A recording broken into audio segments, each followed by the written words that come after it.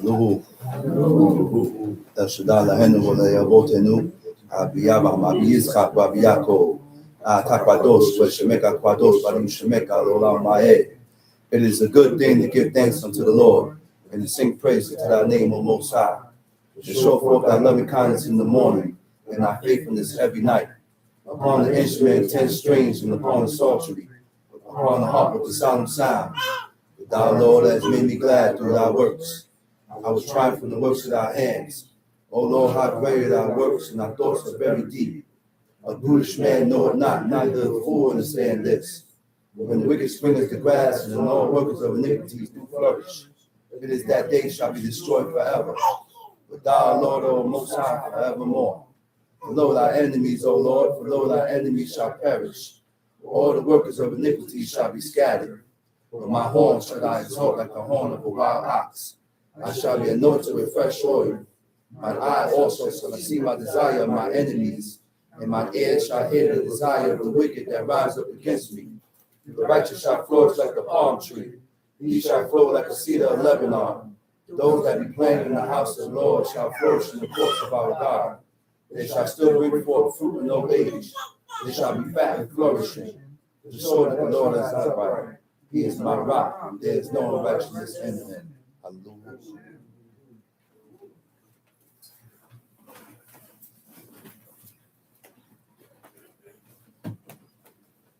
Remain standing. Giving all praises to the God of Abraham, the God of Isaac, and the God of Jacob. There is none as holy as the Lord, but there is none beside thee. Neither is there any rock like our God.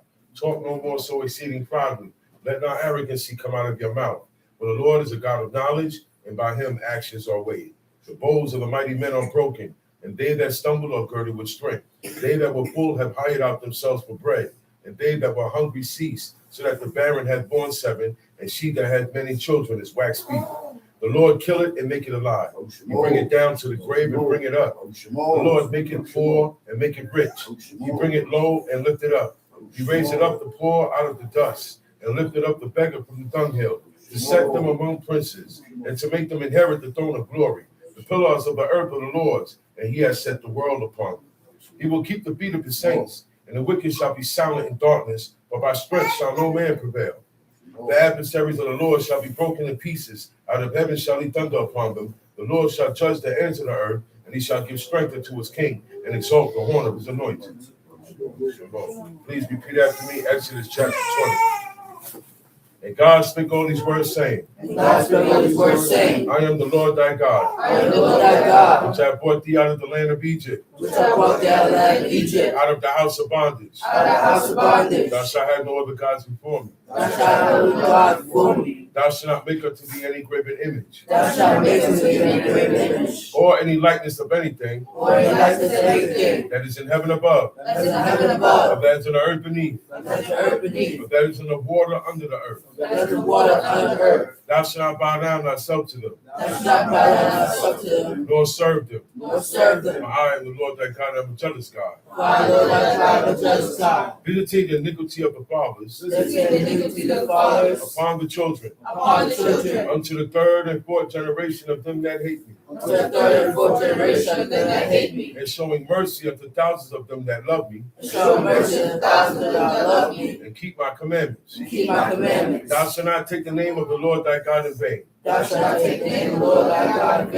Lord will not hold him guiltless that taketh his name in vain. Remember the Sabbath day to keep it holy.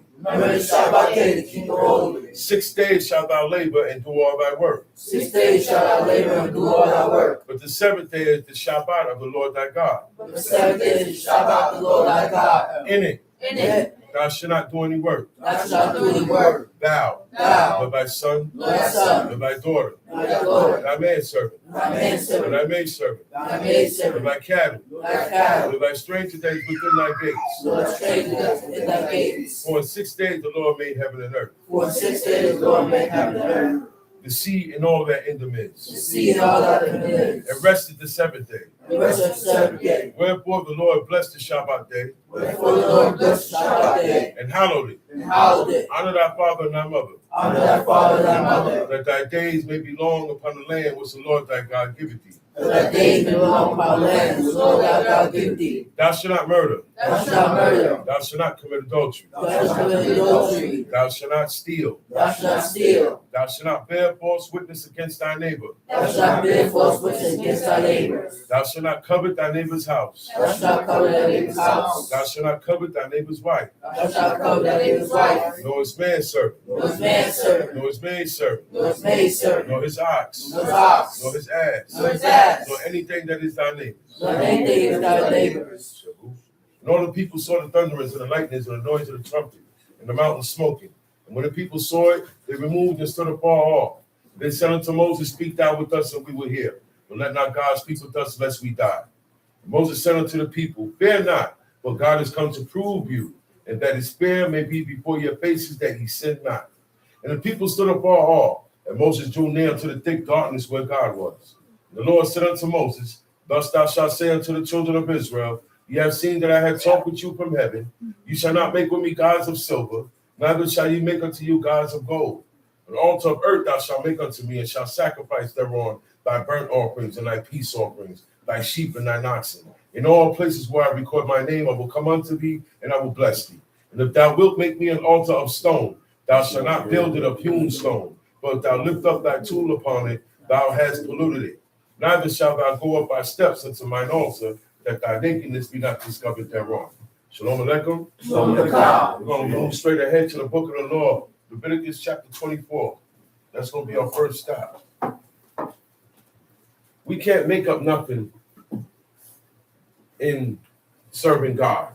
I can't make up how I'm going to serve God. I can't say, okay, it says to read this here, but I'm going to do it my way. Or I'm going to do it another way, or I'm going to do it the modern way, or I'm going to do it this way. We have to learn to understand and take orders and keep it the way it's written. There is a reason why the Most High said, Thou shalt not diminish aught from his word.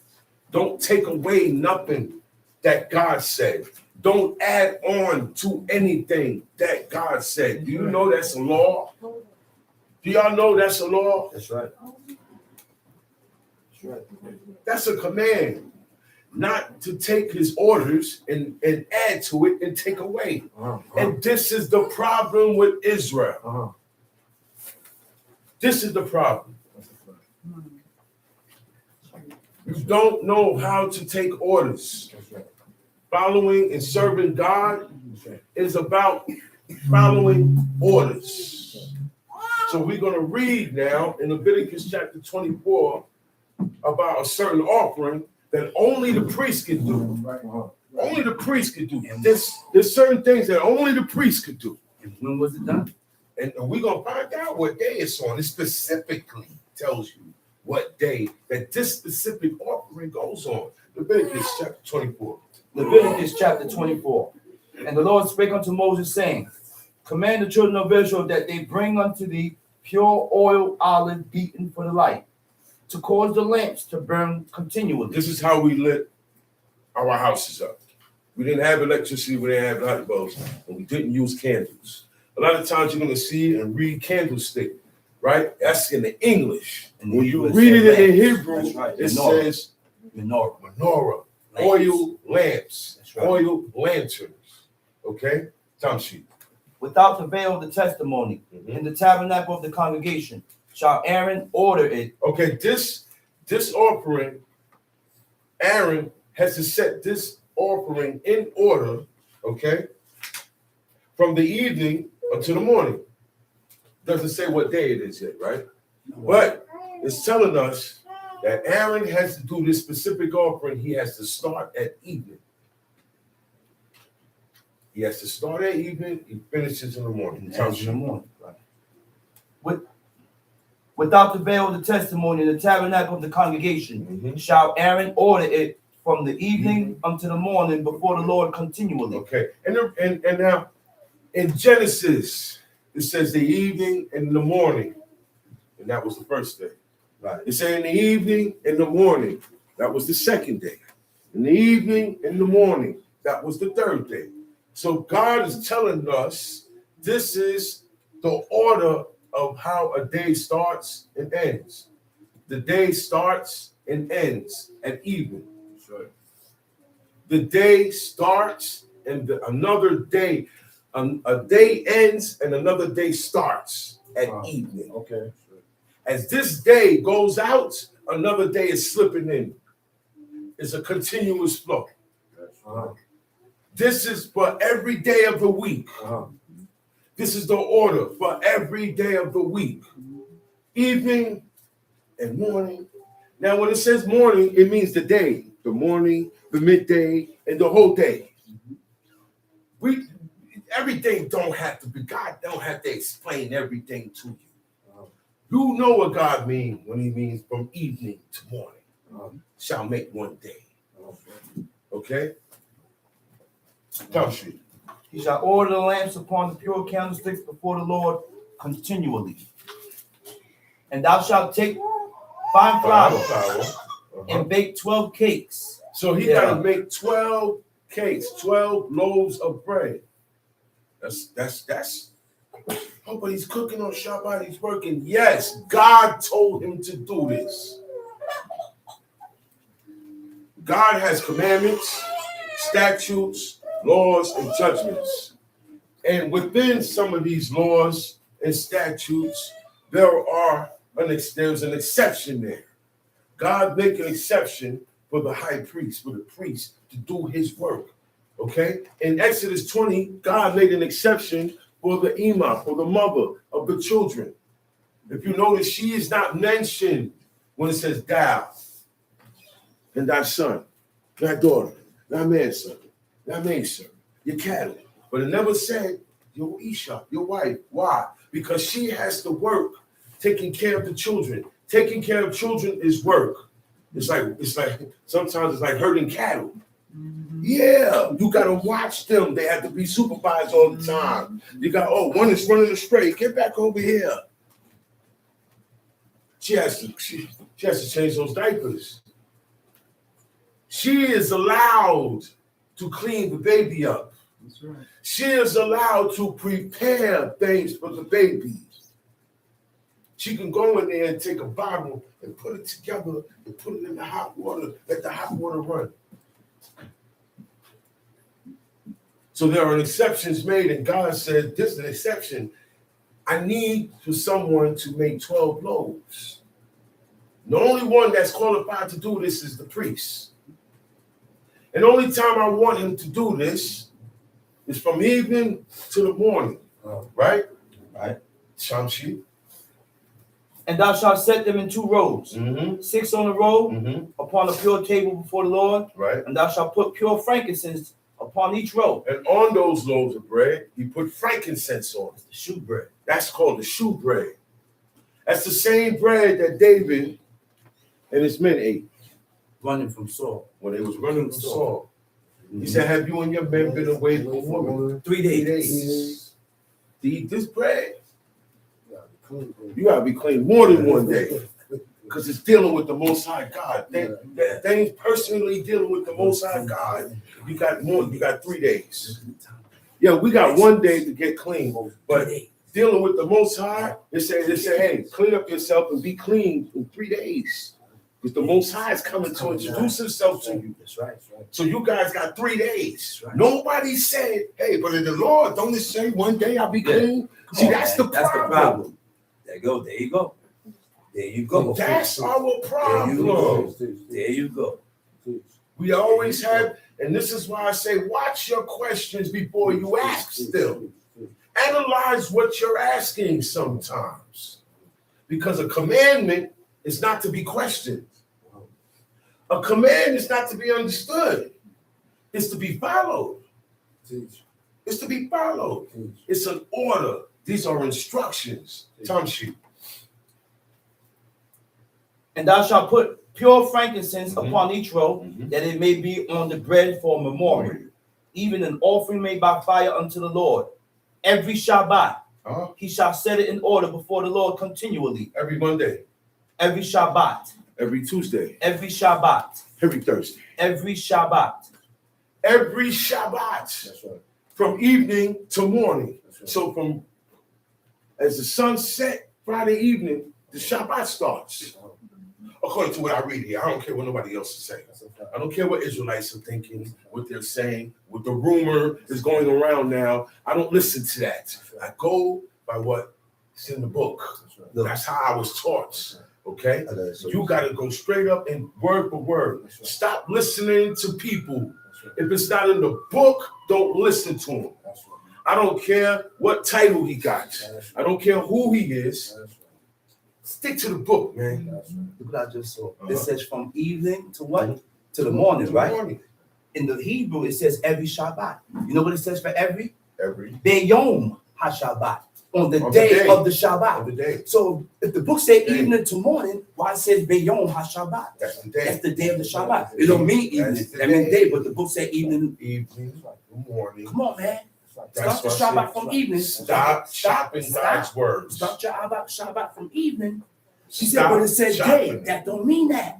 It don't mean Don't that. mean started in the day. It don't mean that. Because this book just proved it. And then It says Beyom HaShabbat. Yom means day. On the day of the Shabbat. So that covered the whole day. But when you back up, it says from evening to the morning. That's right. The evening ain't the day, That's right. But it's the same way. It's not wrong. huh? No, it's not. Okay, explain that. Read that verse again. Explain that, man. It says every Shabbat Every you shall set Shabbat. it in order. In the Hebrew, it says Beyom HaShabbat. Beyom. On the day of the On the Shabbat. day, on the Shabbat day, the priest is supposed to make 12 loaves of bread.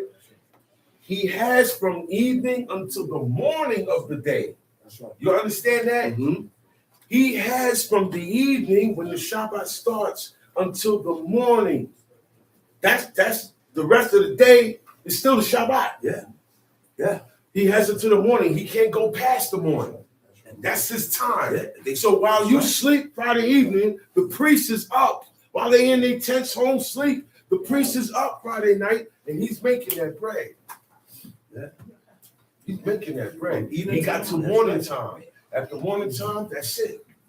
The showbread. Now that showbread is eaten by the Levites, Mhm. by the priests. That's the bread that the priests eat. This is part of the holiness that God has separated the tribe of Levi, the sons of Levi, towards him. Okay? That's right. So every day, the priest and his family, they ate of the showbread. That's why during the week, when David was on the run, he was able to stop by Abimelech. And he said, man, what you got here to eat? He said, man, all I got here is showbread, man. Mhm. The showbread. He had that because what? His job was to make that, but there's nobody else's job to do these things. Everything that the priests do, a lot of stuff, you know why? You know why he got to morning time? Because there are other offerings. That's right. There are other offerings that have to be done. The priest is not in the holy convocation with us. Y'all know that, right? That's right. He can't leave while we are governing ourselves and living and commanding our lives before God, going in and out, here and there, to and fro. The priest don't go nowhere. Mm-hmm. He's the only one out the whole nation that is restricted His duty is to one continual. spot. His Yeah. duty, It's- his it's- obligation. It's Because don't stop. his mother said, this child here gonna link me. This one gonna be the link. This one is gonna be the one to join. Okay? This is the one that's, you see, that's why the Levites are the ones back here. The Levites were the ones that took to the law more than the people. This was their only thing, and they were the officers of the law.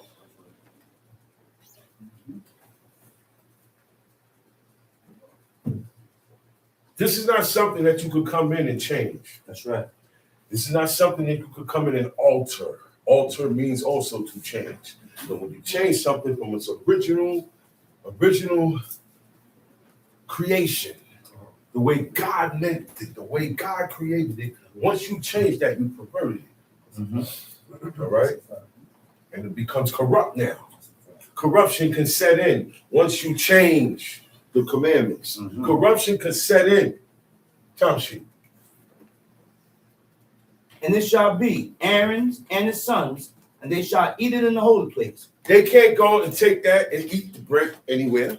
Well, I'm gonna go make a sandwich with this and go sit down and oh man, you die. Those are the holy things. This is a holy offering. You gotta eat it there. You have to eat it right there in the holy place. You eat that anywhere else. You're dead. You have to eat it before God. They were really before God. Well, everybody's before God. But these guys were close to God. They were closer to the God than the nation. Yeah, that's right. God said, you know what? Give everybody land. Not these guys. These guys here. I'm there. Keeping them towards here. They kill for me, man. They kill for me. When it's time to step and pick a side, they don't procrastinate and they let everybody know what side they on, these sons of Levi. These guys here, yeah, bring them here. And being they like to spill blood a lot, they deal with that. You know what? Come and you stay here, and this is yours. This is your allotment. Your allotment is the Lord's. Before that, it would have been the firstborn. It would have been the firstborn. It would have been the firstborn.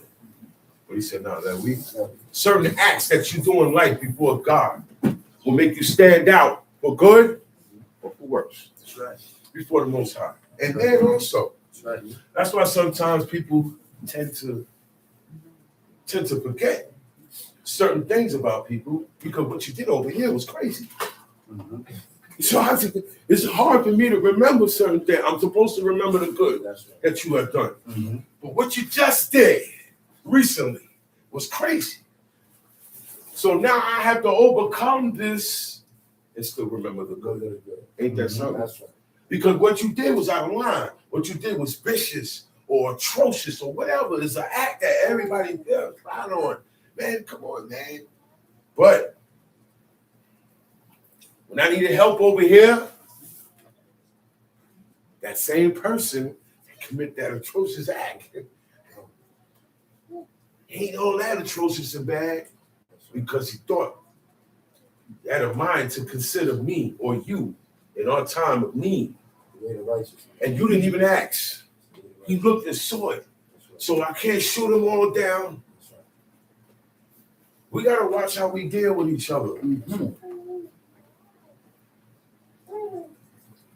And sometimes listen to what I'm telling you or you're telling me instead of me looking at who it is saying it to. Look at what you're telling me. Look at what I'm the message. Message, not the message. The message. I'm just bringing a message, man. I'm bringing a message from the king.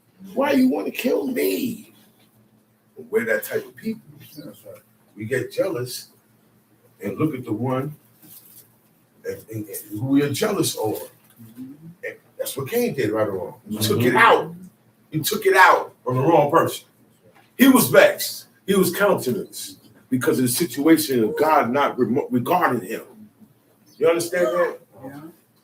So instead of fixing the situation and doing the righteous thing to be done, he looked at his brother and killed him. These acts we can't be this way with each other. I'm supposed to say, you know what? I'm supposed to follow you because you just set a good example for me while I'm slipping. I'm not supposed to look at you and get mad at you because you doing the right thing. Hey, man, this guy here, see him, he did the right thing, man. Y'all guys need to follow him. Ooh, man, you're going to get that guy in trouble because you're not talking to righteous people. You're not talking to people who have consideration or who's looking at it. They're looking like, man, forget that guy. That guy, oh, man, he do this, he do that, man. Well, bad example, man. I'm not following that guy. I'm not doing nothing. It's not about following that person. It's following what he did. Actions. It's following the course. Okay. Time sheet. And the son, Leviticus chapter 24, verse 10. And the son of an Israelitish woman whose father was an Egyptian. The son of an Israelitish woman. Why that word, Israelitish? You got Israelite and you got ISH, ish. That's a suffix. You know that in school. It means not 100% Israelite. Jewish. Jewish. Bluish. It's not actually blue, but it got a little bit of blue in it. So it's ish. It's pertaining to. Ish means pertaining to be like, but it's not. Tashi. And the son of an Israelitish woman, whose father was an Egyptian, went out among the children of Israel, and this son of the Israelitish woman and a man of Israel stood together in the camp. What made her Israelitish, right, is that he said whose father was an Egyptian, right, went out among the children of Israel, who were mingled up. This is what happens when you mingle up your seed with the heathen. Okay? It becomes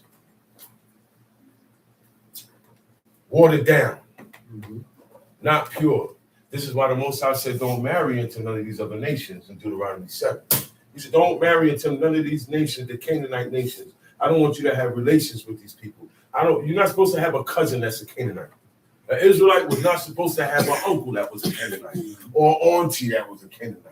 But because we weren't supposed to marry into them and become family with them. Okay. They weren't supposed to be alive for us to go and become family with them. But our people kept them alive because they thought they had a better idea than God. Oh, these people ain't so bad. I can use them. But if God said they're set for execution, see, God say keep them, we want to kill them. God say kill them, we want to keep them. God say go left, we want to go right. God say go up, we want to go down. God say step forward, we want to step back. What is in you? What is in us that makes us rebel? Naturally, there's something in you to make you rebel orders naturally. And guess what? It goes down. Like orders. You know why? We're born with it. That's why. We're born with stubbornness and rebelliousness. That's why you tell the kid, you tell the child something, what they do? Disregard it.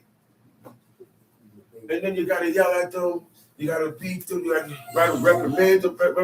That's how we are born, and we carry that all the way into grown ups, into being adults. Time sheet. And the Israelitish woman's son blasphemed the name of the Lord. Oh, so these guys were fighting. And he said the Israelitish woman's son blasphemed. What is it? We're going to find out what is it to blaspheme. He said, what? The name of the Lord. So God has a certain name that by mentioning it, he blasphemed. Okay? He said, what is saying in Hebrew for blaspheme? While you quote means to state explicitly. State explicit. You know what explicit means? And the son of the Israelites. You know what explicit means? No cover up. No hiding. He did it raw. He said God's name. And God's exact name, explicit. You know, remember back in the days we used to buy the tapes and cassettes, and on it said warning, explicit lyrics. Remember that? Warning advisory, explicit lyrics, meaning this song has explicit words in it that shouldn't be mentioned. That's why I said explicit. He stated God's name. He didn't say the Most High God. He didn't say El Shaddai. He said God's name. Yod Hey Wab Hey. Now let me tell you about Yod Hey Wab Hey. I don't say that name because it's his most holy name. There is no name more holier than that name. That's God's name. That is the Most High's name. He said, Abraham, Isaac, and Jacob, I was not known by that name. He said, I was not known by that name. Hold on. He said, tell them I am has sent you. Meaning, I will be that whatever I will choose to be. I will appear how I want to appear. However, okay, he said, he mentioned the name. It's about the name. You can't even read it. To indicate by name. Hear with unholy contempt and dishonor. To indicate by name. That's blasphemy. And explicit. That's why I say explicit. All right. I have other names. Oh, okay. Hold on. Let me give you an example. I have nicknames. I got street names. I got pet names. You know, your woman give you a pet name that only your woman call you, right or wrong. But then I have my name that my Abba named me. Right? My name. That's when you mention my name, you explicitly said my name. You see, understand what I'm saying?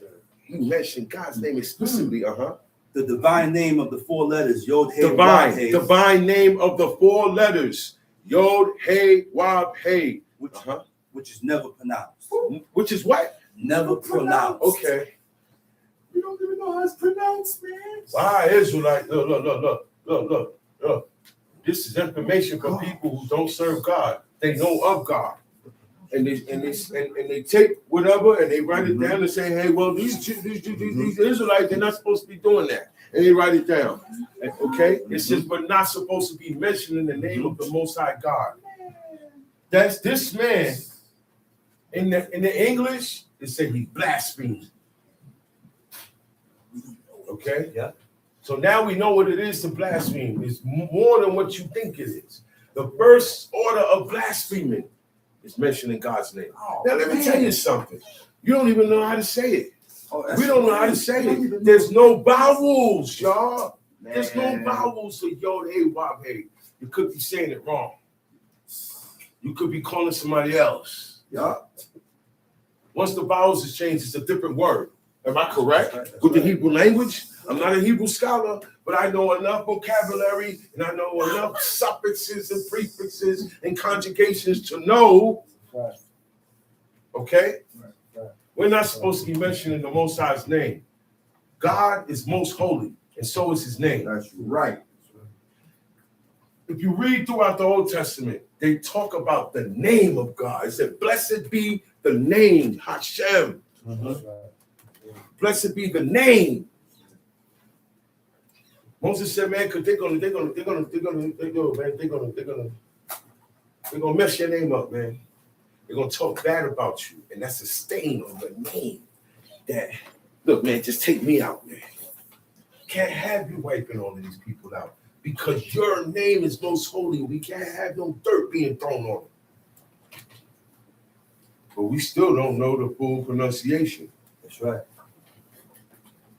Man put those vowels in there. So keep following. Stating explicitly. Read. They stroked it. And the Israelites' woman's son blasphemed the name of the Lord and cursed. And they bore him unto Moses. And his mother's name was Shelomith, the daughter of Dibri of the tribe of Dan. And they put him in ward, that the mind of the Lord might be showed them. And the Lord spake unto Moses, saying, bring forth him that had cursed without the camp, and let all that heard him lay their hands upon his head, and let all the congregation stone him. And thou shalt speak unto the children of Israel, saying, now, he did 2 things. He cursed and he cursed, and he named explicitly the name of God. Okay? Third sheet. whosoever curseth his God shall bear his sin. And he that blasphemeth the name of the Lord, he shall surely be put to death. So that's why it's so important that we show and we teach people and we see in the book where you cannot mention God's name. That's why we call him El Shaddai. When you call him El Shaddai, you call him upon the same title that Abraham, Isaac, and Jacob called on God. This Abraham, the one that started all of this, he's the cause of this Israelite stuff. He's the reason why God made a covenant. He's the one that set it all off. Baruch Hashem. Okay? And he did not call God by his name explicitly. He didn't even know it. God didn't show him. So you don't need to be mentioning God's name to become holy or get to a certain closeness with God. Because Abraham didn't need it. He called him God Almighty, El Shaddai. Every time he spoke to God, he called him El Shaddai. He went up in the mountains too, like Moses did.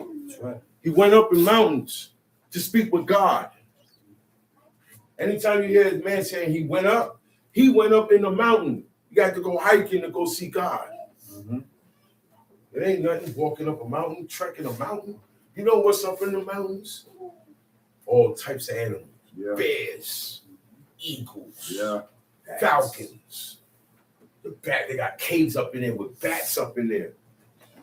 The hills have eyes. The hills have eyes, man. Look. That was God's mountain. Yeah. That's God's mountain, right? They So have- once you was allowed coming up God's mountain like Moses was, Yeah. he ain't had to worry about none of that. Yeah. They call it a mysterious mountain. They say up until today, they hear sounds coming out of there, coming from up in the mountain. Mm-hmm. Today, they said that. Sounds that no human or animal has ever made.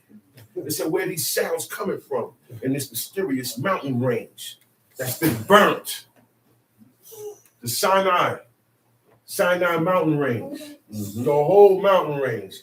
I'm looking at a documentary on YouTube, and the man walked up to the wall, and he broke a piece of the wall off. And he said, hey, this is sulfur. It looked whitish. He said, this is sulfur. You know what it looked like? It looked like the top of the matches. You know matches that you make fire with? That's what it looked like. And he said, yeah, it's sulfur. He said, when you turn around and look, the whole mountain range is covered in sulfur. Okay? That means at one time, that whole area was on fire. And it was on fire for a very long time. Y'all know that, right? It wasn't just one day the mountain was on fire. Y'all know that, right? That's right. Moses was up in that mountain for how long? 40 days. That's how long that fire was going. When he came down to speak to the people, the fire was still going. The mountain was still skipping. The fear of God was in these people. So we don't know what happened to him now, man. This guy's been back and forth, but now he ain't come back down. He went in the fire. He went in the fire. While the mountain is on fire, he walked in it. Do y'all understand that? He didn't catch on fire. Moses didn't get burned. He didn't smell like he was on fire. You know, you shoot a gun, you can smell the gunpowder on it. Not with Moses. The thick darkness where God was. That's where God dwells. God dwells in darkness. That was the thick darkness from the beginning. It's the same darkness. Same darkness. From Genesis Same 1. darkness. Same darkness that was put between Egypt and Israel. That thick That's right. darkness. And now I can sit down and talk to God now. I can sit talking face to face with God now because I can't see him. Can't see. But I'm in front of him. But I'm in front of him. He said, yo, leave him alone. He talked to me face to face, man. Yeah, but he ain't seeing. I don't care what you think about this guy. Don't you see how I deal with him? If I'm your God, if I'm your father or your mother or your superior, don't you see how I deal with this one? Right. Don't you see how I deal with that one? Right. Don't you see how I deal with that one? Regard yourself. Watch yourself, man. Right. You have to watch yourself. Right. That's what he said. Don't you see how I deal? I don't care. That's your little brother. That's your little brother. He got qualities in him that you don't have. Sister and older brother, you don't have that. So come here and hold this down. I'm not going to put it on you because you have the holy garments on. Mm-hmm. That's why Aaron didn't get hit with what was it? Leprosy. Mm-hmm. But don't you know? He said, I talked to this guy face to face. I don't come to Moses in dreams, riddles, dark sayings, metaphor, none of that. I speak to this guy straight up. We kick it straight up. He just can't see me. Let me show y'all how it went down. He goes up in there. It's dark. But God is his guide. God guided him to where he at. He came out with his face still And his face was shining because he's close to God. God is right here. The glory is in front of God him. is right here. The glory is in front of him. They ran from him. The highest. They ran from him. He's in the presence of the highest. Of course his face gonna shine. That was God's glory. Of course. That's why they put a veil over him. You can't look at this guy. It's brighter than those light bulbs. Crazy. And look. Once their patience got tested, God tested their patience. He tested their appetite with the manna. In the case of the manna, Their appetite was being tested. And their patience was being tested. Every time Moses went up, they said, you know what, man? You know, when you don't want to do something, your patience runs out quick. Y'all know that, right? When you're not really into this, anything to doing with God, your patience is going to run out big. So they say, you know what? We don't know what happened to that man Moses. He's probably burnt up, or we know. Look, we're going to make us a captain, but we're going to go back to Egypt. That was the first thing they thought of. We're going to make a captain, go back to Egypt. God destroyed Egypt for you. And you're going to betray him and go back. You see our mindset? And what you going back, how you going to get there? How you going to get there? You got to go back over that sea. That sea ain't getting bust again. You see, but their mentality was like that because they didn't believe God. When you don't believe, you're gonna think otherwise. You're gonna say, "Oh man, that ain't gonna happen. Oh man, it's too long." Patience. At all. Time sheet. Whosoever curses God shall bear his sin. Mm-hmm. And he that blasphemeth the name of the Lord, he shall surely be put to death. And all the congregation shall surely stone him, as well the stranger, as he that is born in the land, when he blasphemeth the name of the Lord, shall be put to death. And he that killeth any man shall surely be put to death. And he that killeth a beast shall make it good, beast for beast. That's right. We only kill for food. The animal gets killed for food. Okay? And they killed the animal also in sacrifices. Right. That was the purpose of the animal. The animal was put to work. That's right. Okay? Other than that, we don't go hunting. I'm gonna go hunting for this rare white tiger. Okay? Look. They don't even eat tigers. It's the hunt. They're going to hunt. When they catch him, you see him wearing it, or you see his head on the wall. We didn't do that. Hunting for sport. Our people, we hunt for food. It's the only time we hunt. The heathen hunt for sport. It comes from an ancient pagan custom. Okay? Before that, when the Pharaoh became an Egyptian, and in Greece, when he became an emperor or king, you had to go and hunt. Yeah. In order to substantiate your title as being a pharaoh. The first was, are you a pharaoh? Okay, you got to go do your ceremony, your initiation. And you know what that was? He had to go out there and hunt a lion. The pharaohs had to hunt a lion. He had to go and bring back a lion. You got to go out there and kill a lion and bring him back. Okay, now everybody going to regard you. Now you're regarded and you're substantiated as the pharaoh. We didn't do that. We didn't hunt. We didn't hunt for sport. We catch the animal to put his head on the wall or make a rug out of it. These things, we didn't do that. We didn't make sport of things. Okay, we were a different people. All right, our activities were different than the heathen. Time sheet.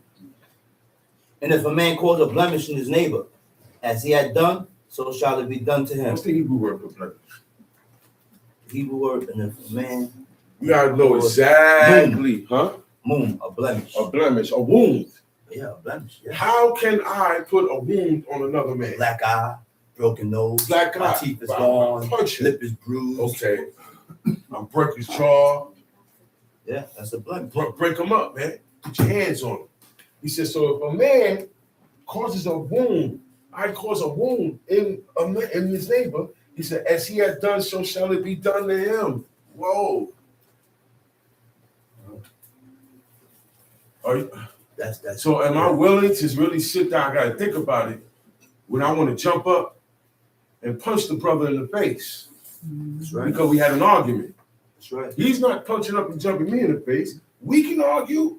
You can say what you got to say. Just don't put your hands on me. Because according to this law here, I ain't stole nothing. And if I stole, the judgment is not to put your hands on me. I pay back. And if I don't have it, I work that off. Mm-hmm. Or I stole this, the principle in the fifth part. There's a judgment there for that already. Right. So as he had done, so shall it be done to him. So that's what stops me from putting my hands on people. What you gonna next, sir? Well, I don't want you to smack me, so I'm not gonna go smack you. No matter how much I feel like smacking, because people push your buttons. Sometimes people provoke. That's right. Sometimes people want to provoke you, and when you act, they go, see, Punch you out. Yeah. now you guilty because you made the move. Okay. Stop allowing people to get you out of your character. Right. We're princes, we're chiefs, princesses, Kings. queens. That's where we come from. That's right. Royalty. Come from royalty, man. Prophecy, priests. He said, yo, man. He said, you a prince among us, man. That's right. Abraham, you are a prince among us. You ain't gotta be one of us. You get a pass, big shot. That's how Abraham was walking through here. He wasn't walking around like no lowlife, man. Start thinking of yourself as, yeah, I'm a prince. I look good in this. Right. I'm a princess. I look good in this. Right. Now my behavior has to be that to how I dress and how I'm thinking. That's right. How I'm thinking is how I'm addressing, how I'm acting, how I'm gonna behave, how I'm gonna react. That's right. And that's why he says we have quotes in there. In Proverbs, it says, agree with a fool and leave him swiftly. This way you won't want to have to put your hands on him. Stop arguing with him. Stop going back and forth. Stop. Once you see there's I can't convince you to change your mind unless you want to change your mind. Mm-hmm. So we avoid the debate, avoid argument. You guys say, oh, this is going to get heated. Let me leave it alone. Yeah. Because one thing leads to another. Yeah. Because if I put my hands on you, oh, man, yeah, but he said this, and that was wrong what you said, but that don't merit you putting your hands on him. That's right.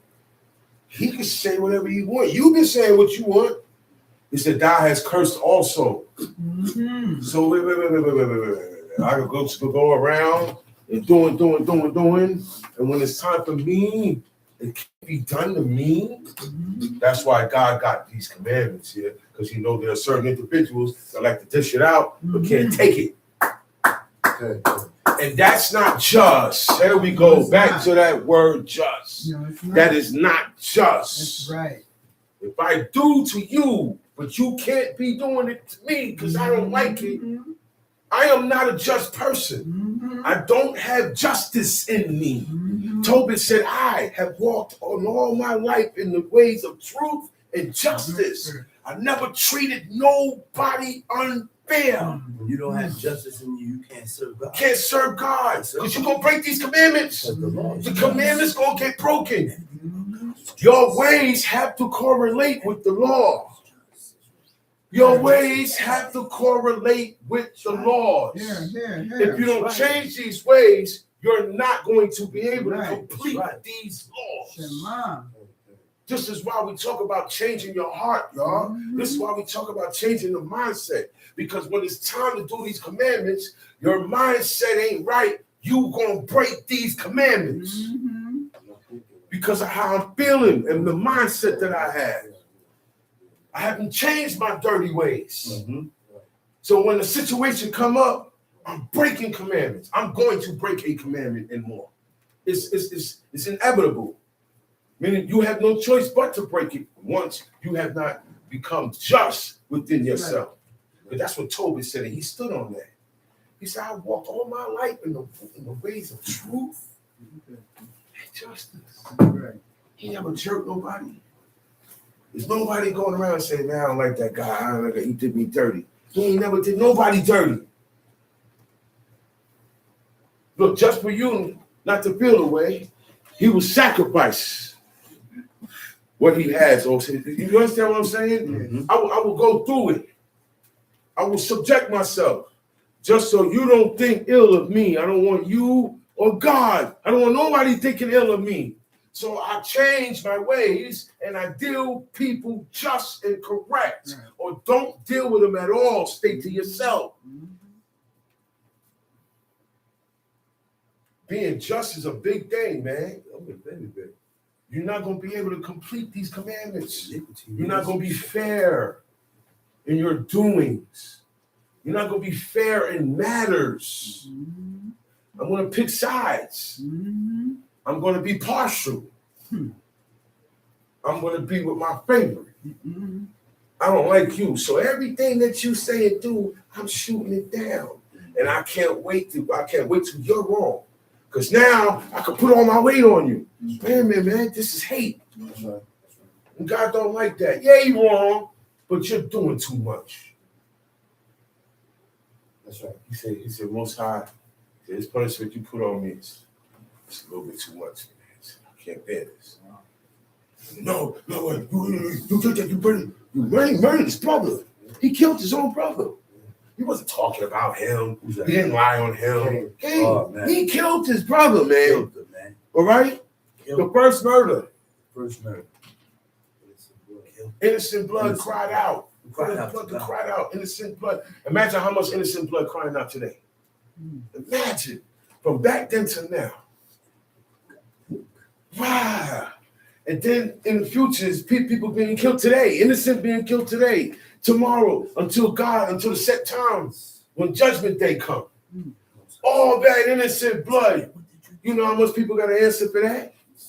The one that spilled that blood. He said, man, what's up, man? He said, yo, man, I hear your brother's blood crying from the ground. What you did, man? Yeah, man. What's up with you? This is not the behavior. You're messing everything up, man. He said, you don't know what you did to yourself. You don't know what you did to yourself, man. You got blood on your hands. You did, man. Your brother's blood at that. Brother crying out, man. And it's crying out right now. While God was talking to him, it's crying out right now. It cried out until Cain got hit up. Because Cain was the one that shed the blood. The murderer, the one that shed the blood. That innocent blood cries out until what?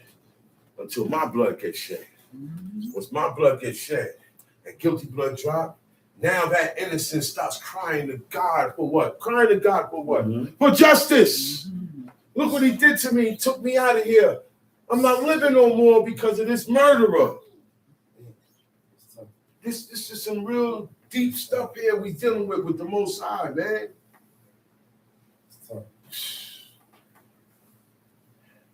We gotta do better. Yeah, man. We gotta do better.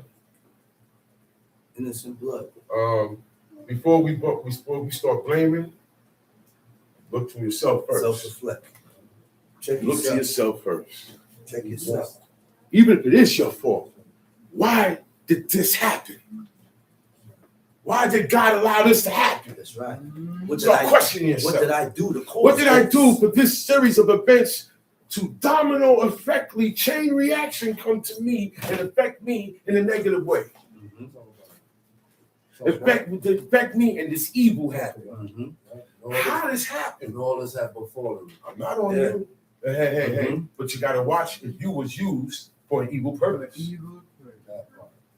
Hey, brother, I ain't mad at you. But you need to look at yourself. You know you was used for an evil purpose. That's right. You, God, allowed this you to stir this up but to affect me. That's right. Okay? All this have That's not befallen. good. That's right. And it's also good when God uses you for something good. Yeah. Oh, wow. You know what? Man? My servant here need help. I'm going to let this heathen have pity on him. It's when you find favor in the eyes of God. When you find favor in the eyes of the Most High, you find favor, the police like you. The CO like you. The POs like you. The ones in authority, they could do whatever they want to you, but they just got a liking to you. I don't know why I like this guy, man. I'm just thrilled whenever I see you. God does that. God can easily snap that boy's heart around, and all of a sudden, he got an evil eye on you now. He hates you now. We've seen that before. I say, yo, man, what happened? Yo, he ain't doing nothing. Why you have an evil eye towards this guy? Do you know we be having an evil eye? You know we get that same spirit Saul get that he had for David? That was only for David. Y'all know that? He said he got an evil eye towards David. And everything that how he treated David was the end result. He wanted him to die. He started eyeing him, looking at him all funny. Like the woman, look, the woman sing for him and to credit him with more bodies in war than the king. He said, yo, man, I'm the king. He said, well, the woman have not ascribed to me but 1,000. He said, they ascribed David tens and thousands. The evil spirit allowed him to get jealous. You understand what I'm saying? And that's evil. Yeah, man. You got an evil spirit towards your brother, man. Nobody else. And I could be that same way towards you. I'm cool with everybody. I say, man, what's your problem with this guy? Every time he comes, you get bent out of shape. Some people just don't get along. Some people just don't get along. So you stay on your side. You stay on your side. Because you guys just don't get along. That's just how it be sometimes. But there are laws and there are commandments that both parties have to adhere to. Okay? Until somebody jump out of line, now we got a victim. Time sheet. Breach for breach. Breach for breach. Eye for eye. This is just. That's right. This is just, man. You break my bones. Look, you kill my brother, I'm coming to kill you. Yeah. I'm coming to come back and do it to you. Breach for breach, eye for eye, because you can hit somebody in the eye. I know somebody who's walking around here with a patch right now. Got a patch, a young dude too. He got hit real hard in his face, and it affected his eye. They operated on his eye. His eye's no good. They had to leave his own. That's a blemish. They said, man, if you had a manservant or a maidservant and you hit them and their eye fall out, you gotta let them go for their eye's sake. If you knock a tooth out, you gotta let them go for their tooth's sake. But he was wrong, but you went over. That means you did too much. You went overboard. That's right. This is not the punishment for that. That's right. This is your servant. You're dealing with them too hard. That's why I say when the servant flees from his master, don't return him back to his master. Right. He shall choose him. Whatever gates he places in, he shall stay there in the place that he shall choose. He gives in because God knows a lot of people don't get a fair shot. A lot of people don't get a lot of people are under subjugation, being oppressed and being vexed, being taken advantage of. People look and see, oh wait, he's not as strong as him. So they swoop in for the one that's weaker. That's what he did with Eve and Adam. The cries of Sodom. The cries of Sodom went up to God. All those innocent people. No, those are innocent people that crying out to God. Their blood is crying out that they were done unjustly in Sodom and Gomorrah. Let me tell you about Sodom and Gomorrah. Come down there. Yeah. Listen, yeah. It wasn't just about, same sex and same-sex sexuality. You was a stranger, they coming to take everything from you. They coming to rag you. Back then, they do you dirty. Don't you see they snatched Abraham's wife? Then later on, they snatched Isaac's wife. Okay, when you're a stranger, you're the wrong one.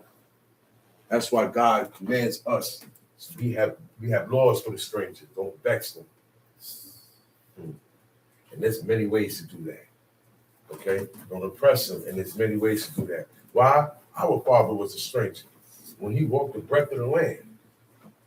And everybody who treated him and welcomed him and did him good, God did those people good. Bless them. Jump sheet.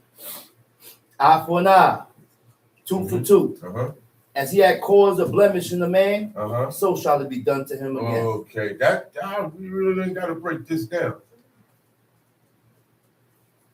If I hurt you and I cause a wound or break or something, then I got to allow the same thing to be done to me. Mm-hmm. And a lot of people not going to do that. So you're not just. Mm-hmm.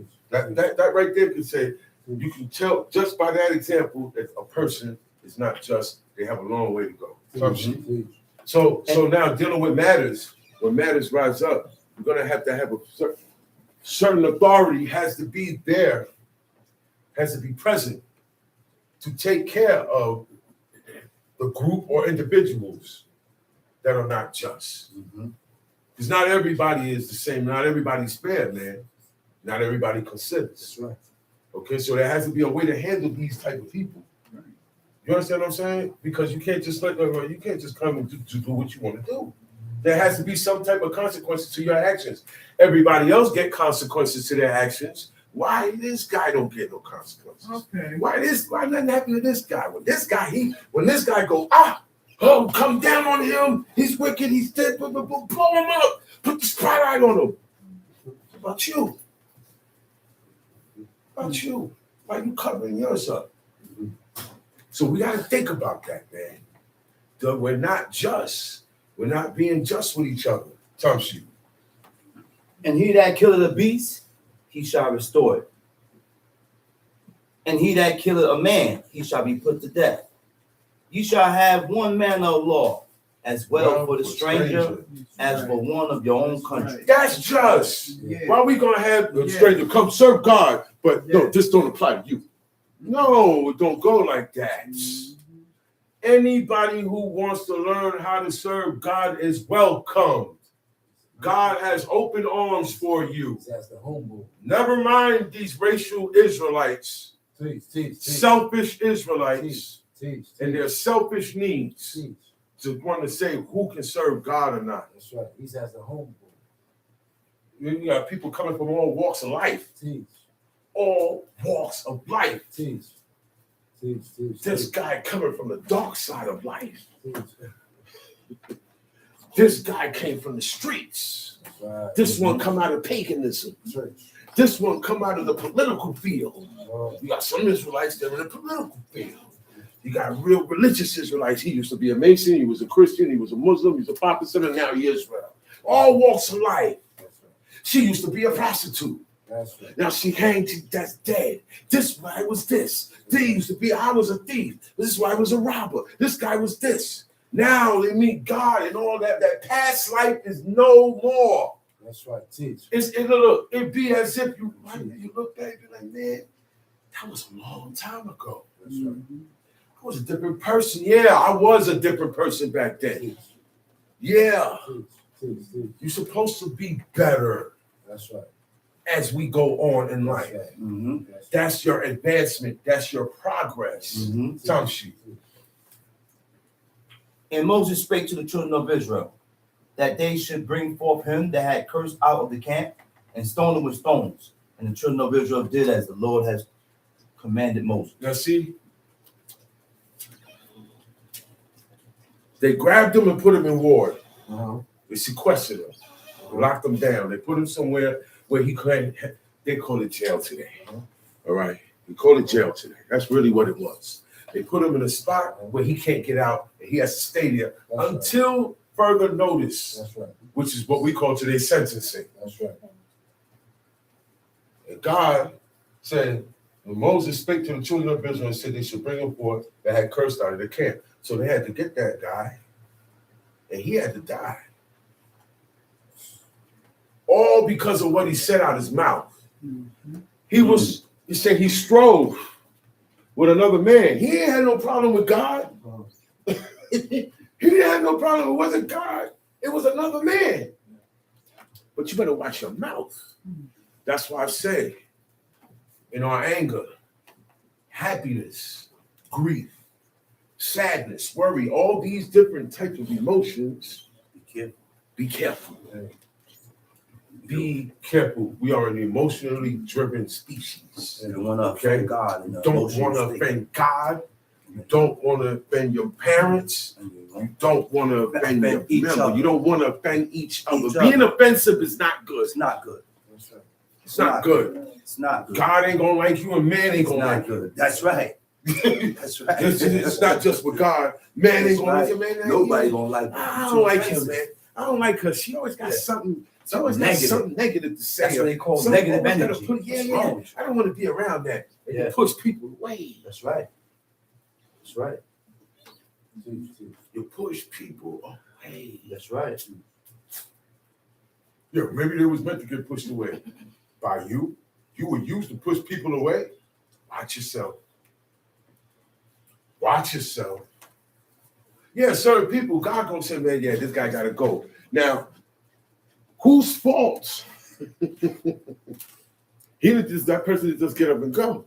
They got up and go because of something, because of someone, because of a matter. There's a fault to blame. So now I remove myself because of that matter. But the bigger picture is God removed me. God stirred up that matter. And being that I'm not too cool with God, he used me to stir this matter up to get you to get out of here. It's chain reactions, man. And he also, look, it's all the opposite. He uses you to bring me in. That's right. God used people to bring you in. He used this guy.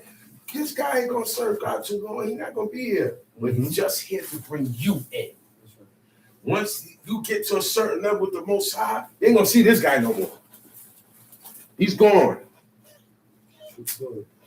He's gone. True story. It was only meant for him to bring this guy here. That's the guy. So I need him to marry this guy's family. And now through relative, he winds up coming to teachings. You see, God uses people for good or for bad. Not just bad all the time. He uses people to kick out, uses them to bring in. So we have to watch our actions. That's right. Time sheet. Leviticus 25, Okay. 24. Go to 1 Kings chapter 10, because I want to clear something up in here.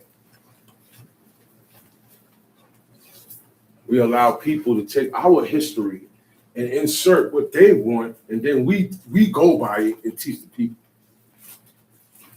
Right. There are a lot of things about the servants of God. All of the stories about their life is in the Old Testament. There are stories about Moses that's not in the Old Testament. There's stories about Abraham, Isaac, and Jacob that's not in the Old Testament. Okay? Where we at? 1 Kings chapter 10, right? Right. Time sheet. 1 Kings chapter 10. Mm-hmm. And when the queen of Sheba heard of the fame of Solomon, The Queen of Sheba, who's that? The Queen of Sheba, Ethiopia, right? Right. Okay, Hamite, right? Right. It said when she heard of the fame of Solomon, everybody heard the fame of Solomon. Ring bells. Okay, God don't call him Solomon. God called him Yedidya, my beloved. Yeah, this guy's personally mine. That's how he looked at Solomon. Okay, so Solomon, God asked Solomon, what does he want? What does he require from him? He was that good with God. And God said, yo, man, what is it you want? What, any wish you got? You want? Any desire you want? What you want? He said, man, I just want knowledge, wisdom, and understanding to Govern this nation. Your people. your people. You know, my people. I'm put in charge of your people. Not in vain. Not in vain. Not in vain. He said, man, you didn't ask for the death of your enemies. You didn't ask for riches. You didn't ask for the things that normal men ask for. That's crazy. See, when you serve God, you're not going to be a normal man. You're not going to be a normal woman. That's cool. That's why the adversary told God, he said, man, listen, man. He said, man, he good because you're giving him everything. And that's how the world is. Yeah. Yeah. I seen a movie one time where a guy, he played baseball. And he has an idol. The idol is no bigger than this bottle. And he keep it in his locker. And he prayed to the idol before he go out there. he said, such and such, I need a home run. You have to bless me with a home run. He's praying to the little thing. Then he goes out there and he hits a home run. One day, he didn't hit the home run. And he cursed that little idol and threw it away. But you understand, that's how man is. And that's what the adversary was saying. Look, you give him everything and take it away from him.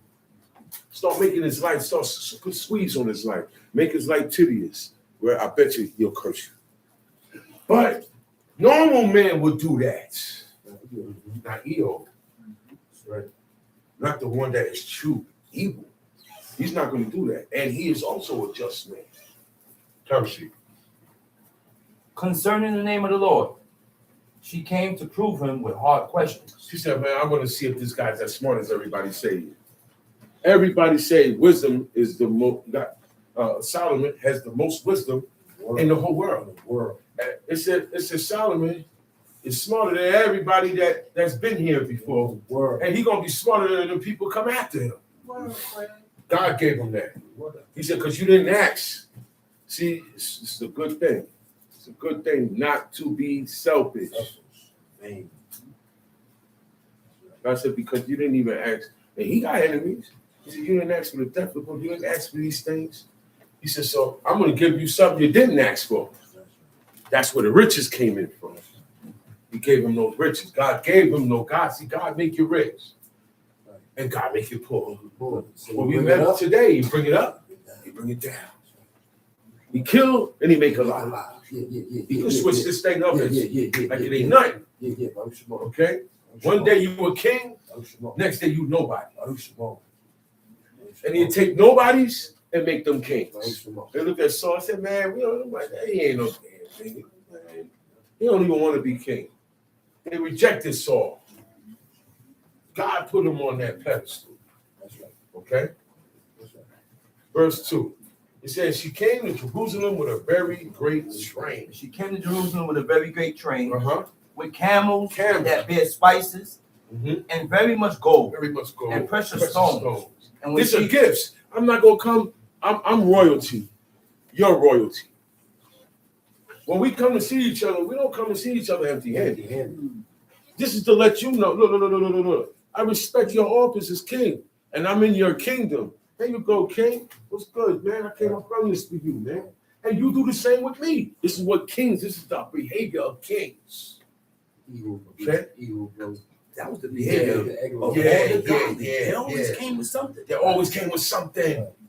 When you go, only today we don't come with nothing. Come with nothing. I want a favor, but I don't come with nothing. Well, Saul, they want bubble gum. Saul, they want to go see the seer. Saul, you come with a piece of bubble gum. Saul was like, I ain't got nothing to give the seer. He said, I don't have nothing to give. He wasn't going to go neither. Because I ain't got nothing to give. You don't go and see the prophet. You don't go to see the seer, right? Because when you go to see the seer, you're inquiring of God. You got questions. That's right. Right. And I appreciate your office. I'm not coming handy-handed, man. That's right. They didn't play that, man. This is why. Yo. Let me tell you something. Where people get certain mannerisms from. In the country, in the South. Right. When you move in the neighborhood, people bake a pie. Right. They bake a pie, bake some cookies, they bake something, bread, something. Welcome to you and welcome you, man. That's why God said they didn't welcome you with bread and water. Yeah. Right. You see? Right.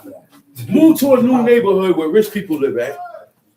And when you get there, right? The neighbors, they see, they close the door. They don't want to say hi. Well, I'm not welcome here. That's what they did to us when we wanted to pass through. We did not want to eat nothing in their land. We didn't want to drink their water. We didn't want their pizza. We had our own water. He said, we just want to get cut. We need to start cutting to get to the King's Highway. They did not welcome us. That's right. So when smart people come through the doors, we have to welcome them. That's right. Right.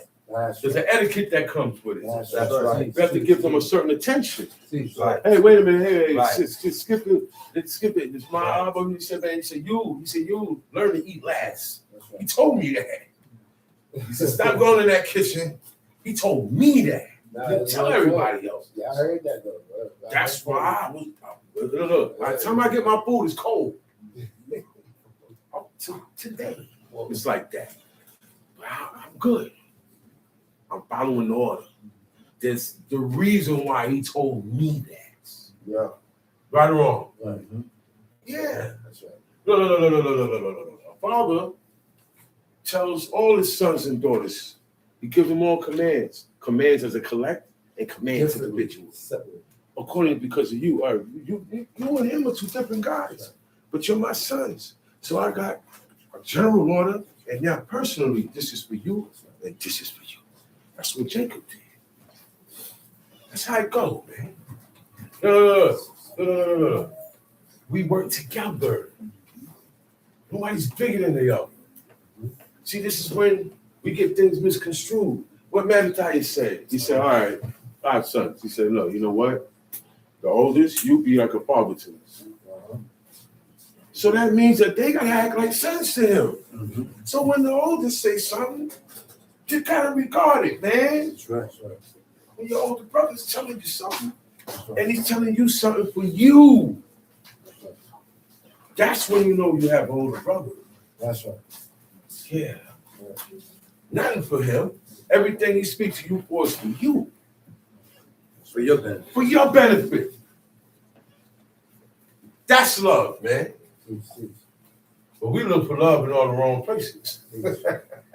That's what he said. You looking for love in the wrong places. He said to love the Lord thy God with all thy heart, thy soul, and thy might. But you looking for love with her. You looking for her to give up, and you giving up all your soul. It's not gonna work. Ain't gonna work. Man. Tell him, dog, it ain't gonna work. Gonna get it up. Honor me as your husband. Honor my obligation to God. Honor my commitment to God. Honor the fact that you married to a man who's committed himself to God. And once you honor that, the love come into play. Then the love gonna come naturally. We ain't gotta talk about that. It come natural. Love is natural. Love is natural to come naturally. You can't help it if you love someone. You're gonna show it. That's right. I can't help it if I hate somebody. I'm gonna show it. That's right. I'm gonna show it. That's right. Teach. Time sheet. Teach. And when she was come to Solomon, she communed with him all that was in her heart. And Solomon told her all her questions. There was not anything hid from the king, which he told her not. And when the queen of Sheba had seen all Solomon's wisdom and the house that he had built, and the meat of his table, and the sitting of his servants, and the attendance of his ministers, their mannerism, she looked at his servants. It's like, wow, how they order themselves. How you got everything set up here? I've never seen this before. The setup was crazy for her. She never seen this before. This is a king that serves holy God. So things are going to be in the beyond the royal sense. And she's like, wow, so her head is blown. Time sheet. and their apparel, and his cupbearers, Mhm. and his accent, by which he went up unto the house of the Lord. There was no more spirit in her. There was no more spirit in her. And she said to the king, it was a true report that I heard in mine own land of thy acts. Sometimes you got to come and see it for yourself. Stop listening to people. Stop listening to people. All this time I thought, how many times you heard that? Say, no, man, all this time you thought I was, no. Why you ain't ask me? Why you ain't come find out? Huh? Why did you assume? Can you, my Abba said, he said, are you positively 100% sure? Can you put your life on it, boy? Mm-hmm. I said, nah. He said, and you can't say that. Mm-hmm. Right or wrong? Mm-hmm. I don't care how. He said, I don't care how it looks. So You can't say that he said this or he did that. He said, I don't care how He said, I sure. don't care how sure you. Do you know? Did you see it? Were you there? I said, man, it's detrimental. I can't go. Everybody's telling me, man. Come see. Howbeit, I believed not the words until I came, and mine eyes had seen it, and behold, the half was not told me. She said, man, I didn't believe it when I first heard it. But now that I see it with my own eyes, they ain't even tell me the whole thing. They ain't even tell me half of it. What I'm seeing is more than what I was told. I was heard. And this is true. Now I know, now I'm sure about what I was told about you. See, we don't do that. We don't do that. Mm-hmm. We persecute innocent people, and we treat innocent people as if they were guilty behind that type of mindset. Tom, 1 Kings chapter 10, middle of 7. Thy wisdom and prosperity exceeded the fame, which I heard. Happy are thy men, happy are these thy servant, which stand continually before thee, and that hear thy wisdom. Blessed be the Lord God, which delighted in thee, to set thee on the throne of Israel, because the Lord loved Israel forever. Therefore made he thee. Therefore made he thee king. He made thee king to do judgment and justice. He put, see what she's Ethiopian, and she's just meeting him, and she ain't gotta go around the bush with it. She see, oh God, she said, yo, man, the Most High, the Most High God, the true and living God, God, this is the real throne. This is the official throne here on planet, and He put you here. She said, forever. He said, I will bless those that bless you, curse those that curse you. They were blessed, man. People were blessing them. People that served other gods ran into these people and said, oh, man, bless God of you, not my idol. You're talking about the Most High. When she say God, she's not talking about the idol she come from. Facts. Facts. I've experienced that with certain people that serve other gods of wood and stone, but they around servants, and they have to admit, they say, well, no, that's the true and living God, not that cross. I've been around people, they say, no, I know what I'm dealing with, I know what I'm into. He said, but that's the real deal right there, what you guys doing, man. He said, you know what it is? You know what people say? It's too hard for me. One sister said, yeah. I said, man, plug in, we be on YouTube. Boom, boom, boom, boom, boom. She said, I know. She said, but I don't feel right watching it and I'm smoking weed. Because she know the rules. She used to be an Israelite. So, you see people say, hey, man, you try to. Most of the time it ain't going to happen. You try to bring them back in, but they got to come in 10 times stronger, and they're not going to do that. They use their weakness as a crutch now. People use their weaknesses. Oh, no, man, I can't do that because I like to do this here. All right, that's your weakness. That's what's going to keep you out there. Yeah, but people know, man. People know. They just say, okay, I'm going to stay over here because I can play. Yeah. I can play. There's room to play. And I can leave that idol. I can leave that idol and go do other stuff, right? And I could come back to the idol. And it won't be nothing. Change no nothing. Can't do that with Mosai. Mosai said, you want to come back? You can come back, but you're going to have to be 10 times stronger, right? To withstand what got you out of here in the first place. Yeah. You can't be that same person that was here before. Yeah. You got to be stronger than that. That's right. 10 times stronger 10 than times that. stronger than that. Anybody leave and come back, you have to be 10 times stronger than you was when you originally was here. Right. That's what that means. Other than that, You're going to be the same weekend. It said in stone that you got to be 10 times stronger. It said in you stone. said you have to be 10 times stronger. You have to, because you was stone. here already. You know better. Yeah. See, the ones that know better is harsher for them. That's the wicked. The ones that know better, That's the wicked. pressure, more pressure on you. It's not too much for you to say because you know better. You've been around long enough. You know better. Yeah. Certain Israelites, you know better. You've been around long enough. What are you doing? You're not supposed to be moving like this guy. This guy just got here. Time sheet. And she gave the king 120 talents of gold, and of spices, very great store, precious stones. There came no more such abundance of spices as these, which the queen of Sheba gave to King Solomon. And the navy also of Hiram, that brought gold from Ophir, brought in from Ophir great plenty of almug tree and precious stones.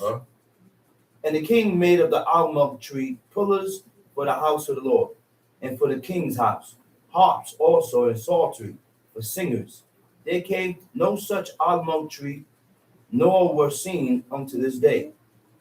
And the king, and King Solomon gave unto the queen of Sheba all her desire, whatsoever she asked, besides that which Solomon gave her of his royal bounty. So she turned and went to her own country, she and her servants. Now, the reason why I brought this chapter is because there's nowhere in here that says that she had a child with Solomon. Does it? No. We got to stop adding on and listening to people's fairy tales.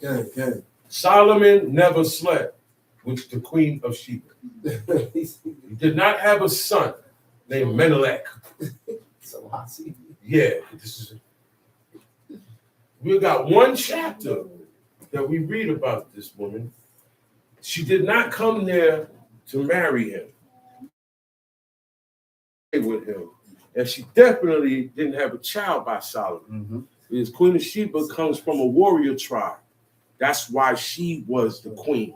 There was no king in Sheba at that time. It was warrior race of woman. Okay? And for her to go to a foreign king and have a son for that king, they're going to revolt on her for that. So that never happened.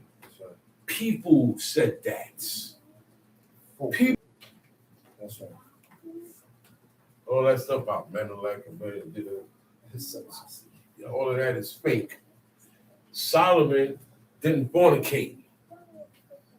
So any female could just pull up, hey, I'm going to form a name, I can't question you, and lay with you, and give her a son, and she go off and take that son out there in the heathen world. No. Stop believing things, man. Stop reading other things and believing it. You didn't read it in here. That's right. A lot of the stories of our forefathers is in here. That's right. Stop listening. I don't hear stories about Moses that's not true. That's right. All right? Time sheet. Now the weight of gold that came to Solomon in 1 year was 606 talents of gold. Besides that, he had of the merchants and of the traffics, of the spice merchants, and of all the kings of Arabia, and of all the governors of the country. And King Solomon made 200 targets of beaten gold. 600 shekels of gold went to one target. Go to verse 19.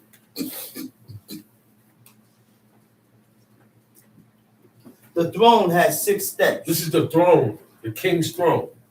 All right? The throne, to get to that seat, it has 6 steps. And the top of the throne was round behind. And there were stays on either side on the place of the seat, and 2 lions stood beside the stay. There were 2 stays and 2 lions. 2 statues of 2 lions were there. Okay? Okay, gotta leave that alone. Yo, those images. Leave that alone. Don't worry about that. God allowed him to have that. That's right. We gotta stay in our place. God allowed him to have that. God has images in the temple. Cherubim. The cherubs is on the ark. You got 2 cherubs on the ark, number 1. And then you got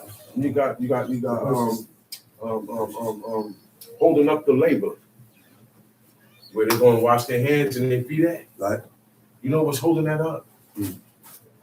Cows, bulls, go facing east, facing west, facing north, facing south. But you can't have that in your house. You see what I'm saying? It's not for us. It corrupts our soul. Tell she.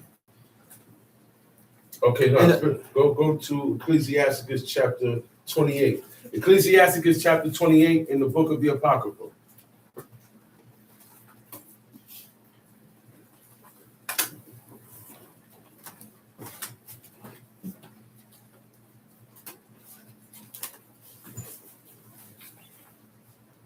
Ecclesiasticus chapter 28 Mm-hmm. in the Apocrypha.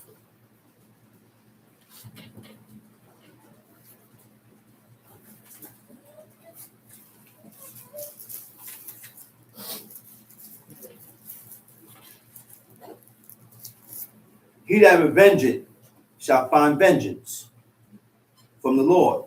He that revengeth shall find vengeance from the Lord. You always want to get back. Get back, get back, get back, get back, get back. I gotta get back. I don't like what he said. I gotta get him back. You know what? God gonna find vengeance with you.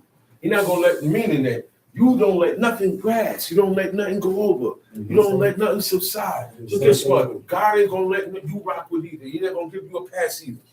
You don't give people passes. You don't say, hey man, ease up. You don't give pardons. You don't give release. So God is not gonna be that way with you. That's right. However you are, that's how God gonna deal with you. That's right. He said, he that revengeth shall find vengeance from the Lord, and he will surely keep his sins in remembrance. See, you like to always bring up. You like to always bring up what this guy did. You won't let it go. You know, you got people who won't let it go. That's right. That's This was 30 years ago, bro. You still mad at me for that? I thought you said it was over, but you still, I can tell you still mad at me for this. Guess what? God gonna still be mad at you the same way you're still mad at him. That's right. That's what that verse means. That's right.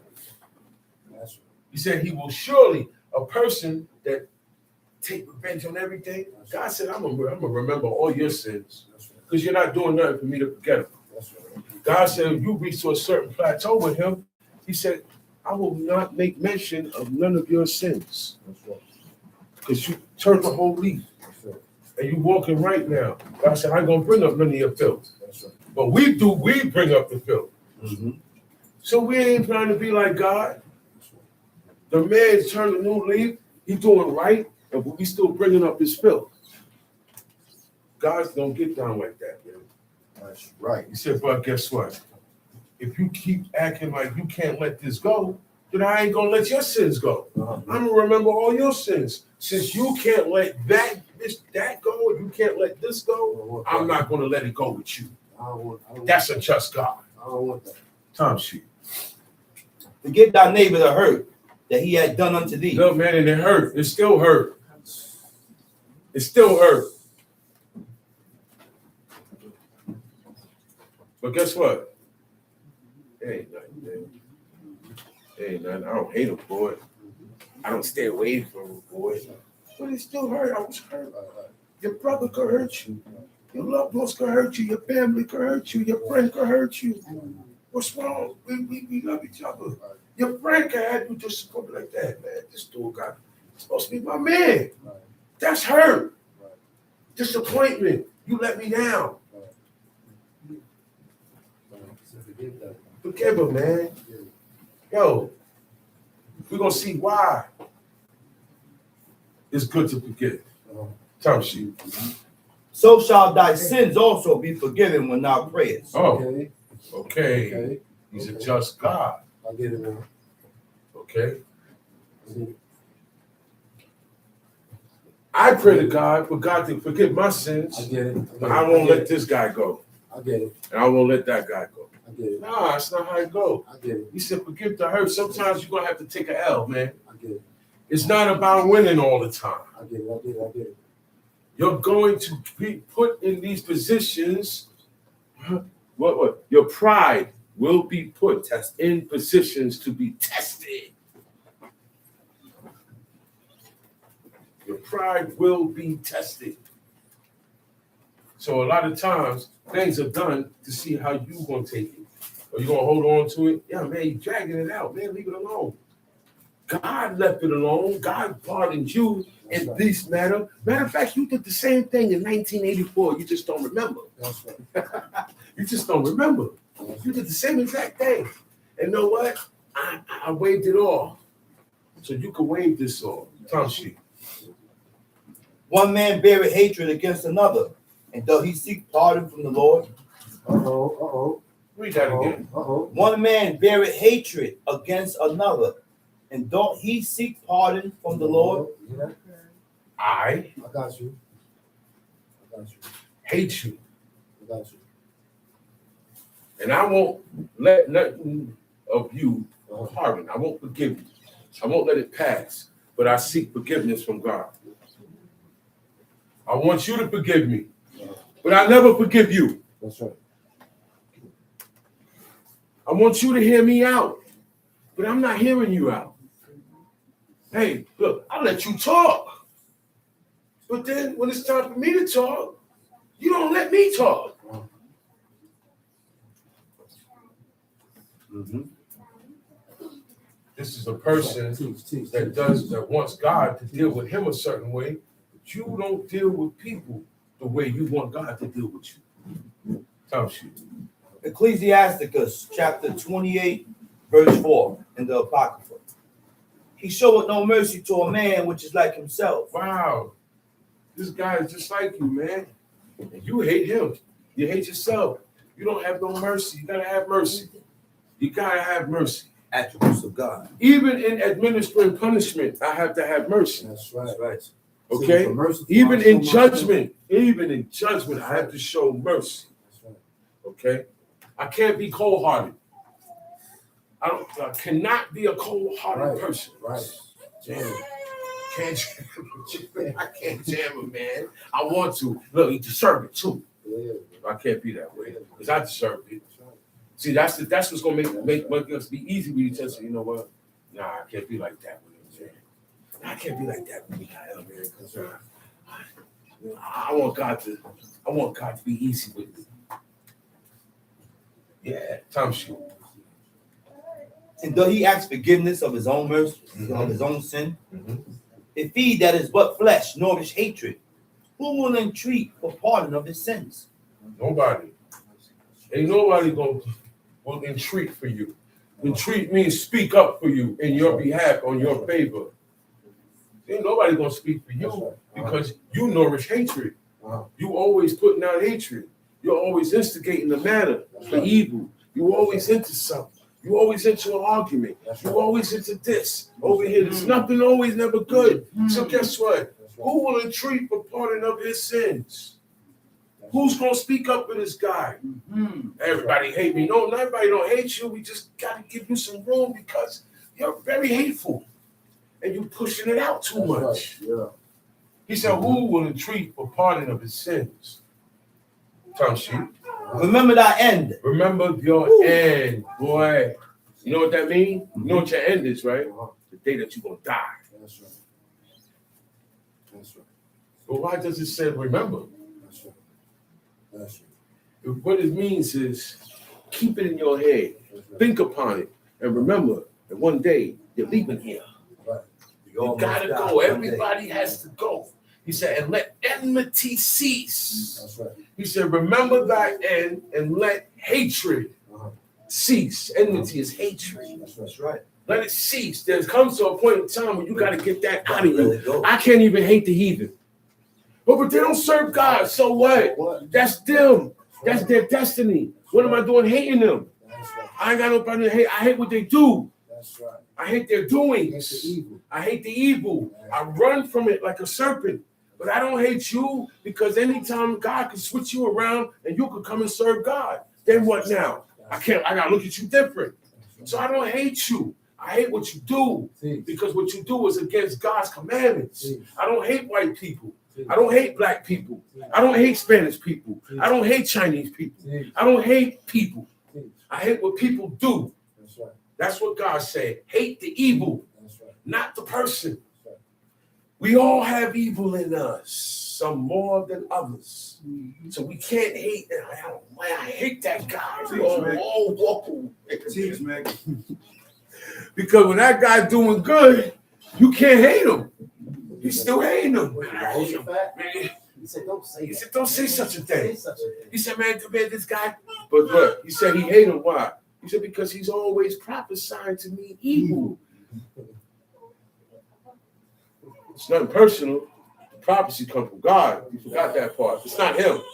See, those prophets were not vain.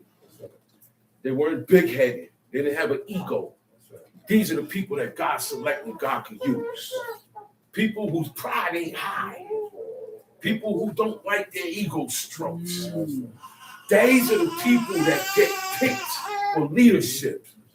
These are the type of people that get picked to take care and judge problems. These are the people that are picked to handle situations. Okay? Because everybody don't have the same qualities. This guy got more patience than this guy. So this job, this certain situation, it's not for you, man. Let the one that got patience deal with it. You don't have that much patience. You know, when we put you in a situation where we don't need patience. You work good there. This situation requires patience. So you need a man that can take a lot. Or a woman that can take a lot.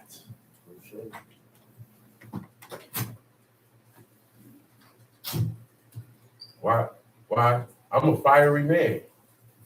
I get upset quick. So I have to watch my anger. So no, I'm not going to get a woman that get upset quick. Not good. Right? It won't be wisdom, right or wrong. I got to have a woman that's more docile, more calm. That's my match. That's my match. Now, when I get all fired up, Isha can calm me down. That's why you see it everywhere. Man, where's his wife at? Get him on the phone. Dude got the whole block held up, hostages, and he like this. Get his wife on the phone. He said, is that you? He's not a terror right now. That's his wife. That's his one. And she's like, why are you doing this? And she said, no. He said, man, but she said, I know, but you're gonna lose. I'm gonna lose you. She said, I'm gonna lose you, and my world is gonna be gone if I lose you. That's what the wife told the husband. And then he said, you know what he did? He put the gun down and he gave himself up. That's right. He was about to go all out with police, yo. He was about to go all out. He was bombed up, strapped up, ready to kill kids, everything. So a woman called, man. She making smart. Men know. Men know. Look, man. Let me go speak to this woman. Maybe I could get to him through his woman. Garden of Eden. Garden of Eden. I could get to him through his woman. Certain things, you're not gonna get close to me. The only one that can get that close to me is my Isha. That's why he said, man, you've been playing with my helper. Samson. He said, the only reason why you know the riddle, because you was playing with my helper, you was in my woman's face. Stay out my woman's face, man. Stay out my woman's face, man. Yeah. You're observing her too much. Yeah. Leave her alone. All these things, we got to watch ourselves because these are ways of heathens, man. Yeah. All that, well, I'm talking about, all these bad ways are ways of heathens. My forefathers, it wasn't like that. All up in each other's face and all that. And she don't want all this attention either. The woman didn't want all that attention. She wanted attention from a man. That's it. That's it.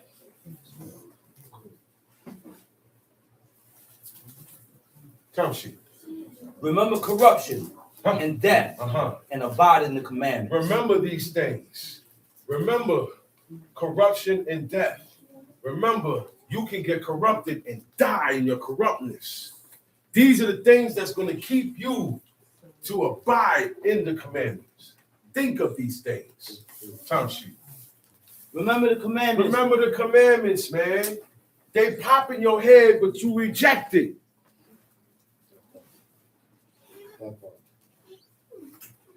People been around long enough. These commandments jump in your head automatically, naturally. You can't help it.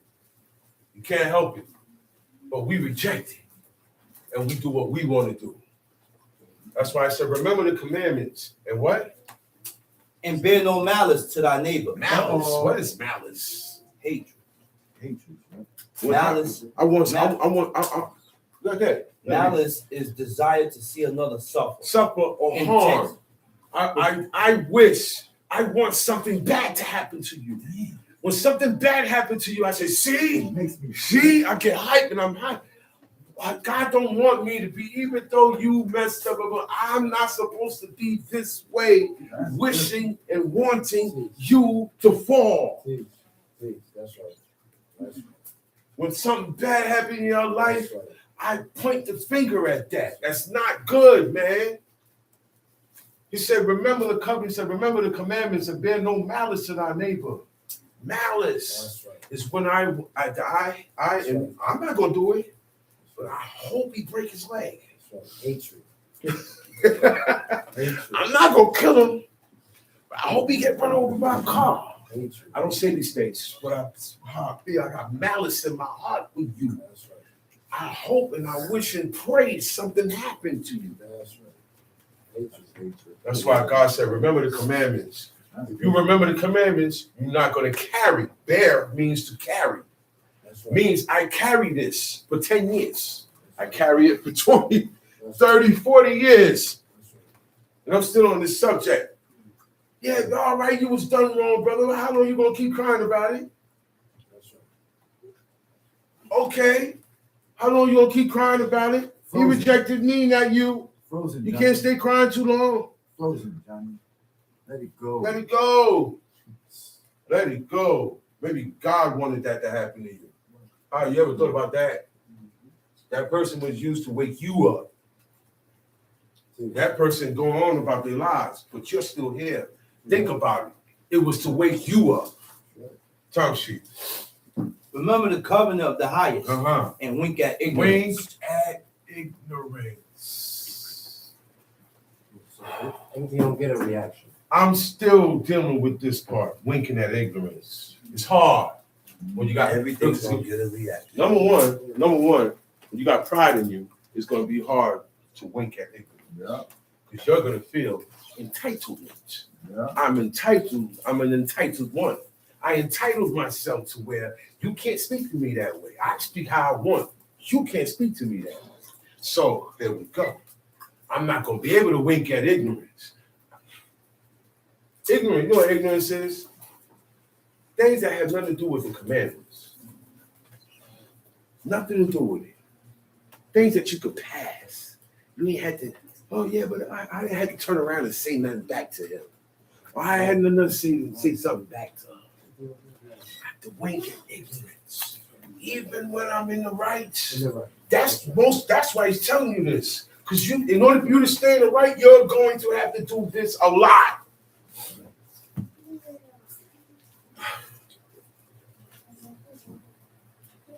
King David was saying that in the Psalms.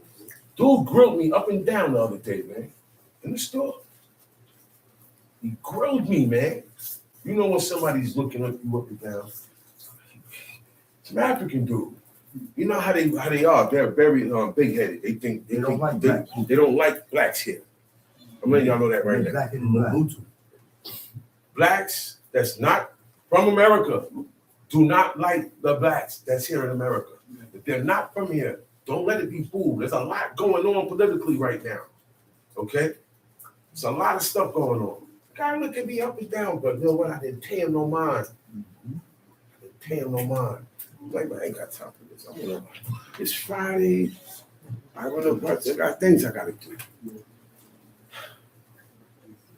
Paying for my stuff. And in my head, I'm like, man, I should just, I'm not a talker. My head started telling me, hook off. Right there, just hook off on him while he in the middle of grilling. Just whop him one time in the face. Put him down. I said, man, I winked at him. And two of my little mans pulled up in the store. Two little goons. Two of my little street goons. And Cherethites and Pelethites. You know what I'm saying? David had Cherethites and Pelethites, certain tribe that came out of Philistines that served God. That was his personal bodyguard. Okay? They were head takers. Okay? And two of my head takers came in. Yo, what up? And he looked and was like, oh, this guy's respected over here. So I felt the toughness. I felt that vibe go back down. So what if I didn't wink at ignorance? I got into something, then whatever I did would have been on the camera. I probably would have got locked up. Probably wouldn't be standing up here right now. All because this guy looking at me, and I don't like how he's looking at me. Why am I paying him attention in the first place? He's a weirdo. He's a weirdo. They're all gonna look. I got strings on my side. I dress different. I look different. I'm a different dude. My family's different. You're supposed to look at me. Yes. Look at me and see how you're supposed to walk. But they ain't gonna say nothing. So you can look. That's ignorance. Wink at ignorance. Amongst each other. We ain't gotta follow up everything that's said and done to each other. Wink at ignorance. Even in relationships. The woman, the man. Wink at ignorance. Don't let everything she do get you upset. Don't let everything he do get you upset. Because we get each other upset. It's not a one-sided thing. We get each other upset. So I gotta be mindful of these things. All of this is being just, you know. The opening topic is what's being just. Or everything we spoke about is about being just. Would you like it? Would you like to know that I have malice in my heart with you? Okay, then. So why do you have malice in your heart for that person? Think about it. You're not being just, Tomshi. Abstain from strife. Abstain from strife. Okay. It's another thing we don't do. Teach. Sometimes you can see it leading there. That's right. A regular talk can get escalated. Am I correct? Sometimes we talk about the book. We're talking about God and his commandments. And it gets into a strife. It turns into strife. I told y'all a couple of weeks ago, most of the discrepancies amongst Israel today and the arguments and the dividing is because of the law. A lot of brothers don't like brothers because of the law. That's right. That's why it says abstain from strife. That's it. It doesn't have no other specifications of it. The man said, we don't agree. And he walked off. No, I already know me and you don't agree. It's not for us to really I present peace to you and I keep it moving, man. Abstain from strife. Oh, look at him. He's a punk. He's got different. No, he's abstaining from strife. You have some people where, no, you know what? No. They will fix the situation quickly by giving the aggressor what they want so they can go about their way. You know that? You have people who are aggressors. Now, you know what? Here. Even though he don't deserve 3, give him all the bottles. Give the aggressor all of them so that he could go about his business. Use wisdom. That's right. We have to abstain from strife. That's right. Get rid of people quick. That's right. Sometimes you got to agree with a fool and leave them swiftly. You're not going to change their mind. That's right. Sometimes I see a situation going on and I step in and be like, okay, listen, so this is what we're going to do. Hold on. I got to keep doing this. Hold on. Abstain from strife. Time sheet. Ecclesiasticus, chapter 28, verse 8. Abstain from strife, and thou shalt diminish thy sins. That's one way you get rid of sins. You ain't got to do offerings. Y'all heard that? Read that again. Abstain from strife, and thou shalt diminish thy sins. You have sins on you. If you hold back from arguing, start holding back from strife, beef, this, that. I'm not talking about enemies and I'm not talking about with your people, man. That's right. Your friends, That's right. your family, That's your right. neighbors, and your brethren, and your sisters. This is what we abstain strife from each other. He said, and when we do that, you diminish your sins. That's right. So think about all the times this guy, now he backed down from the argument. He diminished his sins when he did that. Think about when he took the soft shoulder and the aggressor kept going. He diminished sins when he did that. The aggressor think he's doing something. I abstain from strife. So when I abstain, I don't care from who. It doesn't say from anybody. Once I abstain from it and I try to avoid it or neutralize it, my sins get diminished. There's nothing more to it. I ain't got to kill nothing. That's why we don't need to sacrifice now. See, we got the insight from men who serve God. This is insight of life serving God by a man who served God. So it said, read here a little, there a little. Then you might. It's not everybody read here a little, there a little, and get it. You got people been reading all their life and they ain't get it. You got people reading and saying it ain't in there and it's in there. You got people reading and saying it's not in there, but it's in there. Like, come on, time sheet. For a furious man will kindle strife. Okay. A sinful man disquieted friends. A sinful man disquieted friends. You're not supposed to be going with these guys are close. It's supposed to bother you to see them apart from each other. This God is telling you this is the type of person you're gonna be when you start doing these commandments and serving God. When matters like this come up, you're gonna say, nah, man, y'all friends, man. Nah, I'm not going back and tell him nothing, man. Nah. Okay, I'm gonna go back and tell him that you want to make peace with him. And I'm gonna go back and tell this guy he want to make. I'm not gonna go back and tell him what he said about him. He don't need to know that. You know what? You feel that way when you see him, you tell yourself, that's not my business to take back to him. That's right. I said he hated someone at this point. We disquiet friends because we help it go along. We instigate it. We take sides. Time sheet. A sinful man disquieted friends, and make it debate among them that be at peace. And make it debate among them that be at peace. This brother was sitting here quiet, and here you come now with the questions and the answers. But it's not to learn, it's to make strife. It's to cause something. You got people who are just troublemakers, man.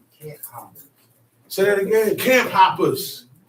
You got brothers that go from camp to camp to camp to camp to camp to camp. You got something going on in every camp and it's not good. You got a scandal going on.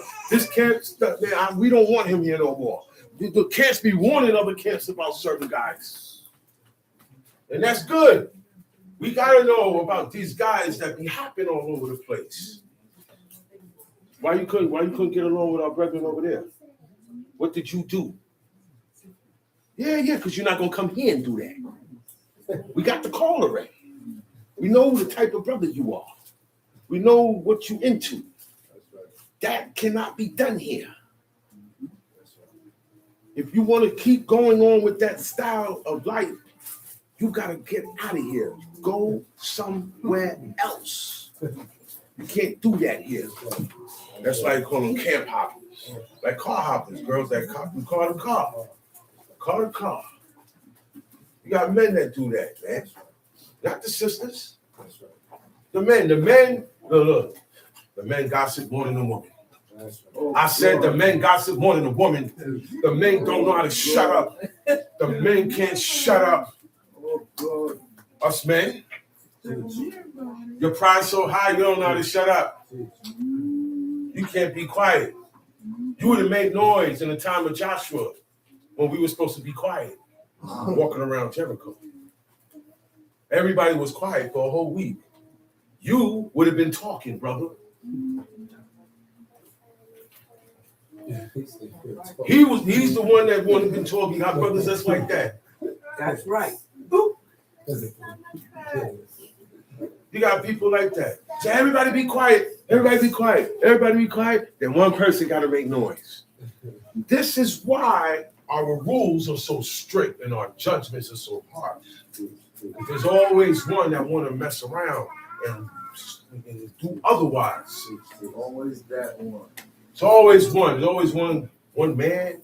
There's always one woman or one child. Now today too, you got to add child too. Stop. The children is something else. No, shut up. He said, "No, ma, no, stay out here. I don't want you to go in there." And she went 3 years old. She's 3 years old. And I have to tell her, "Man, don't speak to your mommy like that." But I see her mother let her speak to her that way. What is this? Where's this coming from? My generation, the mothers did not have that. I don't care if it was an Israelite mother, a heathen mother, a Christian mother. The honor of the parents, that was stuck in all households. Today, I don't see that. That's right. We are supposed to be a different people. That's right. They're supposed to look and see, oh, wow, look at how they treat each other. That's right. Oh, wow, look at how they honor their parents. Oh, wow, look at how they conduct themselves. That's what she saw when she came around Solomon. Okay. Who get praised? She said, Baruch Hashem. nobody treat their mother with such respect the way Baruch Hashem. y'all mother. That's what I'm talking about. Never That's seen what I'm talking about. We're it. supposed to be examples. That's right. Okay, this is how you influence people to a better life. We have to be more pleasing to the eye and more pleasing to the ear. Make this more digestible to the people. Come, she. As of the fire is, so it burning. Look, whatever the situation is, it's a hot situation. If we keep talking about the situation, the fire is going to get hotter. The matter is going to get hotter. If I keep going on about it, it's going to get hotter. I keep putting wood in the fire never going to go down. Right? Tom Sheet. As a man's strength is, so is his wrath. Your strength is as strong as your wrath. When you get upset, you get stronger physically. No. This is why they made that character the Hulk. That's his power. You wouldn't like me when I'm mad. Yo, don't get me mad. And he get mad. All that strength he got is because he's mad. And the more mad he get, the less you can touch him. When you calm down, oh, wow, I got cut here. I got shot here. Wow, my jaw hurt. Now I feel the fight that I was in. I was mad. You know what I'm saying? My adrenaline is up. And look, what I normally couldn't do, I can do because I'm mad. Yeah. I can fight 3 men right now. Yeah. I'm going to take down 3 men right now. And they hitting me, but I can take it because I'm mad. I'm in a fury. I'm in my wrath. When my wrath calmed down, I don't have that strength. I'm back to my normal strength. Even in the cartoons. And he get more and more upset. And he get more and more powerful. Anger blocks you from thinking rationally. But it blocks you using this. It gives you strength, physical strength. But it clouds here. All right, that's why I say anger rested in the bosom of fools. Everybody gets upset. It's an emotion. That must be controlled also. Yeah. Because in my anger, I hurt myself. At the end of everything, listen to me, y'all. I've been in fights, and I've been right, in the right, didn't offend nobody, defending myself. But I let myself go out too far, and I don't see the police behind me. I'm supposed to leave. I didn't see the police behind me, and come here, right here. And now in my heat, I'm like, oh, wow. Now I'm thinking, I'm cuffed up, like, oh, wow, I stood here messing around. I said, did my business and left. But in my anger, you understand what I'm saying? I'm challenging people. I'm talking about me. I've done this before. Challenge people. I'm challenging people. What? People looking at me like, these are cool people. They're just looking at me like, oh, yo, man, you're right to me. I'm like, what you want to? And at the end of that, I lost friends. I lost people. I lost my freedom. I lost money that day. I lost a lot that day. You know what I'm saying? Time sheet. And according to his riches, his anger rises. The richer a man is, the more upset he gonna get. You hear that? According to his riches, his anger rises. $1 million anger coming straight at you. The more money you have, the more upset you will get. You're more emotional you're gonna be about certain things. They're telling you this is the way of how things go in life. What to look out for. When you get this, look out for this. When you feel this way, look out for this. When you have a lot of this, you might be this way. And that's what it's saying. As the matter of the fire, so is it burning. And as a man's strength is, so is his wrath. And according to his riches, his anger rising. That's why I say when a rich man get upset, man, it's not good. You're gonna do a lot of stuff to a lot of people gonna pay. A lot of stuff happen. Yeah, a lot of pain gonna go down. He said, and the stronger they are, And the stronger they are, Uh-huh. which contend, the more they will be inflamed. the stronger they are, which contend. Contend means to be against. The more I oppose you, tell you. A hasty contention kindleth a fire, A hasty contention can lit a fire. and a hasty fighting sheddeth blood. So don't be quick to jump to conclusions. Don't be quick to always want to get into it. Don't be quick to say things. Don't be quick in your hatred and in your anger to do these things. Tell you. If thou blow the spark, it shall It burn. shall burn. If you blow, all right, it's a little spark, it's a little animosity here. But if you keep blowing on it and you give that fire oxygen, you give that little spark oxygen, it grows into a campfire. And that campfire turns into a fire that burned the whole block down. Guess what? That fire burns me and you down, the two that's going at it. It burns both of us. Turn sheet. Thou spit upon it, it shall be quenched. If I spit on it, it's fluid, any fluid. Spit on that fire, meaning I gotta say some words out my mouth to quell the situation, pacify the situation. I have to pacify the situation. Time sheet. Both these come out, and both these come out of thy mouth. You hear that? Wait. Pay attention, y'all. Listen to this, man. Read that verse again. If thou blow the spark, it shall burn. If I blow the spark, it's gonna burn. If I blow on the fire and I keep feeding the fire, It's going to burn. it said, it shall burn. What shall burn? We don't know what's gonna burn. You know what's gonna burn? Me and you. The matter is between me and you, and it's fiery. And I keep throwing wood on there. Me and you gonna burn each other. Okay? He said, but if I spit on it, if I throw water on it, it shall be quenched. He said the water will put out the fire. So sometimes I gotta you know what? I gotta admit I'm wrong. Sometimes it calls for the person in the contention, in the strife, to admit they wrong. You know what? You're right, man. That was on me. I'm wrong, man.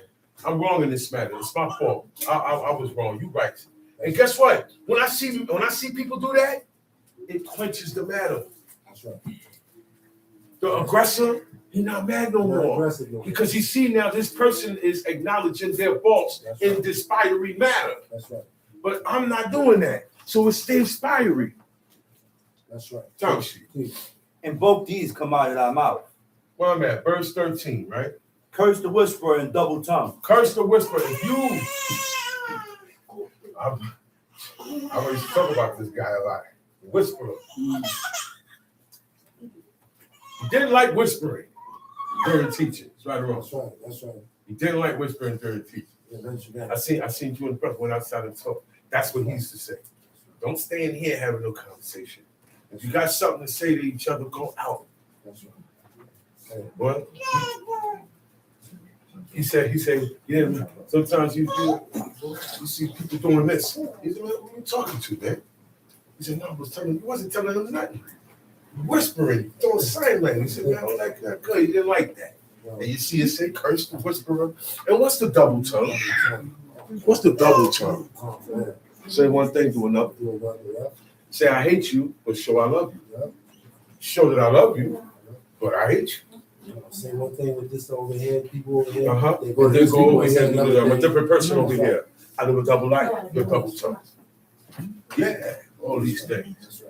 I'm with you, and I'm against Chief Shaman. But now when you're not around, I'm cool with Chief Shaman.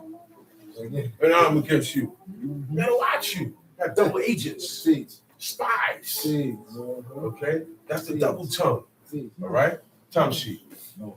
For such have destroyed many that were at peace. The whisperer and the double tongue have destroyed many that were at peace with each other.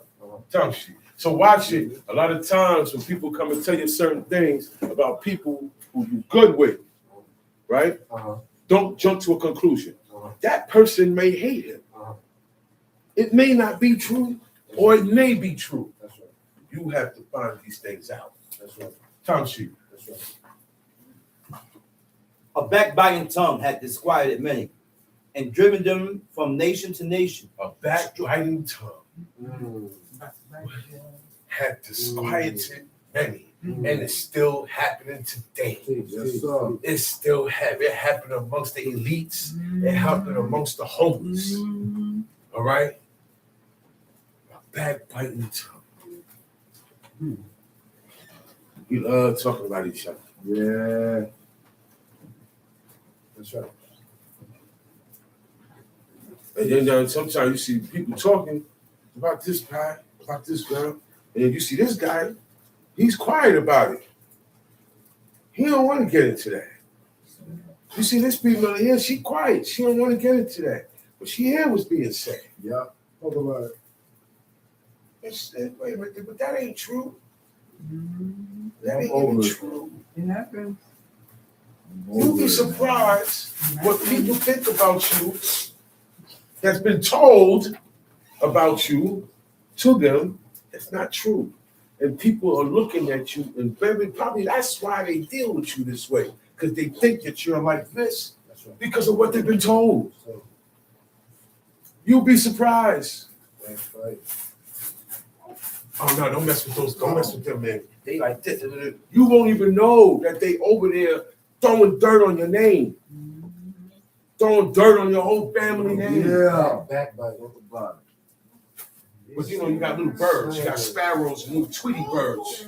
They come in, they let you know. And also they give themselves away. And they give themselves away. They give So I themselves found away. to be too what? Too friendly. But wait a minute, I mean, you being too friendly. You don't love me that much. Yeah. Just the other day when I was going through it, you wished me dead. Yeah. You wished misfortune on me. And you wished evil and malice. See that word, malice? That's why certain people I don't rock with. Yeah.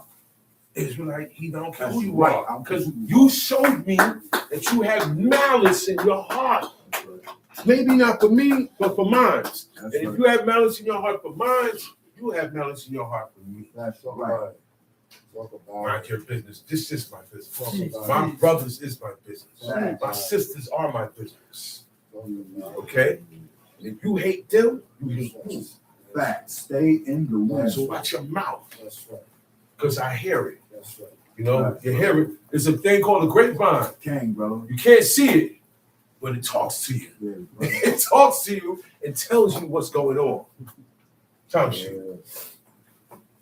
Strong cities had it pulled down and overthrown the houses of great men. Backbiting has taken down strong cities and overthrown the houses of great men. Oh, wow.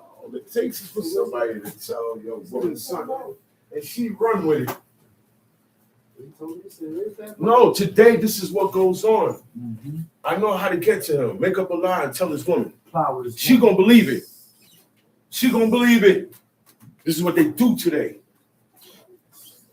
Knowing I can't prove that I didn't. How am I gonna prove myself against this rumor, this lie?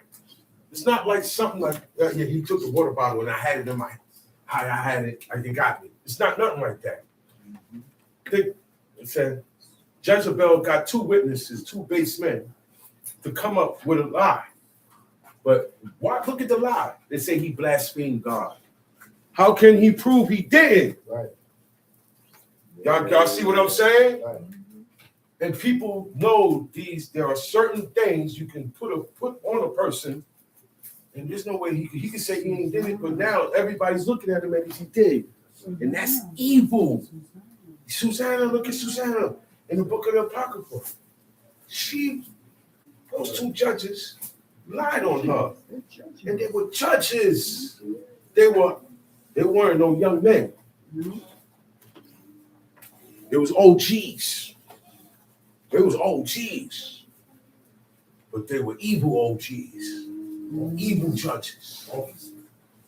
Officers. The people go by their word. The people come to them to solve things. And they bumped into each other, lusting after this woman, being a peep in time. And then they got separated. When they got caught, they got separated. Come to find out, look, it took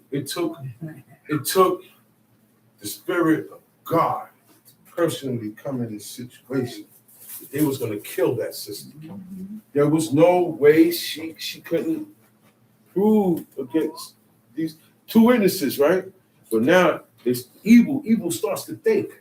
Evil starts to think. They say, okay, if two witnesses establish the matter, then me and you, all we gotta do is lie. Me and you. When we stick to the lie, and so now you gotta watch it with that. You have to watch it with the two witnesses, because the two witnesses be lying.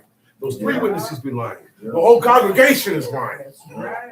The whole group is lying. Diligent inquisition, and fall back and watch. Fall back and watch.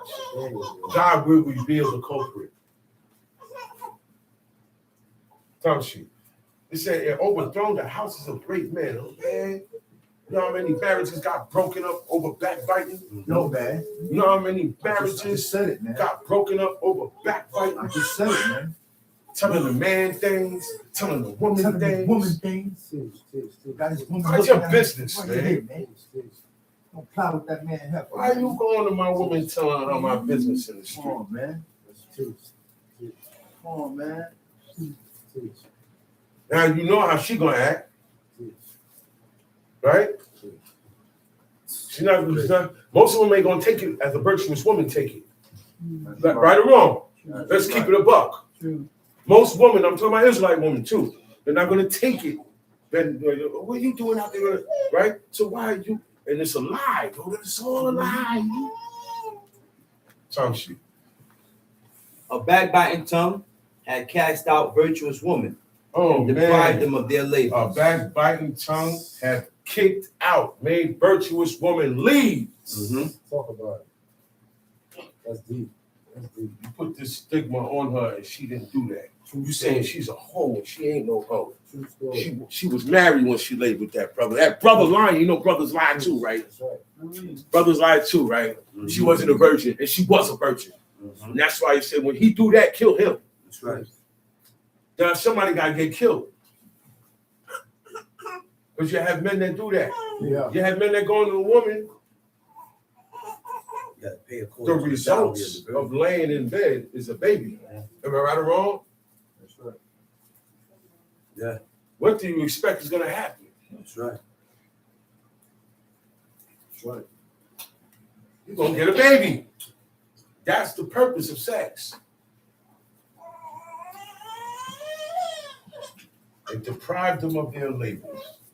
Man. Yo, listen, man. Time sheet. Whoso hearkeneth unto it shall never find rest, and never dwell quietly. If you like listening to lies, you like listening to backbiting, you like listening to all these things, you ain't never gonna find rest. You ain't never gonna be in a relationship. You ain't never gonna be able to keep a man. You ain't never gonna be able to keep a woman. You ain't never gonna be able to keep friends. And you're not gonna be close with your family. because you keep listening to lies. Tongue sheet. The stroke of the whip make it marks in the flesh, but the stroke of the tongue break it the bones. Yeah, it lasts longer. This can heal. The body will heal.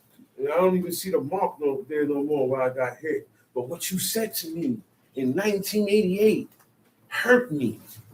It grieved me sorely. Like how David said, his words grieved me. It grieved my heart sore. I cannot. What he said, he gotta die for that. So you can't hurt people. Yes. You can hurt people with just your words. That's right. You can make people cry with just your words. That's right. You can make people happy with just your words. You can make people scared That's right. with just your words. Tongue sheet.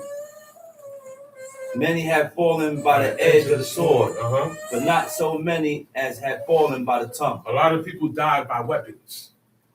A lot of people died by knives and swords and the gun, but not as much as people who died by a lying tongue. Yeah.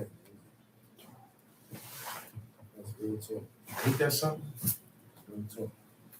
A lying tongue got more bodies than the gun. Got more notches on the tongue than the gun itself. Lies kill people, set people up, break up marriages, break up families, break up friends, break up congregations, That's right. break up nations. That's right. Tongue sheet. Well is he that is defended from it. The ones who get defended from all of this, he will turn out well. Tongue sheet. And had not passed through the venom thereof, Uh-huh. who had not drawn the yoke thereof, nor had been bound in her bands. Uh-huh. For the yoke thereof is a yoke of iron, and the bands thereof are bands of brass. The death thereof is an evil death. The grave were better than it. It shall not have rule over them that fear God. None of this is going to have rule. Only for the ones that fear God. Yeah. You ain't going to have to worry about the backbiting tongue, all these things we were talking about, because this person fears God. Tongue sheet. Neither shall they be burnt with the flame thereof. And you ain't gonna get brushed. You ain't gonna get side brush. You know, the target got hit, but I got a little bit of that too. You're not gonna get that. You're not gonna feel none of that. Tongue sheet. Such as forsake the Lord shall fall into it. When you forsake God, then you become victim That's right. to evil. You become a victim to the people who promote evil. Tongue sheet. And it shall burn in them and not be quenched. And it shall be sent upon them as a lion and devour them as a leopard. Uh-huh. Look, that thou hedge thy possession about with thorns, and bind up thy silver and gold. And weigh thy words in the balance. Ooh, weigh your words in the balance. Careful what you say. Careful what you say. Read the room first. Look and see who's around. You catch something, you know what? This ain't the time for it. Or you know what? It's not for me to say. It's for Chief Shama to say. Certain situations, Shama say no. Chief Shama say no. It's for you to do. You do that. And sometimes I tell Chief Shama, no, just you teach that, you do that. Certain things is not for you to say. Weigh your words in a balance and make a door and a bar for your mouth. You know what that means? Put a door in your mouth. Put some restriction on it. Restriction. That's right. Tongue sheet. Beware, thou slide not by it, lest thou fall before him that lie in wait. Mm-hmm.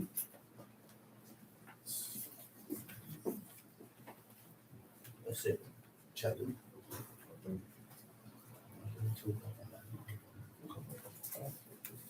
All right. Go to the next chapter. He that is merciful will lend unto his neighbor. He that is merciful, he don't have no problem lending.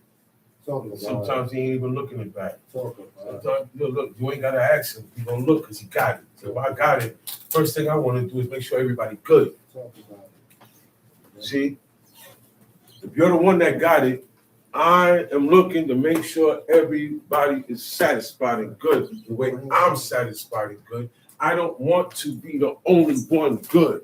That's right. And my loved one's not good. I'm selfish.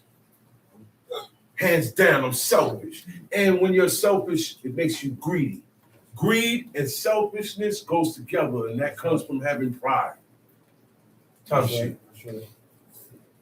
And he that strengtheneth his hand keepeth the commandments. Lend to thy neighbor in time of his need, and pay thou thy neighbor again in due season. Keep thy word. In order for me to pay in due season, I'm keeping my word. Because I said I'm going to pay it at this time. I said I'm going to do it at this time. It's not for you to remember. It's for me to remember.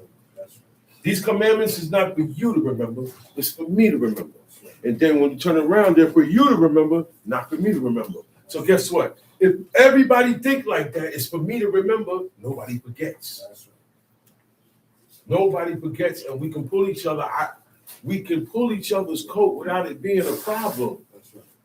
We're commanded to pull each other's coat, right or wrong, and not backbite each other, not talk about it. God wants us to pull each other's coat about it, but we don't pull each other's coat. We talk about it, and when you talk about it, you did the same thing that you were supposed to pull his coat on. You did the same thing that you were supposed to pull your brother's coat on, but you don't do it. You talk about it. He be doing this. She be doing that. She be doing this. You ain't pulling no coach. You did it too. How about that? You believe what you read? If you don't pull it, not the heathen. It's not our job to make sure they do the commandments. That's not our job. God scattereth, God gathereth. All right? Time sheet. Keep thy word and deal faithfully with him, and thou shalt always find the thing that is necessary for thee. Faithfully means no matter how I feel. Faithfully means no matter what is going on. Faithfully means even though you have offended me,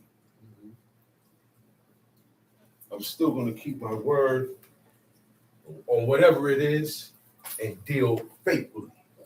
Okay? With that person. Time sheet. Many, when the thing was lent them, reckoned it to be found, and put them to trouble. No, that it helped wasn't them. even lent. I didn't even tell you you could hold it. I just look and see you with my stuff. And you had it so long, you forgot it's not yours. Yeah. But you know what? I ain't say nothing. Go ahead, you can have it. I ain't gonna say nothing because it's gonna cause strife. You know, all you're gonna do is lie. And I ain't gonna get into it because you're gonna lie on yourself. Yeah. After a while, yeah, like he found it. You still owe this guy. You know that, right? You know, bankroll a couple of times in the past 90 days. This guy ain't get his money back yet. He said, many, when a thing was lent to them, reckoned it to be found. They treated it like it was found. He said, and put them into trouble that helped them. Now, I need the money back. I need that money back because I'm in trouble now. Right? Because you're not reckoning it as you have to pay me back. You reckon it and you keep it. Now, it's messed me up. That messes me up. The one that helped him. You messing up the one that helped you. You burn your bridges. That's what they call it. Burning your bridges. You wind up messing up and burn the people who help you. Time sheet. Till he had received, he will kiss a man's hand. That's a yes man. That's a gopher. We used to call them gophers. You go for everything this guy say because he got all the money. This guy could be wrong and he still back him up. He will kiss his hand until I get. And take it. Then I go sit in the corner until I'm done. And then I come and start kissing his hand again. You got a lot of men like that in Israel.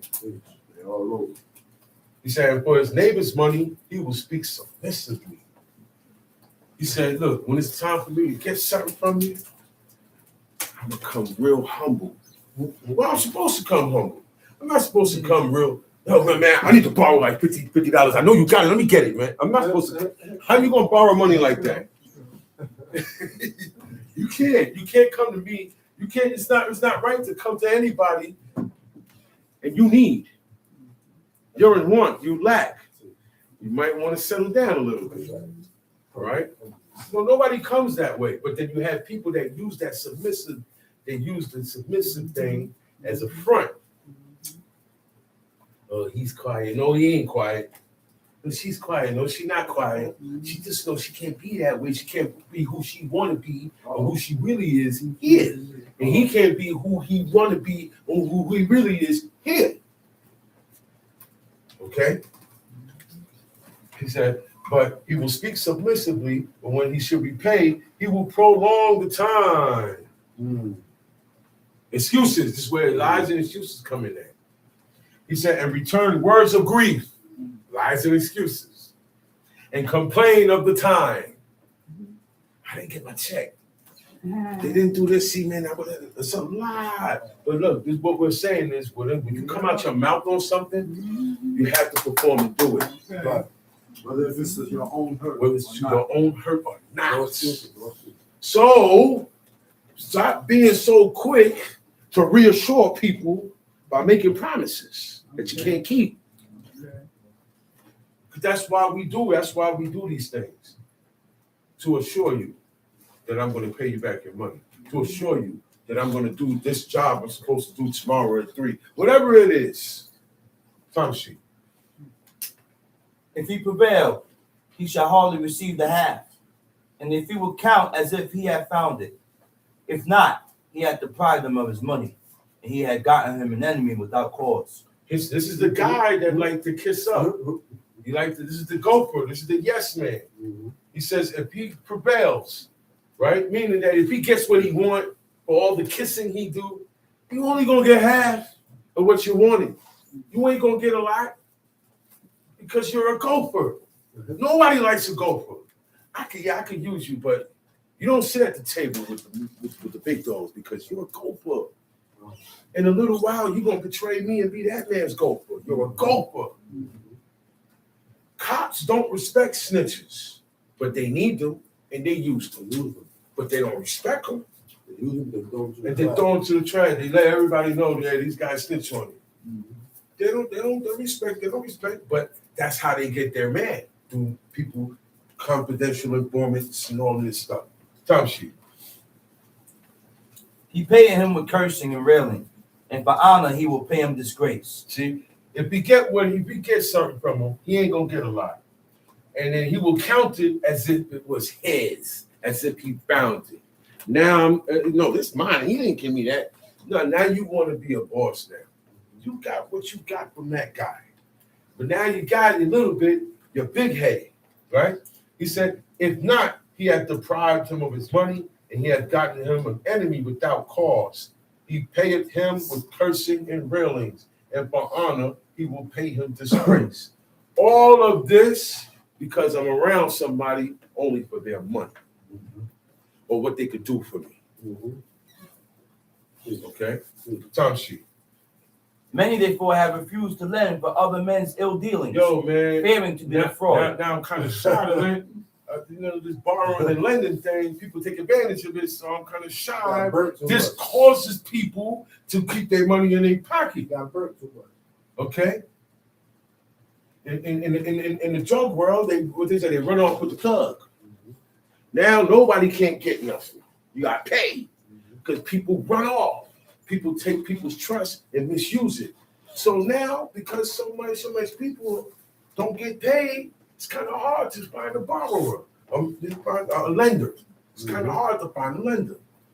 Okay, you got to go to the bank. When you go to the bank to borrow money, you got to have a lot of paperwork and requirements because they've been burnt. All right, people who collateral damage. I've been burnt.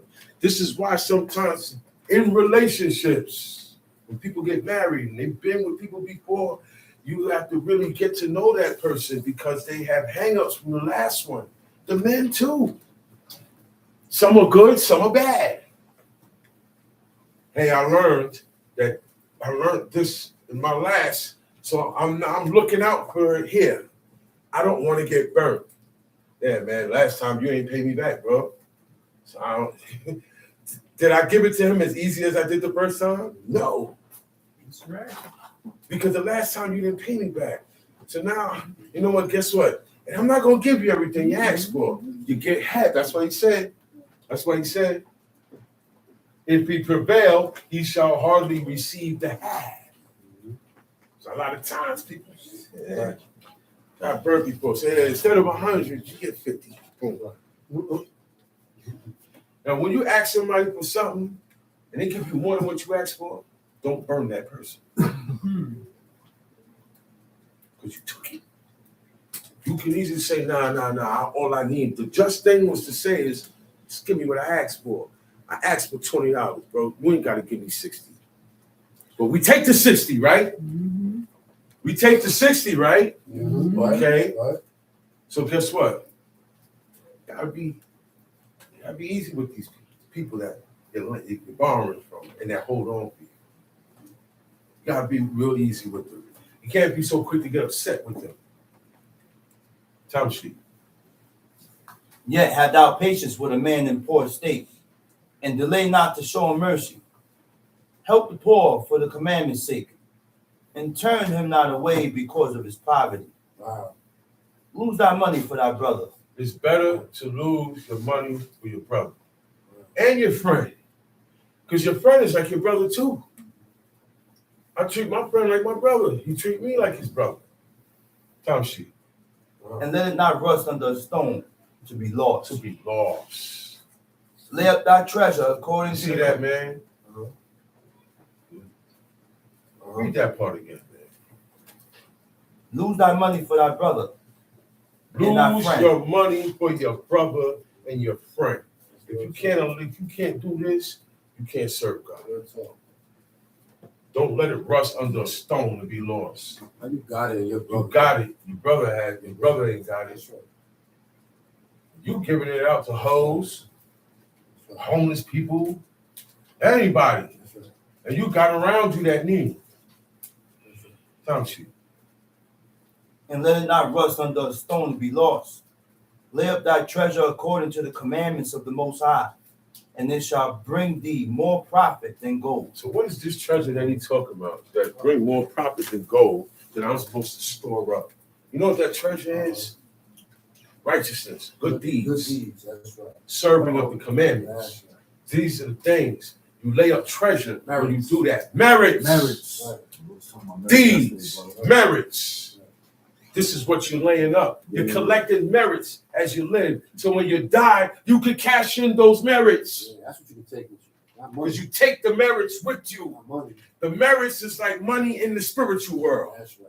That part. Y'all understand that now? Yeah. You take that with you. You don't take real money with you. You take the merit of good deeds and righteousness before God with you. Time sheet. Shut up arms in the storehouses, and it shall deliver thee from more affliction. Shut up arms in your storehouses. Don't give everything away. Shut it up. He said, and it shall deliver thee from all affliction. See, there are certain things that we can do that will keep certain things away from us. This book tells us what we invoke to ourselves, what we call to ourselves, and what we push away to our spirit. Time sheet. It shall fight for thee against thine enemies, better than the mighty shield and strong spear. And Arms. Your arms gonna fight for you. Yeah. Hey, you in trouble out there. Yeah. A guy that you always gave arms to. You take care of it. He come and say, man, I got you, man. And get in the paint with you. Why? Because you stored up arms for these people. This is for the people who don't have. Only the rich could do this, though. Only people who got money could do this. And Israel had money. There's very few poor. The poor were sprinkled. The majority had money. Time sheet. An honest man is surety of his neighbor, but he that is impudent will forsake him. An honest man is surety for his neighbor. Mm-hmm. He said, but he that is impudent. What is impudent? What does that word mean? What does that word mean? I gotta look that word up. Hold on. But we gotta know what to be and what not to be. Right? Read that verse again. To be or not to be. An honest man is surety for his neighbor, but he that is impudent will forsake him. Impudent, rude, disrespectful, boldly lacking shame and courtesy. Rude, disrespectful, or boldly, meaning you don't care who's around, right? Lacking shame. You boldly lack shame and you do not have courtesy. He that is impudent will forsake his neighbor. It's telling you the characteristics of these people and what they would do. Just being rude alone. You ain't gotta have the rest. Just be a rude person alone. Or be disrespectful. You know what and who you're supposed to have respect for, and you're disrespectful. Or boldly.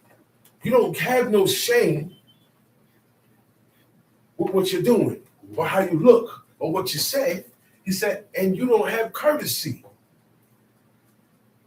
You don't have these qualities. You gotta have these qualities. Time sheet.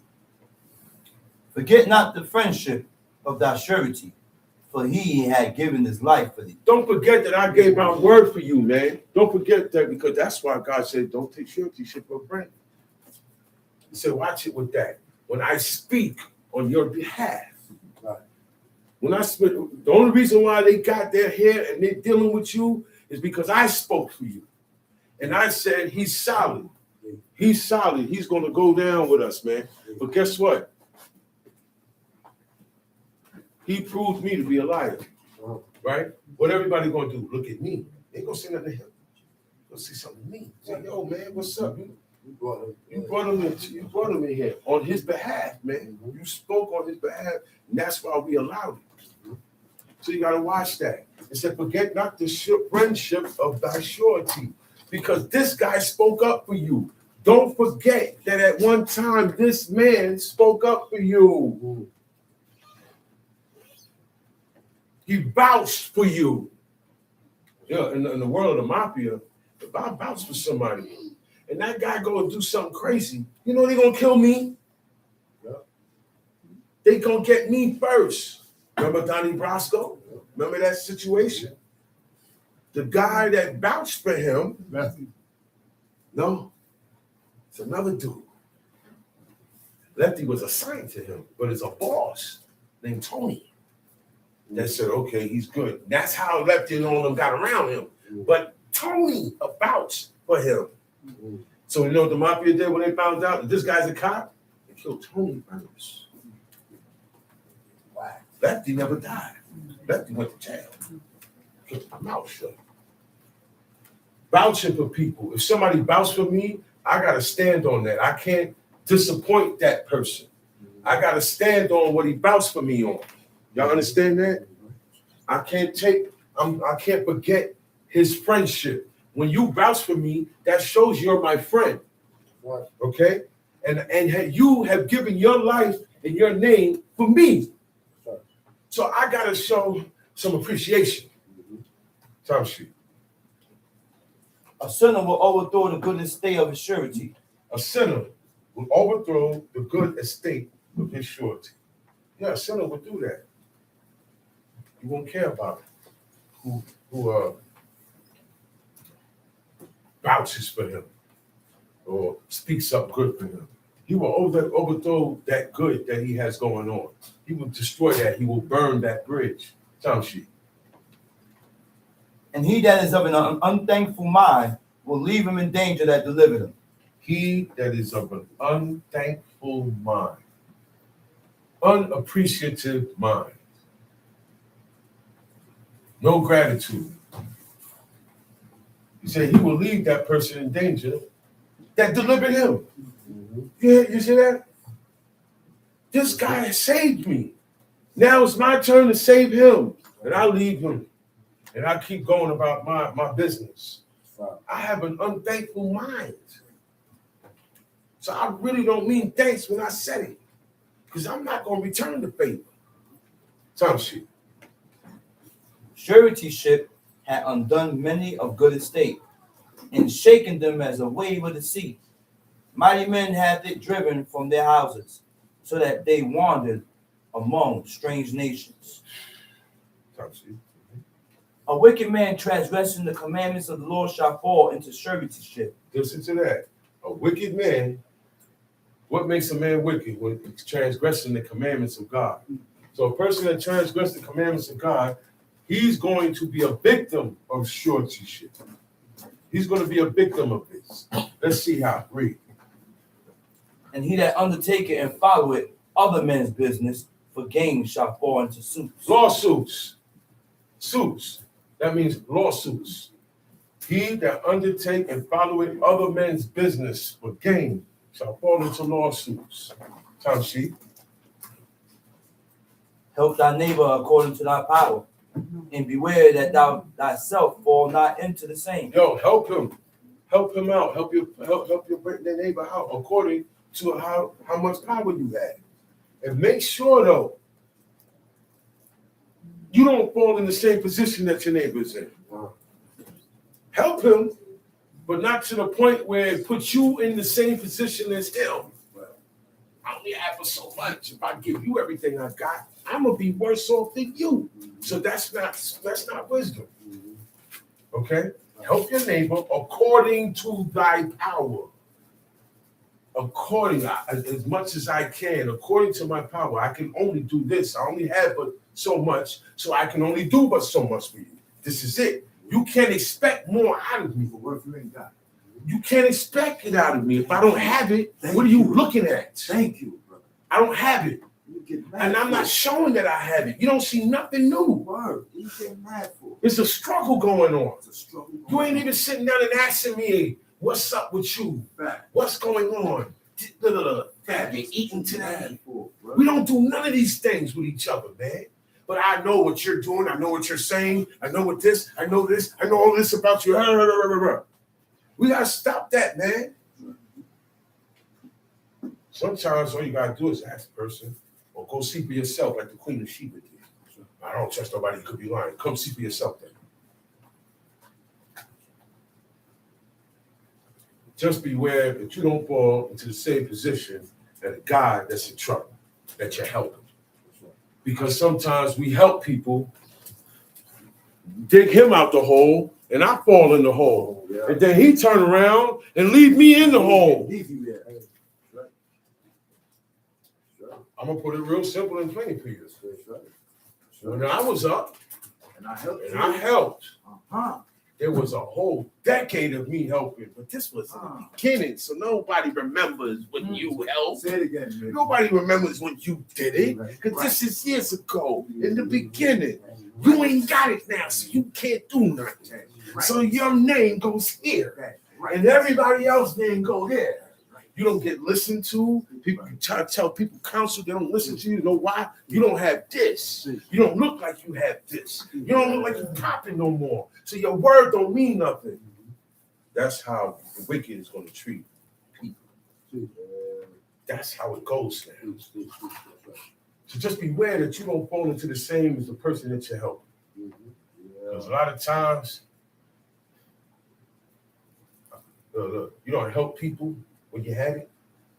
You can't even borrow from them today. You wouldn't even lend money to them. Nah, man, you ain't got to pay me back. Fast forward 35 years later, you ask for $20.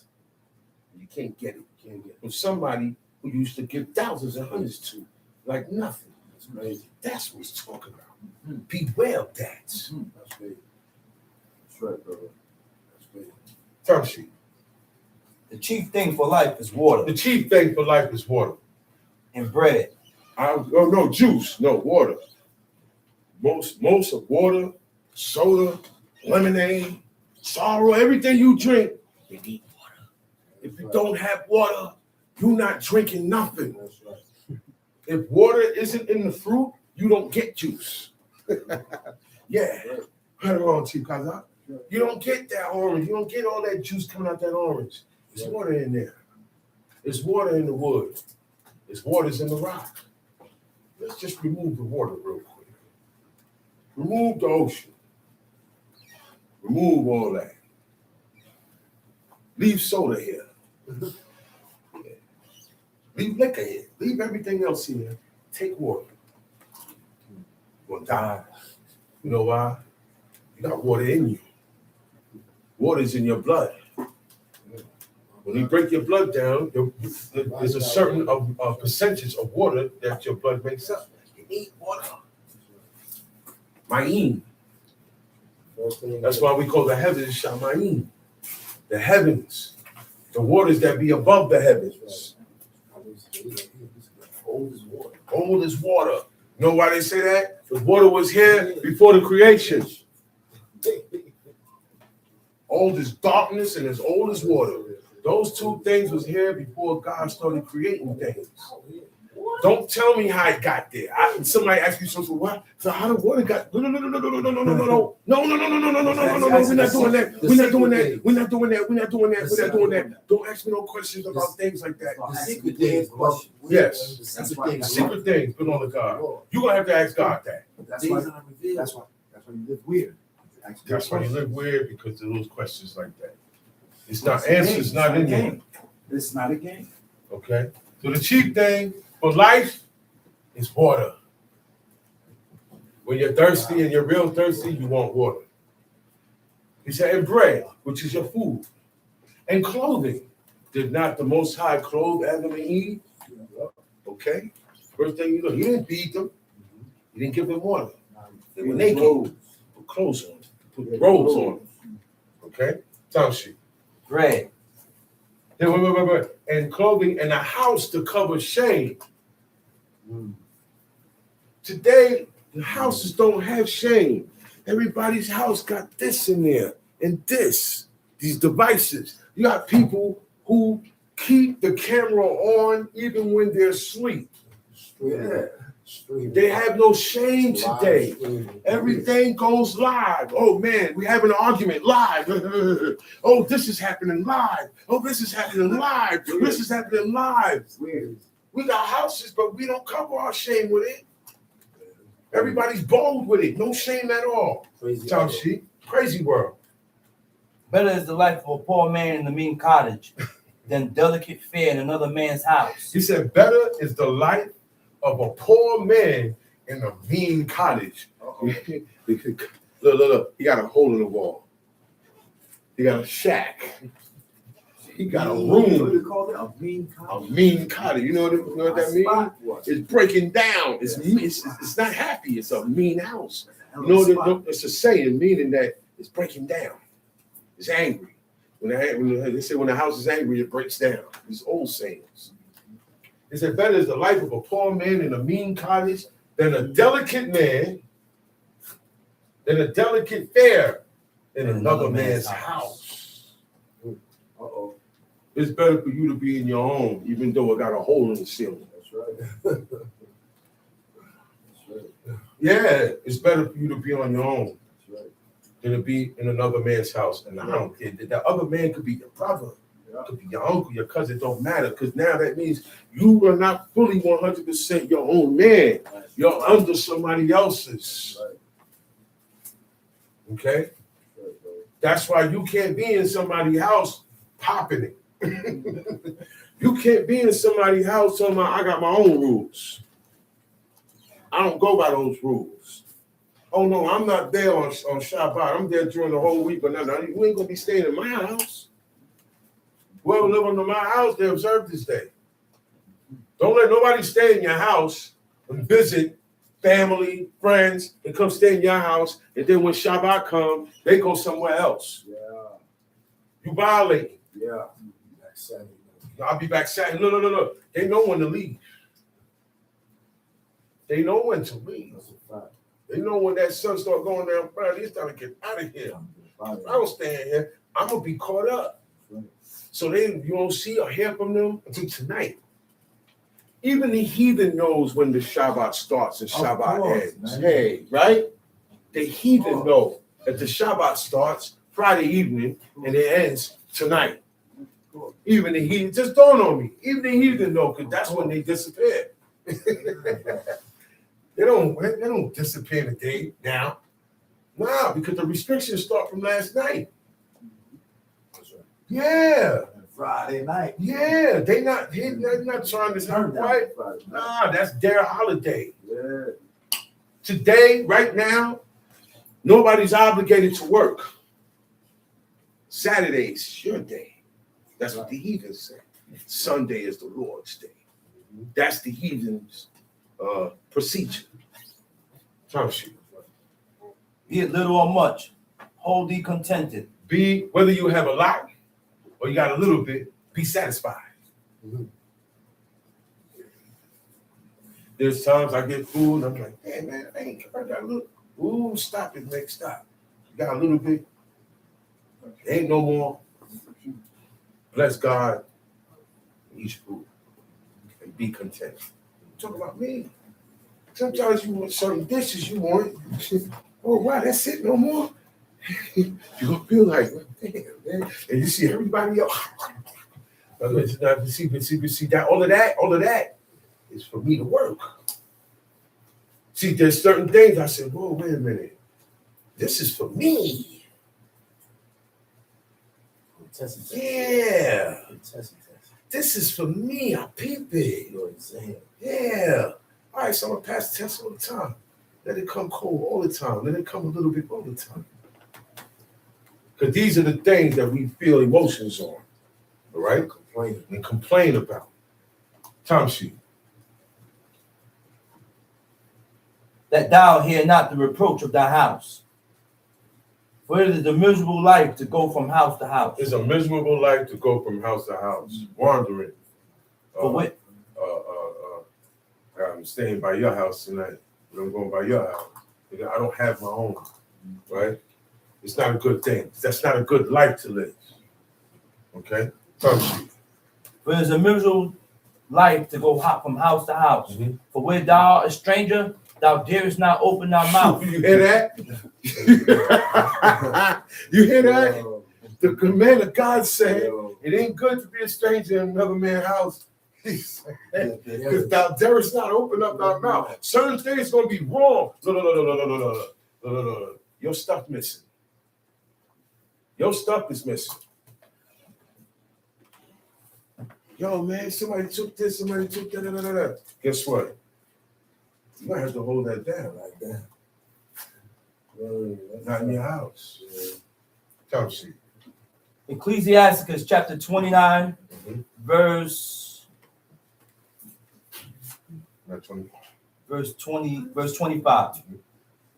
Thou shalt entertain and feast and have no thanks. Moreover, thou shalt hear bitter words. Yo, man, listen. It said, thou shalt entertain. You're going to throw a party. You're going to throw a feast and be the host, right?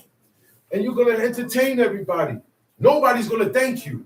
Everybody's going to come and eat and slide. And you're not going to don't expect a thank you from everybody. Moreover, you're going to hear better words. Moreover, you're going to hear some people say, man, the food was trash. Right? Don't feel no way. Time sheet. Come, thou stranger, and furnish a table, and feed me of that thou hast ready. Give place, thou stranger, to an honorable man. My brother cometh to be lodged, and I have need of mine house. These things are grievous to a man of understanding, the upbringing of house rooms and reproaching of the lender. See, all these things we got to watch out for. And this is all in treatment and dealing with business with each other. It's a whole bunch that's to go on, man. And I hope you got something out of what was brought. What is going for the rest of the day. Shalom Aleichem.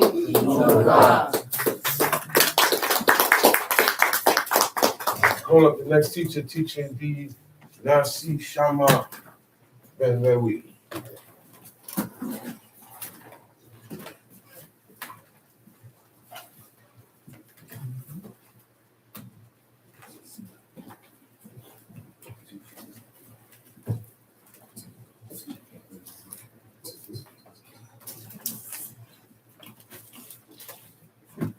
First of all, I'd like to give a kumuk.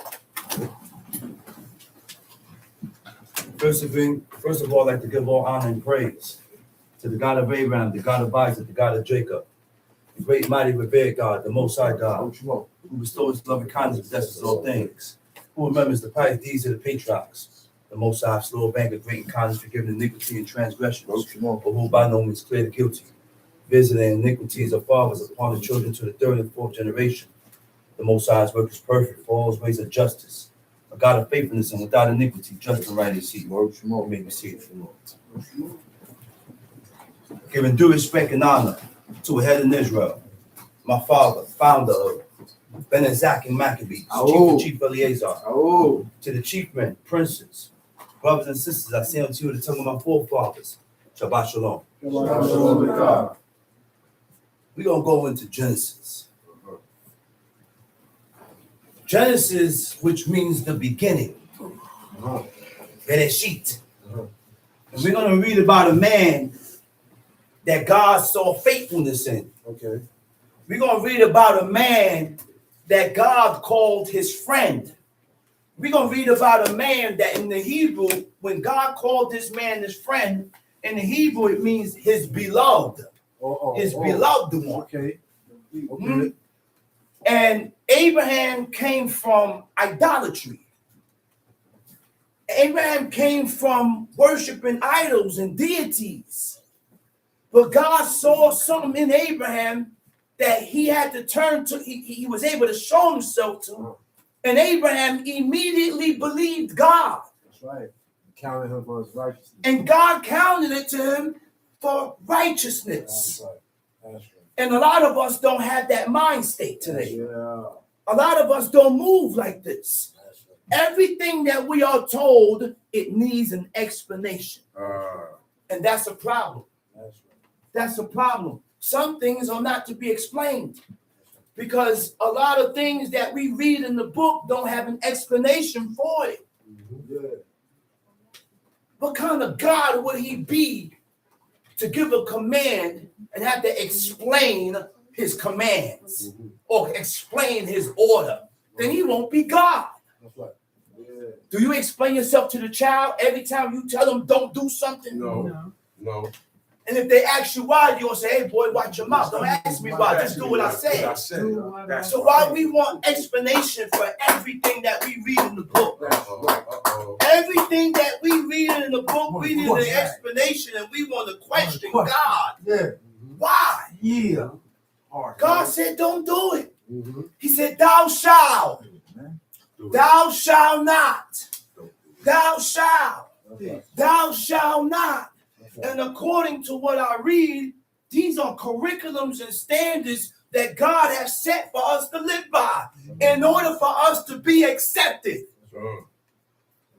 I say in order for us to be accepted by God.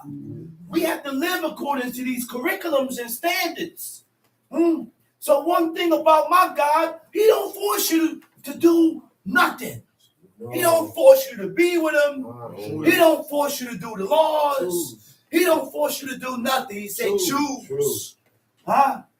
And he also gave us a choice. Huh? Because he only desires and wants the willing heart. Right. If I force you to do something, then it ain't willing. It don't count. Because you're being forced. You don't want to do it. You're being forced. You don't want to be here. I'm not forcing you to be here. There's the door. There's the door. That's right. And a lot of us don't think about the consequences. We don't think about consequences. We just react. Just react. Yes. I said a lot of us just react without thinking about consequences. That's true. A lot of us voice certain things and say certain things without thinking about consequences. Let's go to Genesis 21. Right? So how do you show God that you're with him? Only according to the way you live your life. That's how you show God you're with God. That's right. That's how I show who I'm with. That's right. That's how I show who I agree with, That's right. according to how I live. That's right. Our purpose in life is to read this book and order our lives according to what we read in this book. Anything else, everything else is garbage. That's right. Everything else is supposed to be left to the side. There's a certain manner that we need to walk in, man, in order to be accepted by God. God put us through trials and tribulations. God put us through certain things to try to prove us. To prove us. That's right. That's why God put you through certain things. All To right. see if this trial that I put this man or this woman through, will he or she bethink himself? But it caused him to be there. Will this trial that I put you through will cause you, is it going to cause you to bethink yourself? Why? This is what we got to ask ourselves, man. Why? There is something I have done before God that God caused this uproar in my house. That's right. That God caused that this uproar started here. That's right. Every uproar is because of my shortcomings, of your shortcomings, which is going to cause you to self-reflect on yourself, do some self-searching. That's right. There's something I'm not doing, That's right. and there's something that I did. That's right. Something I probably said that I shouldn't have said. Because we also got to watch our words. I said we also got to watch our words. Huh? That's right. Got to watch our thoughts That's right. first. That's right. Because you're only speaking That's right. upon the things that you thought about, that you don't formulate it in your mind. Hey, bro. And if you allow it to rest there, it strengthens. And it gets strong. And it gets stronger. Believe it, And it gets stronger. Now you start believing it more.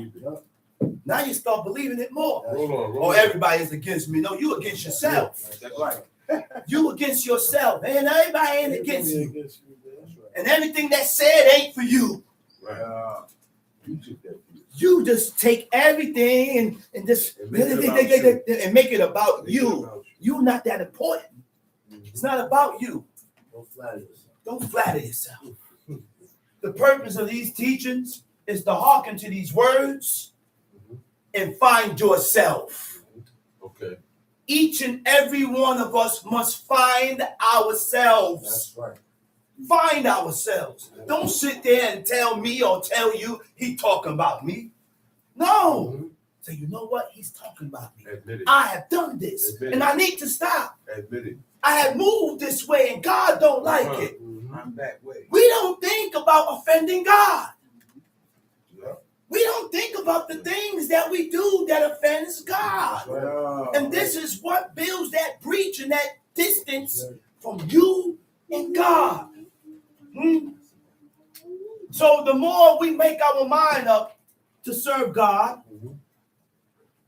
if we make our mind up to serve God, when we begin to make our mind up to serve God, you know what happens after that? Your own heart begins to prick you with your own thoughts. that's right. Huh? And you're not going to realize if you are not on point with yourself. What I mean by your own thoughts prick you. Certain ideas start formulating in your own mind. Now, when these thoughts come in your mind, guess what happens now? Now you got to make a decision whether you're going to do it or not. Yeah. Yeah. Whether you're going to move this way or not. Yeah. Let's read. Let's go to Genesis. Genesis 21. And the Lord visited Sarah as he had said. And the Lord visited Sarah as who? As he had said. As he has said. You know the Hebrew word for visit, it means to remember. Remember. He said, and the Lord remembered Sarah. He remembered her. What kind of woman was she for God to remember her? Huh? What kind of man you have to be for God to remember you? You don't want God to forget you. Huh? Because when God remembers you, then he satisfies your desires. Uh-oh. That's why he said God remembered her. Her desire was to bring what she wanted to bring up, have a child for her husband. That's woman's desire, period. That's right. To have a child for the man that they love. That's right. And raise up this child That's right. in serving God. That's right. That's right. One can't do it without the other. That's right. One cannot do it without the other. Takes two. The father needs his wife to raise this child. And the wife needs the father to raise this child. So what this woman left with the child, you know what the father said? He said, my son that's raised by the mother is different from the sons that's raised with me and their mother. Why? Because the ones that's raised just by the mother, a lot of times that child is raised with a lot of emotions. A lot of emotions. It's true. It's true. These are facts. Statistically, this is true. Statistically, these things are true. Very true. That's right. You need both parents. That's right. So he said, God remembered Sarah as he has said, and the Lord did unto Sarah as he has commanded. Tom Sheep. But Sarah conceived and bare Abraham a Sarah son. conceived and bare who? Bare Abraham a Bare son Abraham a son. in his Read. old age. In his old age. At the set time of which God had spoken to him. Abraham was talking to three angels. Three angels walking in the heat of the day. He saw the angels. He don't know them. He set up a seat, told Sarah, prepare a calf, killed the calf, fed those angels. The angels told him, he said, listen, he said, you're going to get a son. You're going to get a son. She laughed. No, that wasn't the angel. Was that God? God told him that. Those are the angels. God told. Yeah. You know, they represent the Most High. Represent God. Or was that the time with Sodom and Gomorrah? Because remember you had three. No, she No, laughed. no. Yeah. She laughed right about Abraham, right. Abraham was sitting down. They He said, listen, man. Have to wash his feet. Right. He said, you're going to get a son in your old age. You know what that is? To have a son in your old age. Shame, bro. That child is going to receive what none of your sons received. He get the best of everything. You know why? Because you are more wiser. You know more law. You are more on point with myself, with yourself. That's correct. That is You ain't the same person 20 years before. I'm a better person. You in time, we have to be better in the eyes of God, man. That's what this life is about. That's right. It ain't no time for us to be remaining the same. Our purpose in life is to improve with God's laws. Right. Improve concerning the laws of God. So, in order to improve concerning these laws, commandments, and statutes, you have to read. You got to read. You have to read with a purpose of learning. Read with a purpose. Go ahead.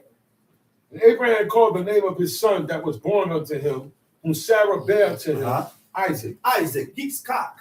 Tom sheep. And Abraham circumcised his son, Isaac, being 8 days old. And as Abraham God- circumcised his son Isaac, 8 days old, as God had commanded him.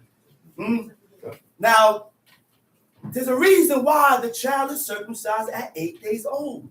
Infants are naturally born with low vitamin K. That's why the first thing they want to inject the child with is vitamin K shots. But that's not all what's in the shots. They have metals and all type of deformities and the deficiencies inside that vitamin K, right? Which is essentially for blood clotting and preventing complications like vitamin K deficiency, bleeding. Male circumcision is frequently scheduled on the 8th day, where the infant clotting factor and vitamin K levels begin to reach its peak. So now we see why God said circumcise the child on the 8th day, because on the 8th day is when that baby reaches its peak in vitamin K, which he will heal quicker. After the circumcision, the vitamin K is what causes the blood to clot up and heals it That's quick what puts a fast. scab on your Right. That's correct. Tom, see? And Abraham circumcised his son Isaac, being 8 days old, as God had commanded him. And Abraham was 100 years old Abraham was 100 years old. when his son Isaac was born unto him. And Sarah said, God hath made me to laugh, so that all that will hear will laugh with me. And she said, who would have said unto Abraham that Sarah should have given children suck? That Sarah should have given children suck. A lot of our women don't want to give the children suck. We want to use bottles. We want to use every other form of milk instead of giving that child the milk from the mother. Nothing better. There's nothing better for that child than the mother's milk. But we go for every other milk. Why? Because you ain't got time to breastfeed the child. Or maybe the child is nibbling and biting you. We come up with so much excuses. But God compared a woman that restrained the breast and hold the breast back to ostrich. To an ostrich. God compared a woman that does that to an ostrich. Damn, worse than an ostrich. Now, why it says an ostrich? Because after an ostrich give birth, they peck the young and they kick them away. Let them fend for themselves. They don't breastfeed them and nurture them. This is why you need a man. You do need a man to take care of everything. Because the baby has to be taken care of. And I don't expect you to go to work and breastfeed and take care of the baby.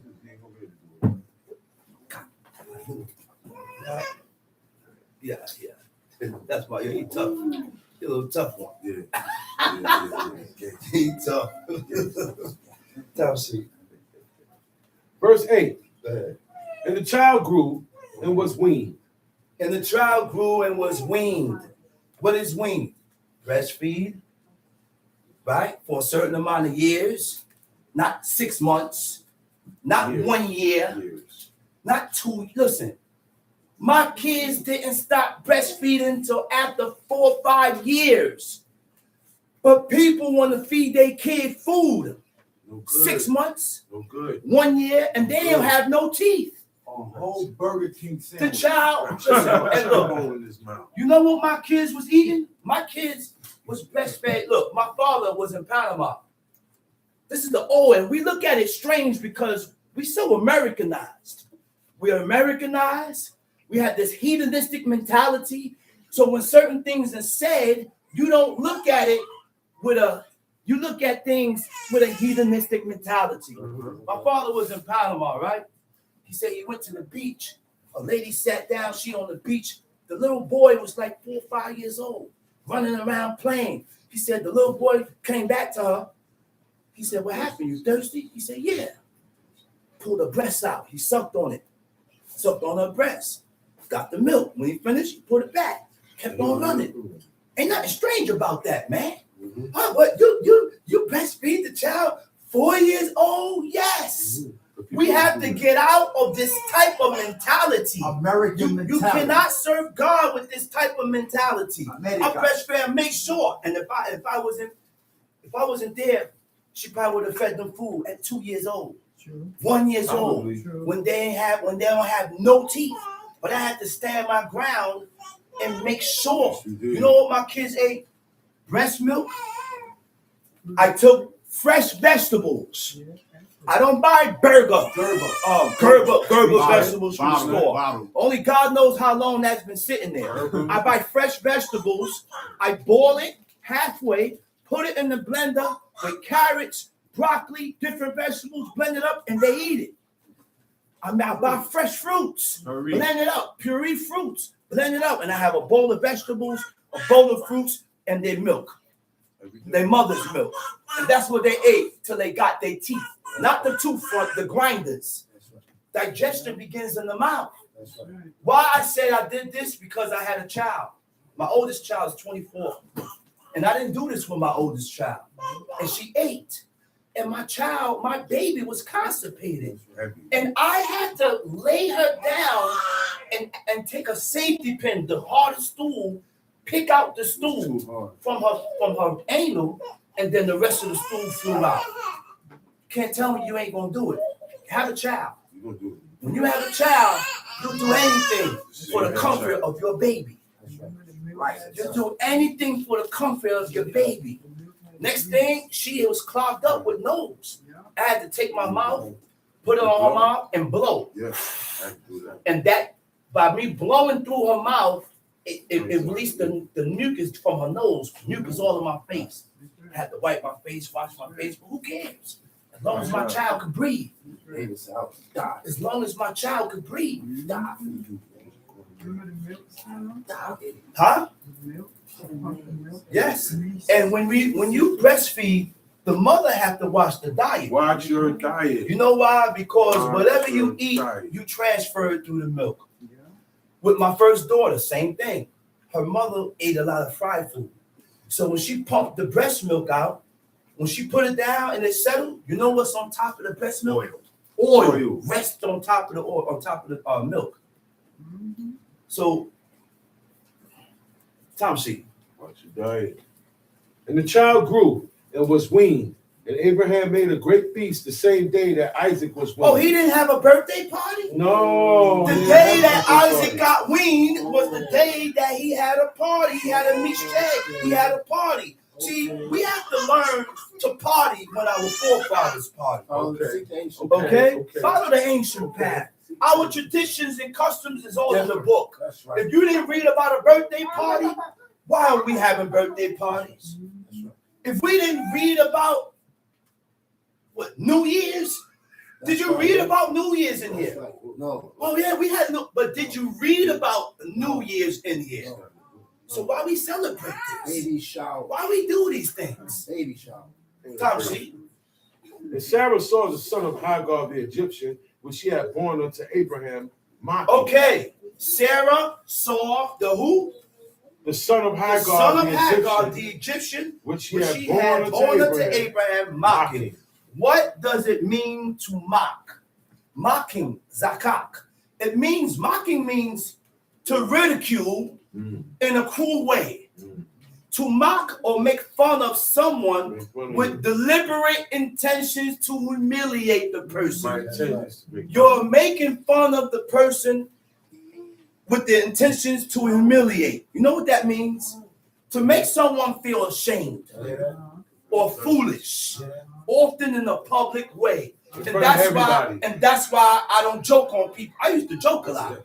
And this is why I don't joke on people no more, because that's called mocking. When I joke on you and I allow you to feel a certain type of way, that's not godly. And this is what Ishmael did. Ishmael did that, and they called Sarah to say, "Now get this man out of here. He's over here ridiculing my son." That's right. Go ahead, read. Wherefore she said unto Abraham, Hold up 1 second. He said to humiliate in a public way. It also means demean, meaning to insult. Demean means to put you down. "Damn, That's what demean. You know how many times we put each other down? Why do I want to push you down? To exalt myself. And that's what we do. We push people down That's right. No, to exalt themselves, that's right. to elevate That's yourself. right. No roasted. Meaning to insult or degrade someone. It involves words and actions or treatment that makes a person feel inferior or devalued or cause emotional pain. These are the things that we do to each other. watch out." Tom sheet. Wherefore, Genesis chapter 21, verse 10. Wherefore she said unto Abraham, cast out this She bondwoman said, take this bondwoman and her son. and her son. For the The Hebrew son, word for bondwoman, it was maidservant. Amah. for the son of this bondwoman shall not be heir with my son, even with Isaac. Even with Isaac. And the thing was very grievous in It Abraham's was sight grievous in Abraham's sight because of his because son. of his son. Still his son. That's still my son. Regardless of what he did, regardless of how he's living, regardless of how he is, this is still my son. The word grievous said it was evil in his eyes. It was displeasing in his eyes. Abraham wasn't going to put him out. No, he said, "Mate, put him out. This is my son. Put my son out." No, We didn't do that. he wasn't going to do that. But let's read on. The thing was very grievous in Abraham's sight because of his son. And God said unto Abraham, let it not be grievous. Let it in not thy be sight grievous in thy sight because of the lad because of the lad and because of the bondwoman. and because of the bondwoman. And all that Sarah has said unto thee, hearken unto her voice. For in Isaac shall thy seed be called. He said, listen to what Sarah told you. He said, Isaac, the covenant is with Isaac. He said, go ahead. God had to come. Right? God had to come in and tell him He wasn't there. because he wasn't going to do it. He wasn't going to let go out of Ishmael. Ishmael's my son, man. Circumstances. And that shows and tells that even amongst family, it has to be a separation. Even amongst sons, it got to be a separation. Because not all brothers don't have the same mindset. Everybody don't got the same path. Yeah, we family, but we don't have the same path. I'm moving in a different journey. Just like Jacob's. Huh? You moving different. How am I going to continue to walk with you and we both have two different walks of life? Tom She. And also of the son of the bondwoman will I make a nation, because she is thy seed. And Abraham rose up early in the morning and took bread, a bottle of water, gave it unto Hagar, putting it on her shoulder, and the child, and sent her away. And she departed and wandered in the wilderness of Beersheba. She departed and wandered in the wilderness. She don't know where to go. I got my son, got bread, got water, and I'm just in the wilderness. She had to figure out where she's going. You know what that is, man? That ain't no joke, man. That ain't no joke, man. She don't have nowhere to go. She's just out in the streets, out in the wilderness. No family. So go ahead, read. And the water was spent in the water bottom. was spent. The water's used up. There's no more water. And she cast the child under one of the shrubs. And she went and sat her down over against him a good way off, as it were a bow shot. She took the child, sat him here. She went opposite. She went different. She went a whole long distance. Go ahead. But she said, let me not see the death of the child. I can't see my son suffering. I don't want to see my son suffering. I don't want to see that. I can't see him this way. Go ahead. And she sat over against him and lifted up her voice and wept. Tom She. And God heard the voice of the lad. God didn't hear her voice. Nah, he heard. Abraham's son. He heard Ishmael's voice. He didn't hear her voice. He heard Ishmael's voice. Abraham's son. Ishmael is holding juice with God because of his father. Even as a child, a lad, a kid, a baby. But he got juice with God, holding because of his father. Same God then. And it's the same God then, the same God now. But the reason why, the only way we can hold juice with God, we have to be walking right. That's right. We got to walk right, man. That's right. You ain't going to have no juice with God walking the way you want to walk. No. Doing the things you want to do. No. Satisfying your desires and not God's desires. No. And that's the only way these things could work, because your father wasn't heavy, and his righteousness can rest upon you if you walk right. First you I gotta have to believe. walk right. First you gotta believe. That's right. Tom She. And God heard the voice of the lad, and the angel of God called to Hagar Called to out of Hagar. heaven, and said unto her, what aileth thee, Hagar? What aileth Fear thee? not, Fear not. for God hath heard the voice of the lad where he is. Arise, lift up the lad, and hold him in thine hand, for I will make him a great nation. God opened her eyes, and she saw a well of water. And she went and filled the bottle with water and gave the lad drink. And God was with the lad, and he grew and dwelt in the wilderness and became an archer. God was with the lad, and he grew, and he became an archer. Go ahead, read. Genesis chapter 21, verse 21. And he dwelt in the wilderness of Paran, and his mother took him a wife out of the land of Egypt. And it came to pass at that time that Abimelech. Okay, now. So go ahead, Abimelech and HACOL, the chief captain of his host, spake unto Abraham, saying, God is with thee in God is all with that thou thee in doest. all that thou doest. Whatever you do, I see that God is with you. Go ahead. Now, therefore, swear unto me here by God. God. He said, now, Abimelech went to Abraham. He said, listen, man, I need you to swear to me. Go ahead. By God. By God. That thou wilt not deal falsely with me. That you don't deal falsely with me. Okay. Nor with my son. Nor with my son. Wait a minute. Okay. He said the Hebrew word for son is noon, yod, final noon. It means it goes deeper than just son. He said, don't deal falsely with me, nor with my posterity, nor with my offspring. That is my lineage. That's down the line. That's down the line. My son, my son's son, my son's son's son. I'm dead already. Okay, go ahead. Now therefore swear unto me here by God that thou wilt not deal falsely with me, nor with my son, nor with my son's son. It But says according nik d nun kaf dalet yod. It means progeny. Progeny means refers to the descendants, That's your right. offsprings, the children, everything that comes after you. Go ahead. But according to the kindness that I have done unto thee. Ooh, wait a minute. He said, listen. So guess what happened now? When we don't return the good, God look at us as we dealing falsely. That's right. Yeah, as we dealing falsely. Deceiving too. As we're deceivers. Huh? Which means if you do me good, it's only right for me to do you good. It's only right for me to do you good. That's right. Teach. And when I don't That's return the good back to you, That's right. then guess what? That's right. God look at you as a person that deals falsely. That's right. Huh? Look what he asked him. Go ahead.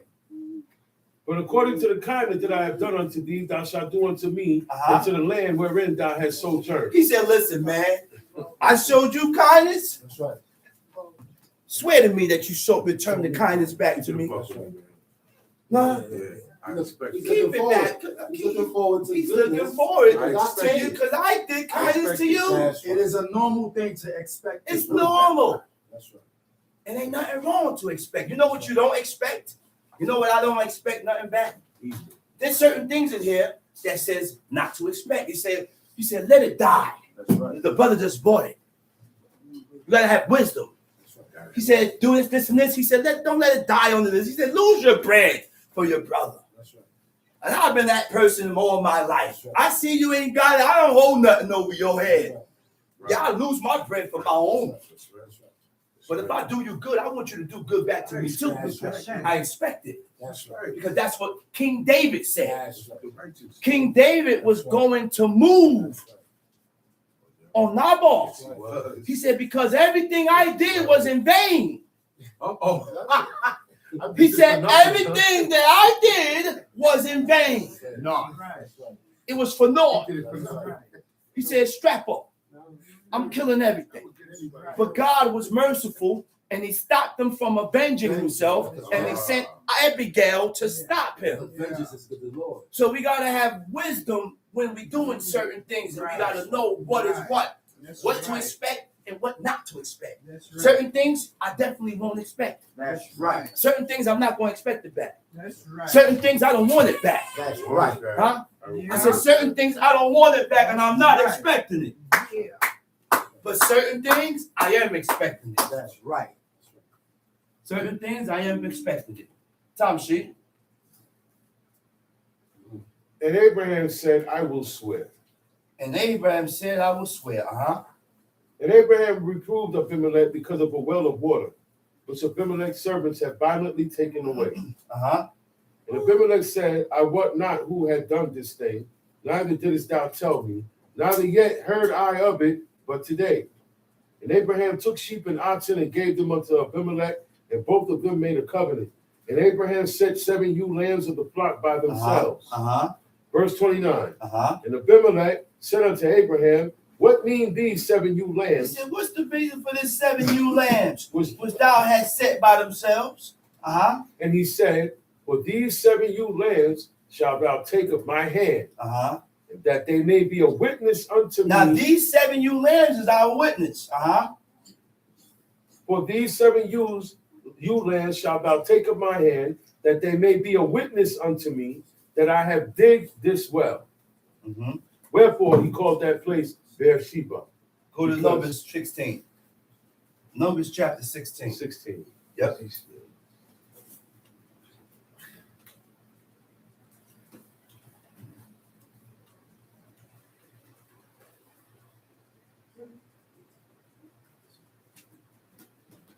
You got it? Numbers chapter 16. Numbers chapter 16. Now Korah the son of Izhar, the son of Kohath, the son of Lewi, and Dathan and Abiram, the sons of Eliab and On, the sons of Pelet, sons of Reuben, took men, and they rose up before Moses with certain of the children of Israel, 250 princes. 250 princes. Men of renown. Men that are highly honored and respected. Men that are highly honored for their deeds and great influences and status. These are people that you look at and says, Kohen. Oh, that's the high priest. This is the chief of chief. Oh, this is chief prince. This is the king. And you know who's starting all the trouble today? These are the people the big shots. These are the big shots. These are the chief of chiefs and the heads and leaders and congregations that's starting the trouble today. Men of renown. We are teaching the people contrary from what God said. That's right. Sabbath starts Saturday. I said we are teaching the people contrary and opposite from what we read in the book. That's right. You tell a person don't eat blood and fat, they tell you they do their best. That's right.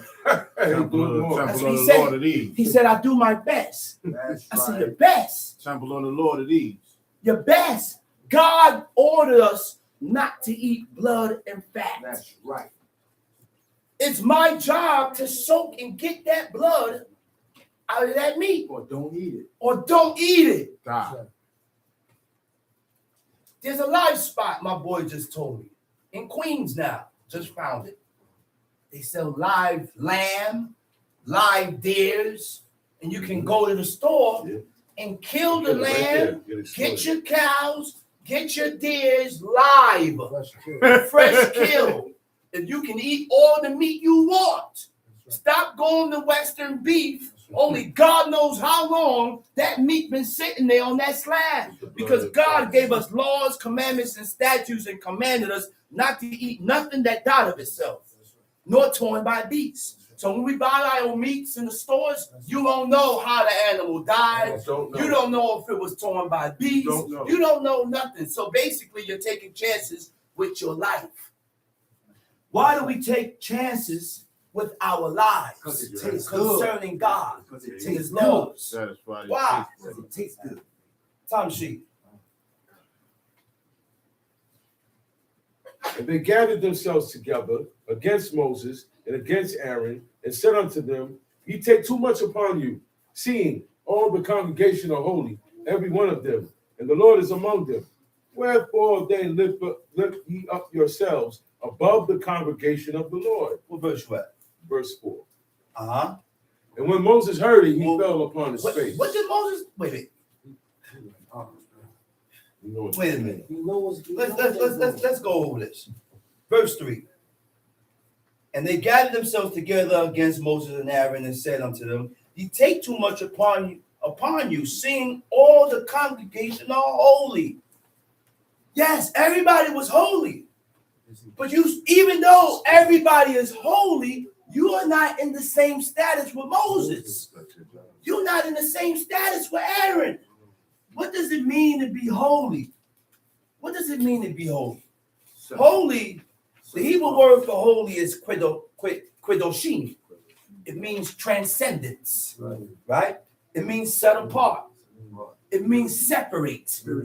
Transcendence means what? To go above and beyond the usual boundaries. To go above or beyond the usual limitations. To go above or beyond the usual restrictions by exceeding what is required by established foundational rules, duties, and limitations. Right there, John, behind you. Yeah, I know. Foundational rules, duties, or limitations. Now, what are the foundational rules? Our foundational rules are the laws, commandments, and statutes. These are our foundational rules. And a lot of us don't live according to these foundational rules only for one day. Yeah, Only for one day. We're Israelites only for one day. that's true. But during the week, True. we're heathens. Talk about During the week, we Negroes. it. During the week, I don't know who you are. Talk about We're never going to grasp these laws, commandments, and statutes being Israelites for one day. that's right. This thing here has to be done Daily. continuously every day. That's right. My head, I have to be panning this into my head. Yeah. I have to be practicing this Programming. and programming myself to be like these people that we read about in this book. This is a program, man. I can't program you. You got to program yourself. And the only way to program yourself, your head got to be in this book, reading this book every day, which means we have to put time in for God. You got to put time in for God. That's right. God, like I do for everything else. That's right.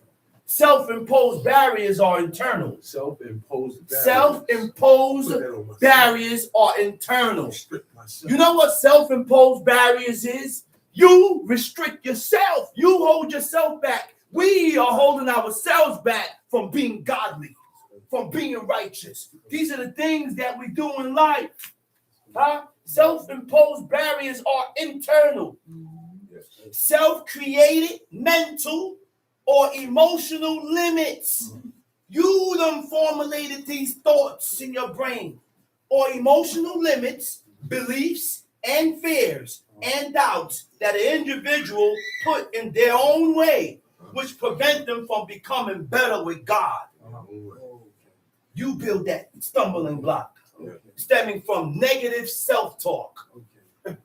All that comes from negative self-talk, from being negative. Stop lying back. And by you being negative, you act upon those negative talks, and you tend to believe those negative talks, which causes you from advancing with God, which tends to hold you back. Set apart means what? Set apart for what? For the purpose of serving God. Huh? Being chosen by God, which causes you to be different from others by dedicating yourself to the will of God.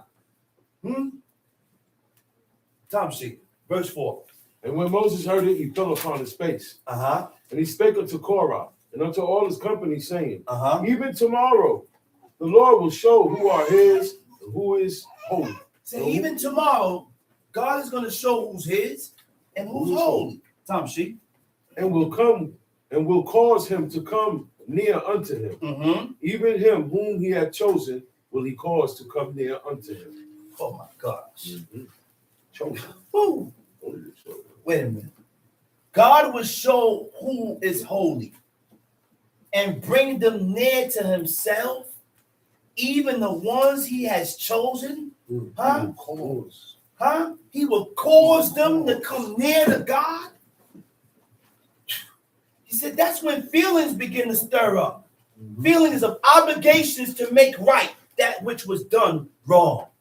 That's when feelings are going to stir up within you.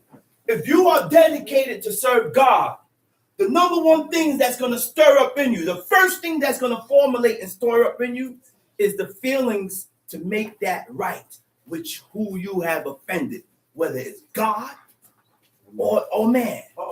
That's the beginning of making, of gaining God's attention or being chosen. What happened there? All right. So go ahead. This do, take you censers, Korah and all his company, and put fire therein, and put incense in there before the Lord tomorrow. And it shall be that on the man. So we can make ourselves chosen by God by what? Our action. By inquiring about God's ways. Inquiring and investigate his dislikes and what is accepted of him. So whatever God hate, you got to train yourself to hate. Whatever God dislike, you got to train yourself to dislike those things. And whatever God accept, you accept. Tom, see? The Lord will show who are his and who is holy, and will cause him to come near unto him. Even whom he had chosen will he cause to come near unto him. This do, take you censers, Korah and all his Take company, you censers, Korah and his company, and put fire therein, and put incense in them. before the incense Lord. therein. The Hebrew word for incense is pitolet, right? Incense was only burnt during the sacrifices and the offerings of God. They didn't burn incense in their houses. And we shouldn't be burning incense in our houses.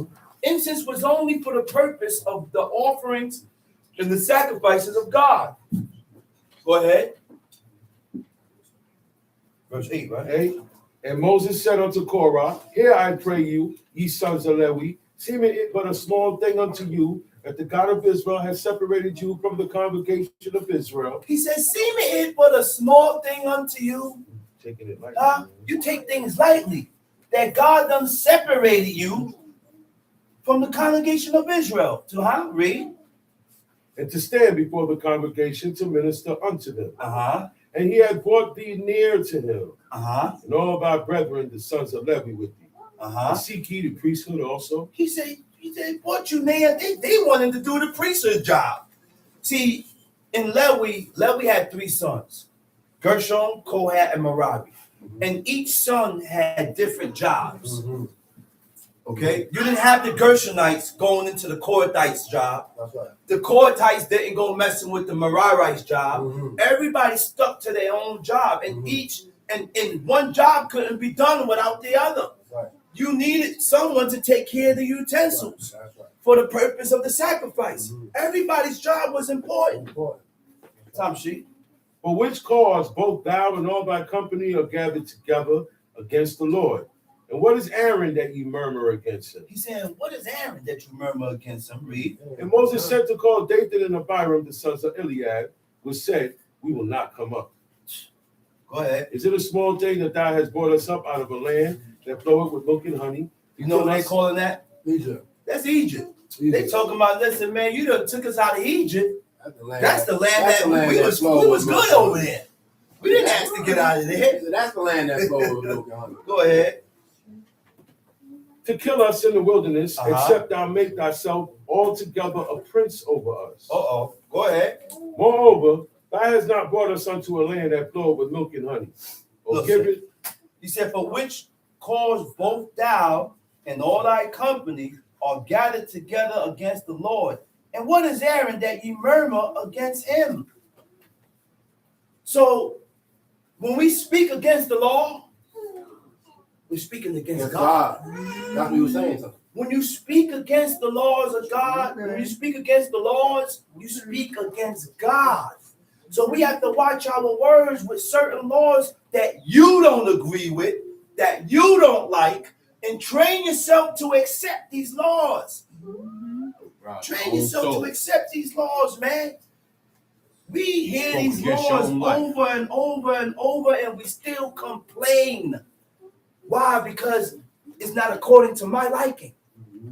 It's not how I was raised. I got a problem with it, but God don't have a problem with it. God accepts it, but you don't accept it. That's not cool. All these things is what hold us back. Tom Sheep. Wilt thou put out the eyes of these men? We will not come up. Look at these guys here talking about we ain't coming up. Go ahead. And Moses was very wroth and said unto the Lord, Respect not thou their offering. I have not taken one ass from them, neither have I heard. Respect not thou their offerings. That's deep, man. Moses asked God not to respect their offerings. In the Hebrew, for respect is tefem, tal, pay, nun, sophie. It means respect. It means to pay attention to. It means to look towards. It means to regard with favor. So that's heavy, man. Because not all praise is accepted by God. God don't pay attention and turn towards every prayer. Because in order for God to accept your prayer, we have to be accepted before God. Which means if God don't accept us, then your prayer is not accepted. That's what happened with Cain and Abel. That's what happened with Cain and Abel. God accepted Abel, but he didn't accept Cain. So because God accepted Abel, he accepted his offering.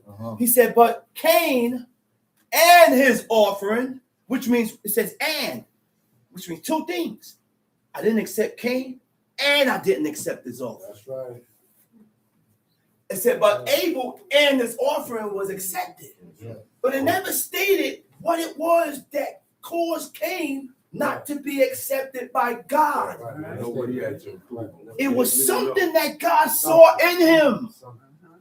Because as we read, he ain't did nothing. His idea was to set up an offering. Because his mother and his father already told him. You think they ain't tell him? And informed them about what happened in the Garden of Eden that they got put out of. God created the heavens and the earth and everything. And then he stationed the Garden of Eden in a specific area and placed Adam there.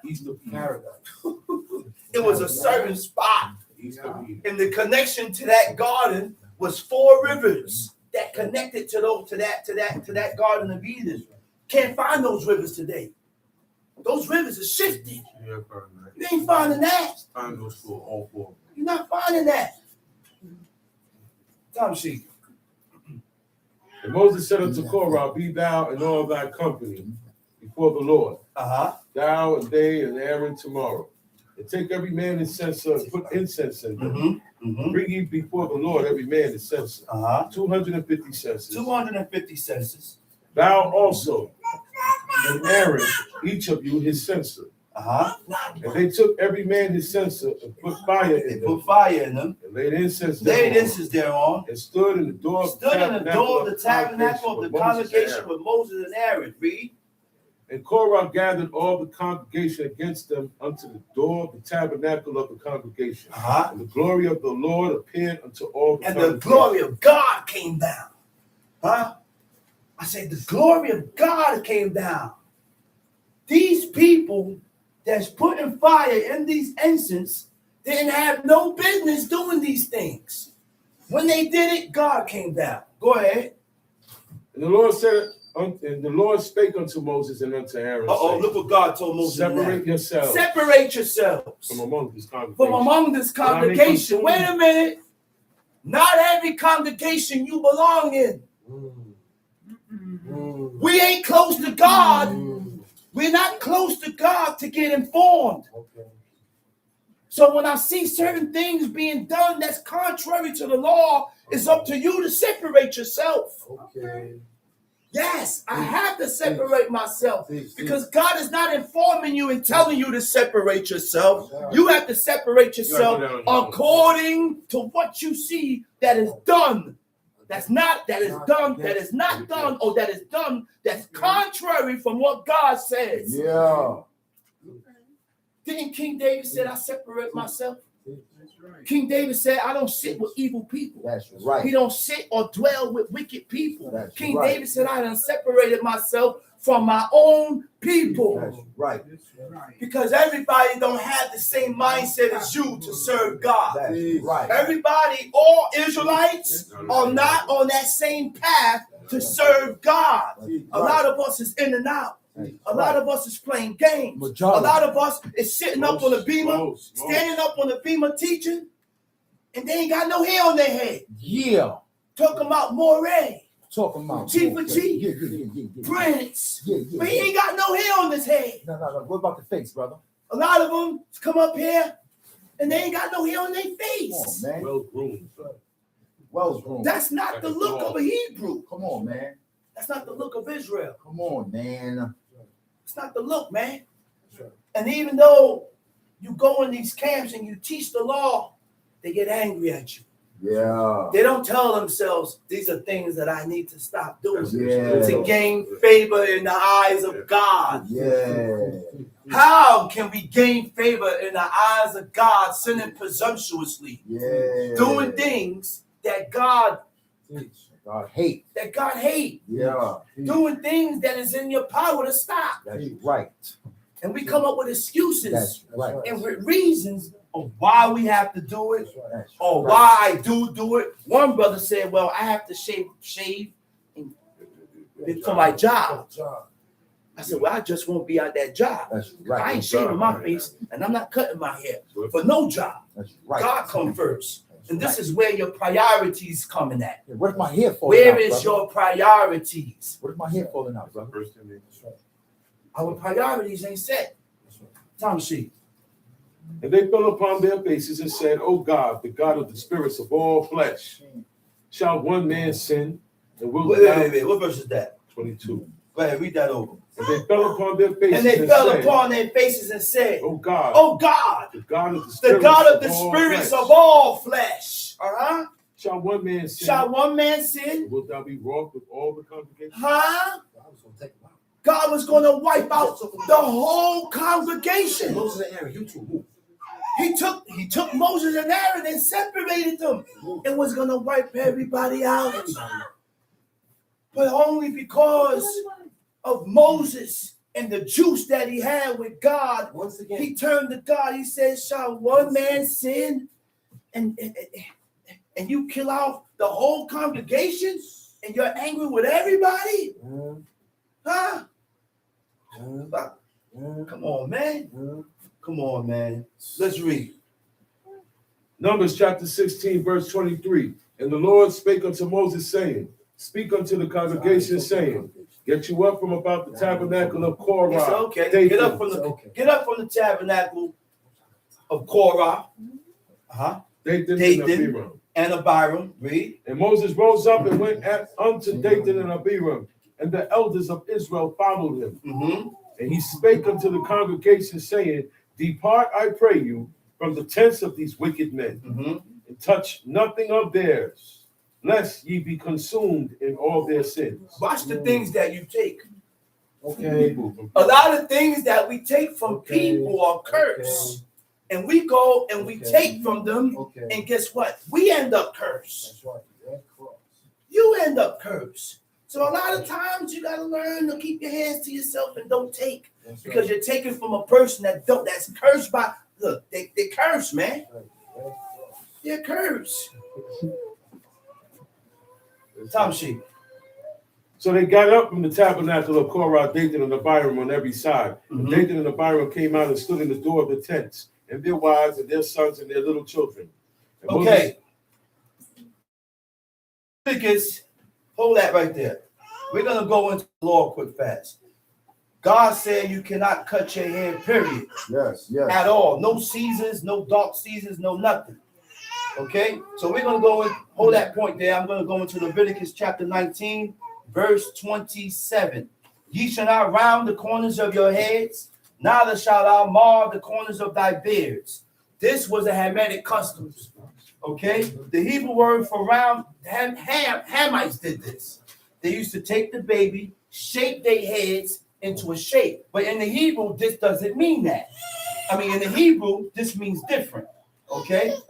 27, it says, Lo takwipu. The word takwipu, the root word is kwipa. It means you should not skim off. You should not skim off a payat, a side section, lock, or curl. Okay? With lo tashki, you should not corrupt et payat, a side section, lock, or curl of your beard, which means you need hair on your head. You should not have, we shouldn't be having Caesars. You can't cut your hair low and still have a little, no, you can't, none of that. Can't cut it at all. You can't cut your hair at all. No kind of season. The only thing that you could do is shorten the length. If you have locks or you have long hair, you can shorten the length of it. But there's no way you're going to have actually no hair on your head. Just a little dark spot there. Nah, that's not, you violate. You violate. And getting a Caesar is under the banner of Julius Caesar. No Caesar is good. You can't, no type of Caesar is good. A light Caesar. Because a Caesar comes from Greek, Julius Caesar. Under the banner. Right. Tom sheet. Number 16. So and Moses said, hereby ye shall know that the Lord has sent me to do all these works. What verse you at? For I have, verse 28. 28, read. For I had not done them of mine own mind. If these men died the common death of all men. What verse you at? I'm at 29 now. I just finished 28.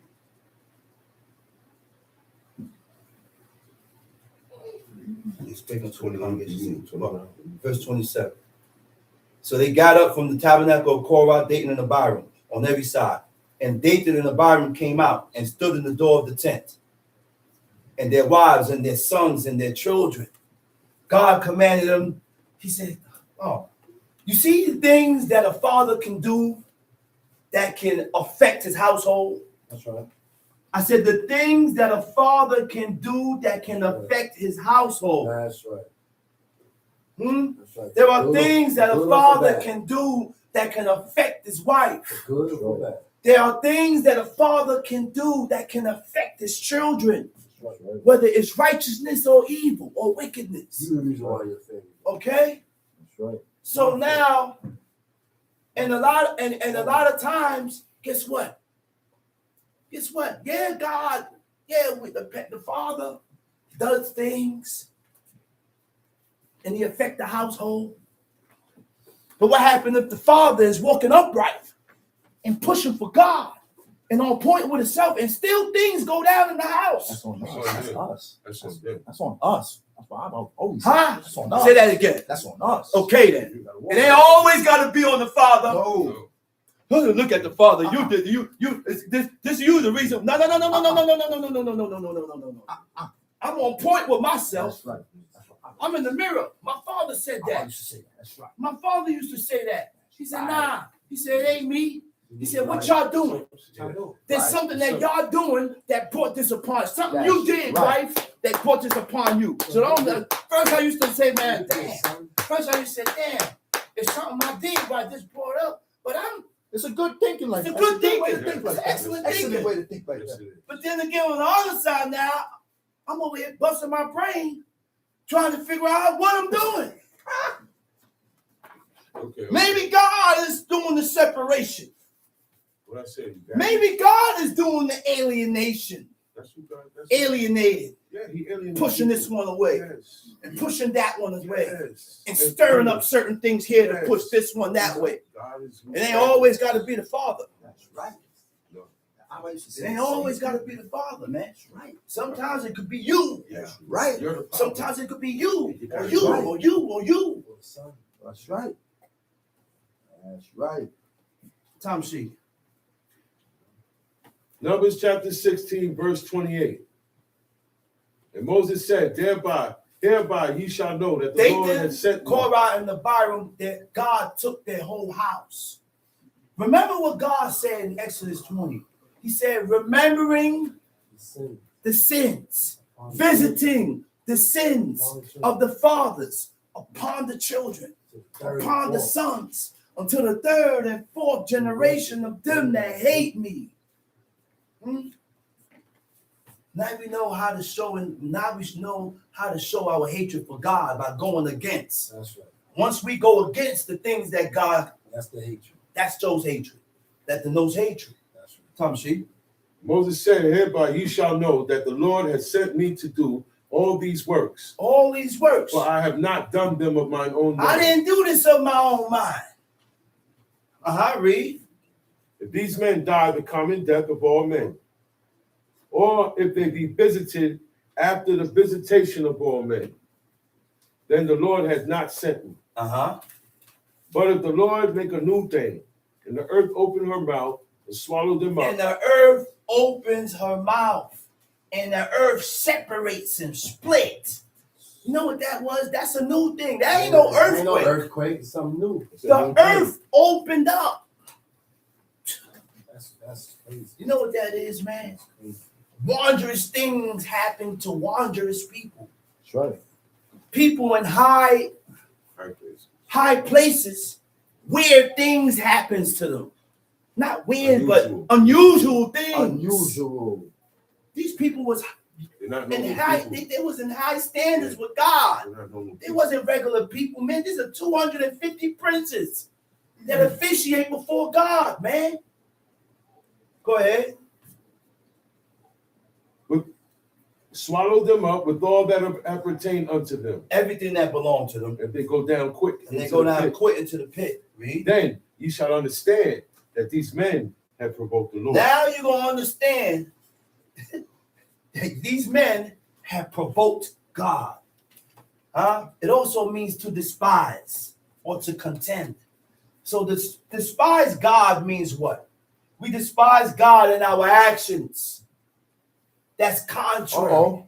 I said we show our despisement for God in our actions that is contrary. That's just speaking Being of the word. disobedient by not considering the laws of God, Yeah. by prioritizing worldly things over what God considers good or evil. Yeah.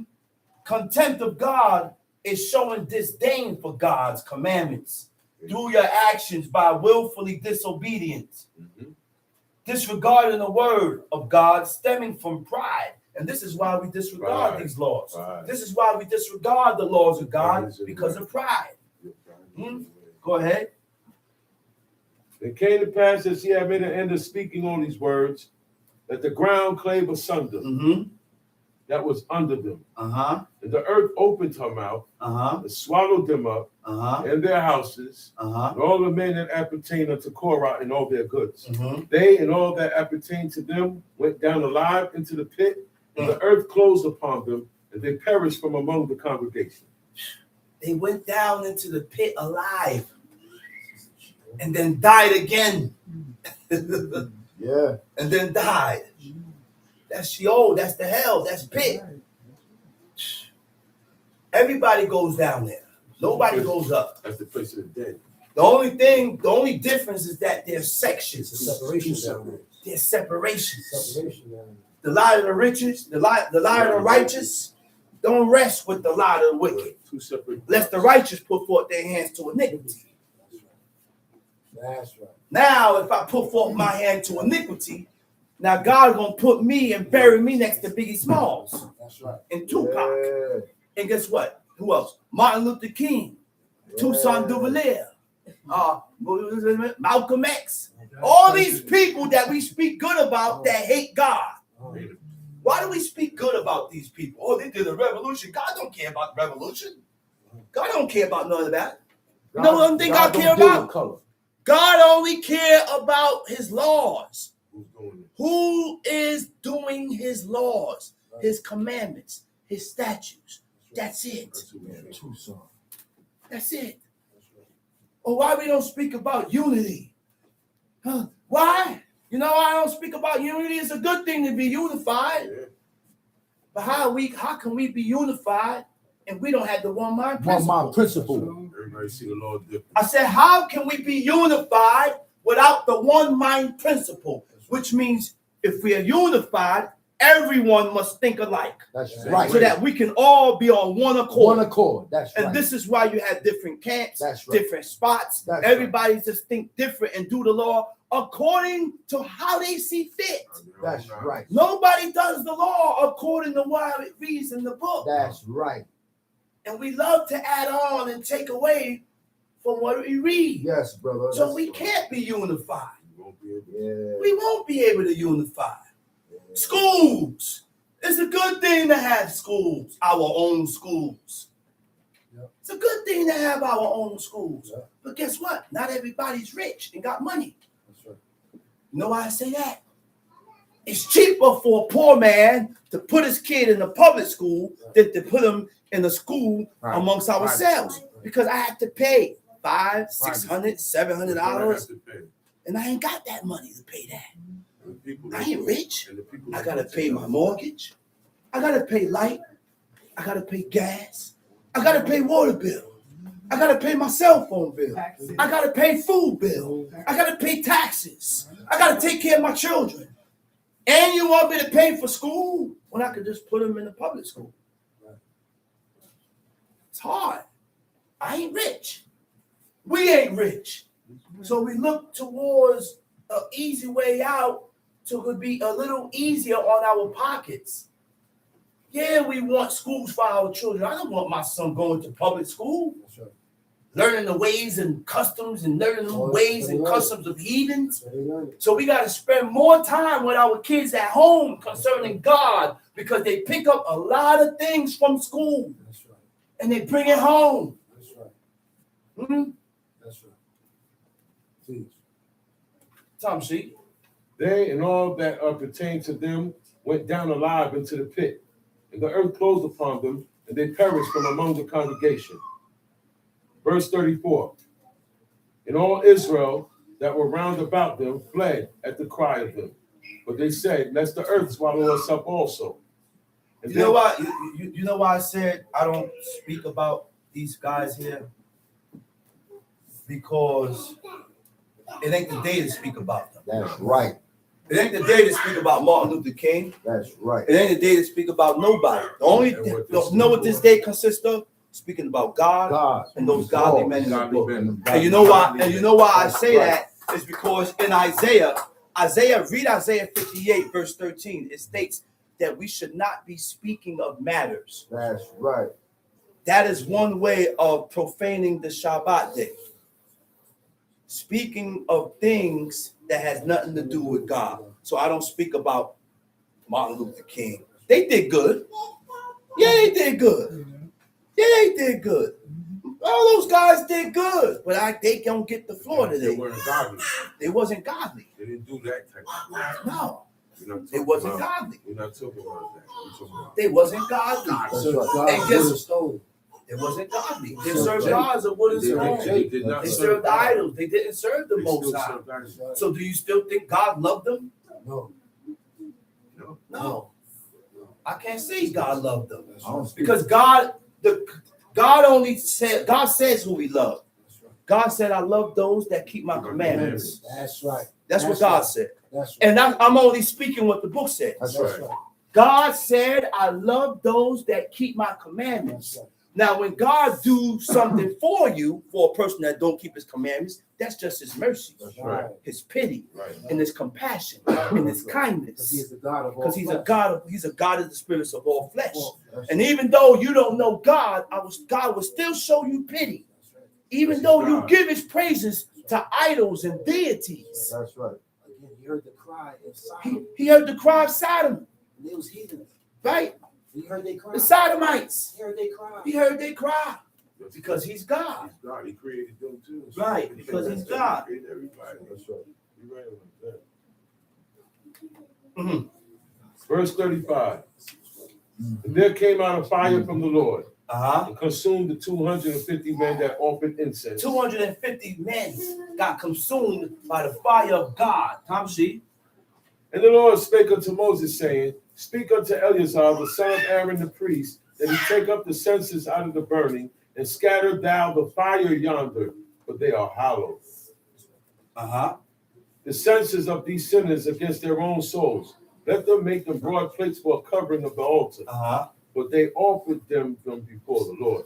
Therefore they are hallowed, and they shall be a sign unto the children of Israel. Uh-huh. And Eleazar the priest took the brazen censers, wherewith they that were burnt had offered, and they were made broad plates for a covering of the altar. Verse Okay. 40. Go ahead. So let's cut that. Let's go to Proverbs 13. Proverbs chapter 13.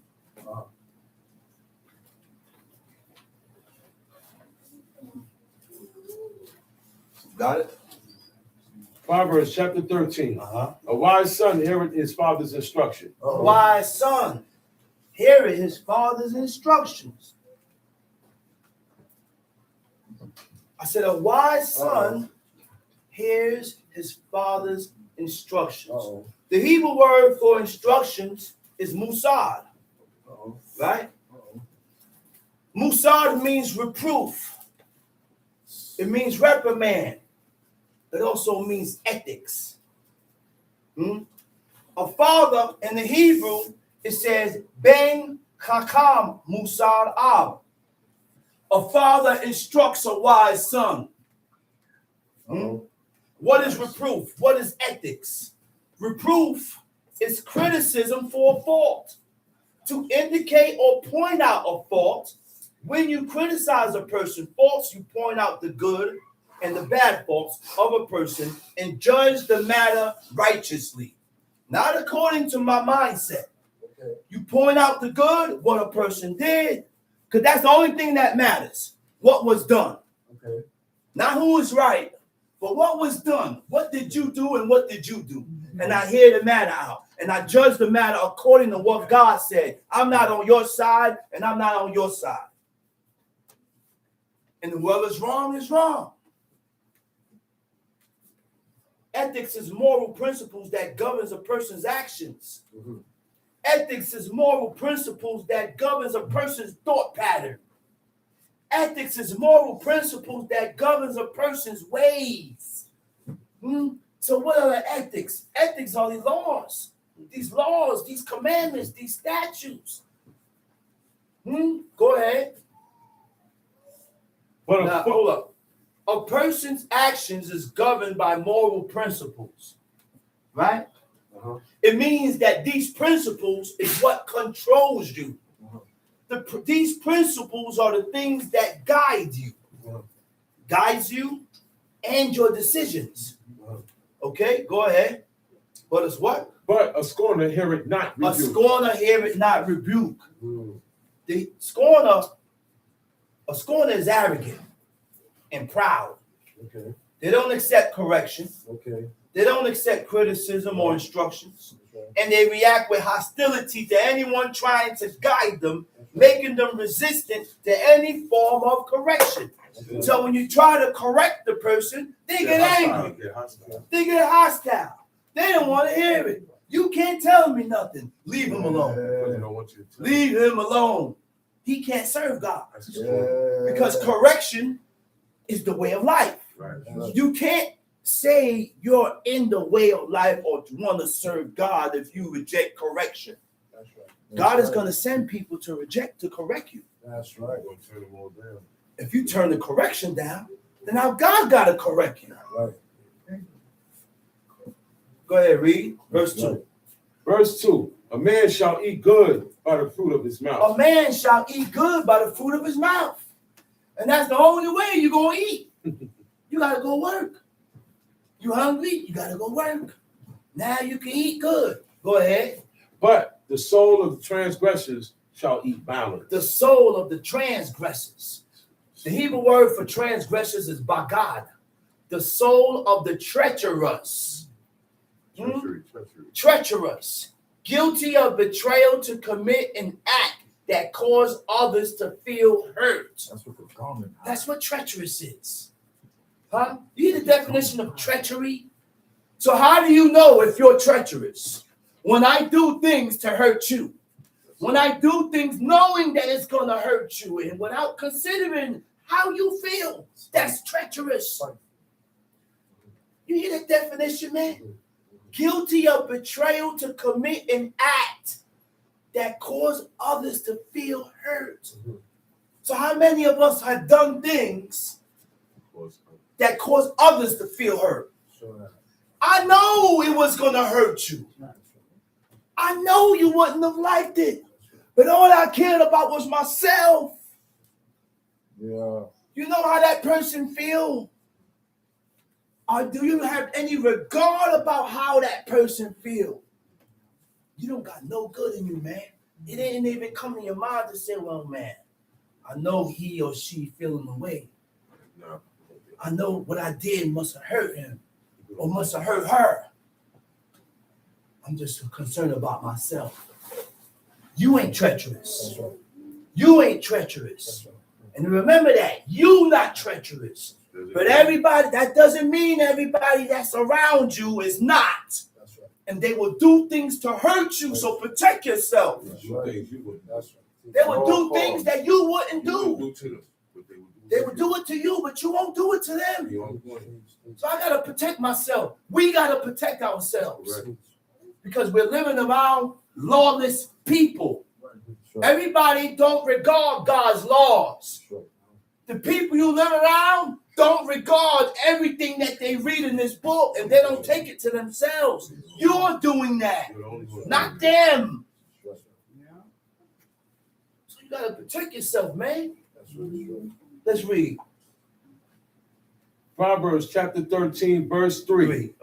He that keepeth his mouth, keepeth his life. He that keepeth his mouth, he that guardeth his mouth, he that watches his mouth, guardeth his soul, guards his life. Because you can say things that will bring trouble. You can say things that can hurt other people. You can say things that bring death. You can say things that put people in trouble. And not everything is ought to be spoken about and said. Sometimes it ain't the right time to say it. Sometimes you shouldn't say it at all. Certain things supposed to die with you. You don't understand that? Certain things is not supposed to be said to where you hear certain people saying, yo, bro, you shouldn't have said that. Yeah, but there's no yeah, but. You don't mention that. That's why you can't talk to everybody. Because your business will be all over the place. You know when your business spread? When they get angry at you. You become a dog. When they get angry at you. And then they spread everything around. And they spread everything around. All the little birdies. Everybody. Tom sheet. But he that openeth wide his lips shall have destruction. He that openeth wide his lips shall have destruction. Know when to close it and shut up. You open your mouth too wide. You done said too much. You done said too much. Now you got to live according to what you said. Somebody gonna answer. I want to continue and come back, but I can't because I put too much out there. I said too much. I done said too much. So now I'm going to have people looking at me weird. I thought it was the way you said it. I thought you said this and this and this. Go ahead. The soul of the sluggard. The soul of the sluggard desire it. Yeah. And have nothing. Yeah, he gonna desire, and yeah, he gonna be in need, and yeah, he's gonna be in want because he's lazy. He's lazy. Go ahead.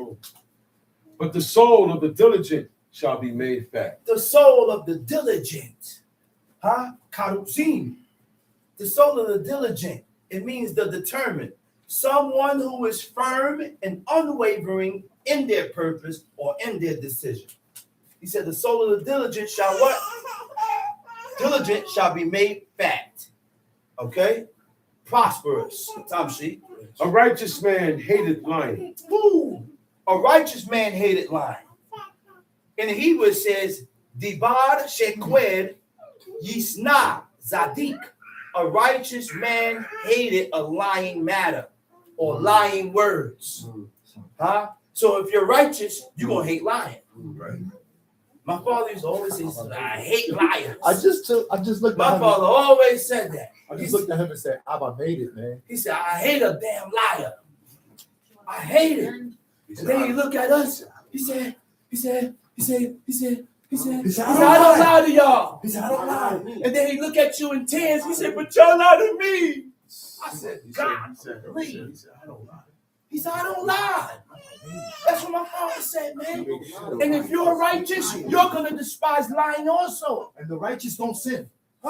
If you're righteous, you're going to despise lies. That's what the book says. It said a righteous man hated lying. And if you're on that righteous path, you ain't going to lie. You are not going to be a deceiver.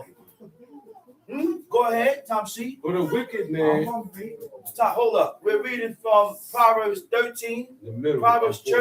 Proverbs chapter 13, verse what? In the middle of 4.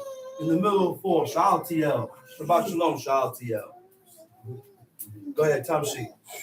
But a wicked man is loathsome. But a wicked man is loathsome. And cometh to shame. Wait a minute. A wicked man is loathsome. Ba'ash. It means odious. A wicked man is look, ba'ash and odious means what? Extremely unpleasant. How many unpleasant people you done met? That shows that they're wicked. He said a wicked man is unpleasant. He's odious. He's repulsive.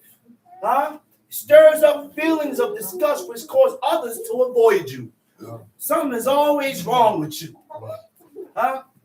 Go ahead. Righteousness. It also means repellent. It means you drive away people. You push people away. Let me explain that now. A king or prophets or teachers or leaders, you don't repel people. You attract.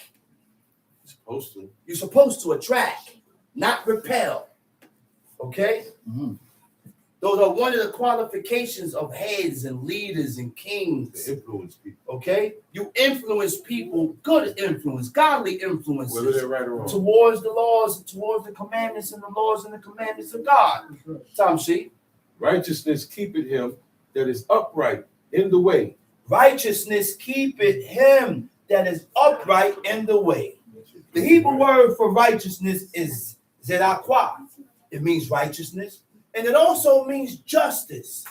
Justice keepeth him or guards him that is upright. The Hebrew word for upright is tam. It means perfect. It means whole. It means complete. Remember, God only accepted Joshua and Caleb because they was holy with God. Now, what do I mean by being holy or complete with God? They didn't sin presumptuously. Everything they knew to be lawful and right by God, they did it. And they didn't make excuses for what they came up short in. And that's our problem. We make too many excuses for our shortcomings. And we get comfortable in it. And we still want God to accept us.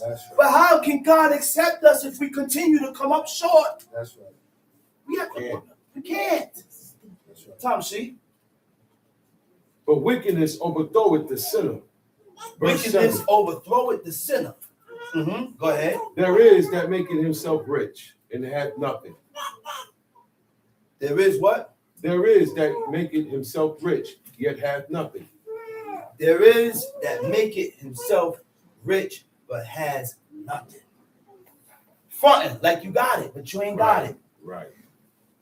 Read. There is that maketh himself poor, yet hath great riches. He's fronting too. There is that what? That hath nothing, yet there is that maketh himself poor, hath great riches. Go ahead. The ransom of a man's life. What verse you at? 8. Go ahead. The ransom of a man's life are his riches. The ransom of a man's life are his riches. Go ahead. But the poor hear it not rebuke. The poor don't hear you. The ransom of a man's life is his riches. He could pay. He could pay for his life. He could pay for his life. He could pay himself out of any situation. Okay? Come, Tom C. Read. The light of the righteous rejoiceth. The light of the righteous rejoiceth. Read. But the lamp of the wicked shall be put out. Read. Only by pride cometh contention. What is pride? The Hebrew word for pride is zadon. It means presumptuous. What does presumptuous mean? Presumptuous means what? Overstepping boundaries. All right? Okay? It also means arrogant. Okay? Now let's read that over. Only by pride cometh contention. Only by pride cometh contention or cometh strife. Somebody's pride. Somebody's pride done got in the way, and this is what stirred up the argument. Because guess what? No one wants to take the soft shoulder. You don't want to back down, and I don't want to back down. There we go. Yeah. We just keep pushing and keep pushing. Everybody just keep pushing and pushing. No one wants to back down. Why? Because of our pride. And our pride is what is one of the things that gets in the way of us serving God. That's right. Okay? Tom Sheep. But with the well advised is wisdom. But with the well advised is wisdom. With the well advised. No, I've seen. With the counsel. With those that are counseled is wisdom. I said the ones that are able to be counseled and advised and told something is wise. So So when I come to you to try and give you some good words and you don't want to hear it, you ain't wise. No. You're not a wise man. Yeah. Leave him alone. That shows whether you're wise or not. That's right. Hmm? That's right. Tom, see? Wealth gotten by vanity shall be diminished. Well, But what? wealth gotten by vanity shall be diminished. Tom, see? But he that gathereth by labor shall increase. But he that gathereth by labor shall increase. You go to work, you're going to increase. You're going to have because you went to work. You got to put that work in. Tom, see? Hope deferred maketh the heart sick. Hope deferred maketh the heart sick. You know what hope means? Tochelet. Tochelet means expectations. Hope deferred maketh the heart sick. You're expecting. And because I didn't receive, Hurt your heart. Yeah. I'm hurt. Yeah. That's true. I'm hurt. That's true. There you go. I'm sick There you go. because I'm expecting. That's right. And you didn't get it. My hope is for my hope. So I'm sick now. I'm hurting now, man. That's true. Yeah, I feel bad. Yeah, I'm hurting. I was expecting this. That's right. Go ahead. But when the desire cometh, it is a tree of life. But when this desire coming, Oh, yeah. you say, wait, hold up. Hurt deferred, delayed, right? This is why it's important to keep your word. Mhm. Because I'm looking forward to what you agreed to. That's right. When you don't get it, it makes the heart sick, Yes. make you feel away. That's right. Okay? Verse 13, right? 13. Read. Whoso despiseth the word shall be destroyed. Whoso despises what? The word The word shall be destroyed. shall be destroyed. The sinners Right? despise the word. Whoso despise the word shall be destroyed. The Hebrew word for destroyed is kabal. It means his destruction. It means pain. It means suffering. Despise what word? What word is we talking about? Oh, the word is God. It ain't talking about regular words. God's word. It's talking about the word of God. That's right. He said, whoso despise the word That's shall right. be destroyed. That's right. And when you look up the word for destroyed, it means destruction, shall suffer pain or suffering. Deliver the Sounds message. like that. Deliver the message. Tom, see? Verse 14. Uh-huh. The law of the wise is a fountain of life to depart from the snares Hold of up. death. He said, but he that feareth the commandments shall be rewarded. He said, but he that feareth the commandments shall be rewarded. The opposite is destroyed.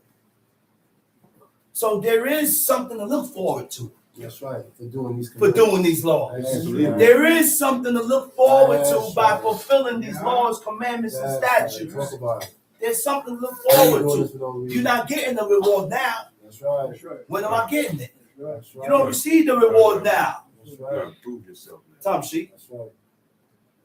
The law of the wise is a fountain of The life law of the wise is a fountain of life, to depart from the snares of death. to depart from the snares of death. To turn away from the snares of death. Tom, see? The good understanding giveth favor. Good understanding giveth favor. The Hebrew word for understanding is sekel. It means prudence. It means insight. So what is Insight. prudence? Prudence is the ability to govern and discipline oneself. That's prudence. When I'm able to govern and discipline myself Okay. by using the reasoning of God, Okay. that's how you discipline yourself. Okay. By using the laws of God Okay. to pinpoint my faults, to pinpoint my wrong, to pinpoint where I went wrong at with God or dealing with God or each other, Okay. right? The virtue of exercising care and good judgment in matters, being able to look ahead and anticipate future outcome of your actions. Future outcome of your actions. We don't do that. We just react, we say things, we do things, but we don't be on point. We're not on point with the effects of our own actions, with the things, with the consequences of the things that we do. All right? Through reasoning, controlling myself, thinking before. Okay, Tom C. Good understanding giveth favor. Good but the way- understanding giveth favor. But the way of transgressors is hard. But the way of transgressors is hard. The way of the treacherous is hard. Transgressors don't change for the better. They don't change for the better. They remain the same. They remain the same. There's no changes. That's right. Tom C. He said the way of the transgressors is hard. You know the Hebrew word for hard? It says aleph yod tau yod nun sofi. A time. It means permanent. The way of transgressors remain the same. They're permanent. They don't change. There's no changes in people that are transgressors or that or willfully violating God's laws. You ain't gonna see no changes in that person. So that's how you know when a person is a transgressor. That's right. I'm gonna see the changes in you. That's right. You're gonna see the changes in me. That's right.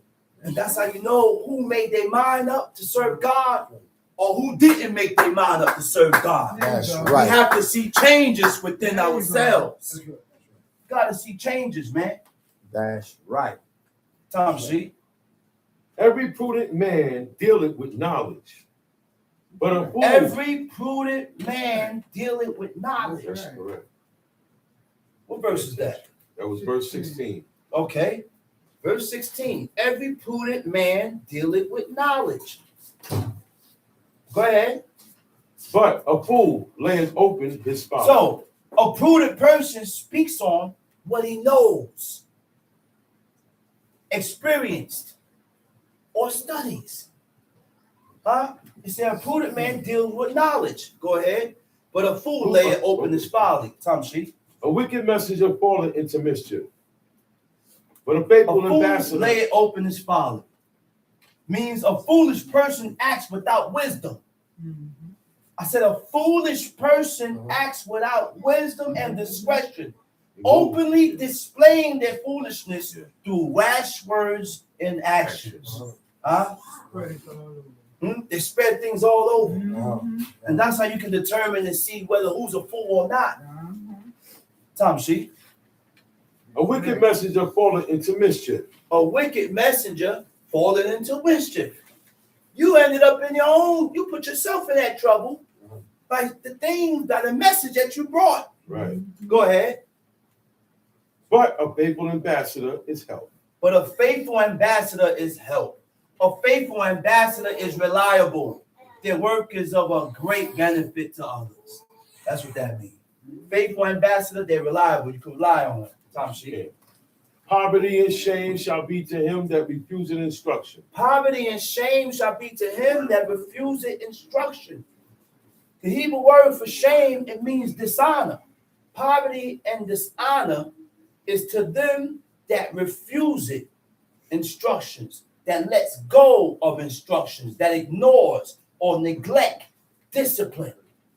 When you neglect discipline, when you neglect or avoid correction, when you let go of instructions, you're only going to receive two things from that: poverty and dishonor. That's right. Tom Sheep. Poverty and shame shall be to him that refuseth instruction, but he that regardeth reproof shall be honored. The desire accomplished is sweet to the soul.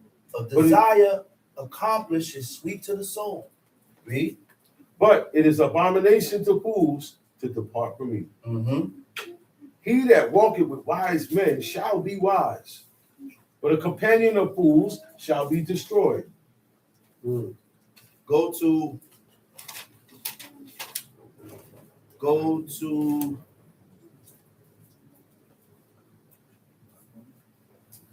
Psalms.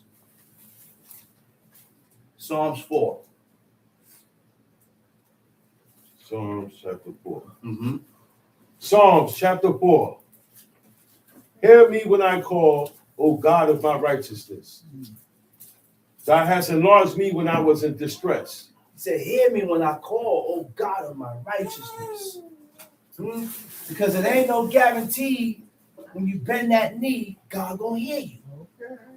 It ain't no guarantee that when you bend your knee and you spread forth your hands towards heaven and saying your prayer, it ain't no guarantee that God hears you.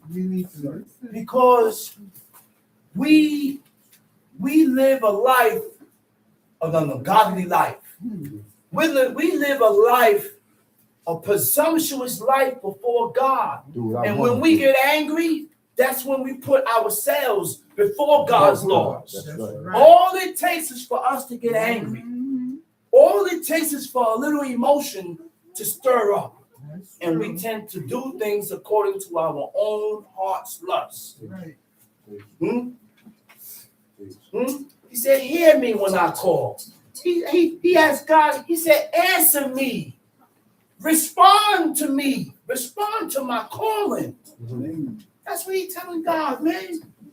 Answer me when I call.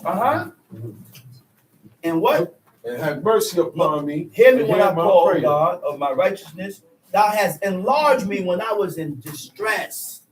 You know, it's the Hebrew word for enlarge. It means rakab. Enlarge means to give a greater scope to. Right? A scope is what?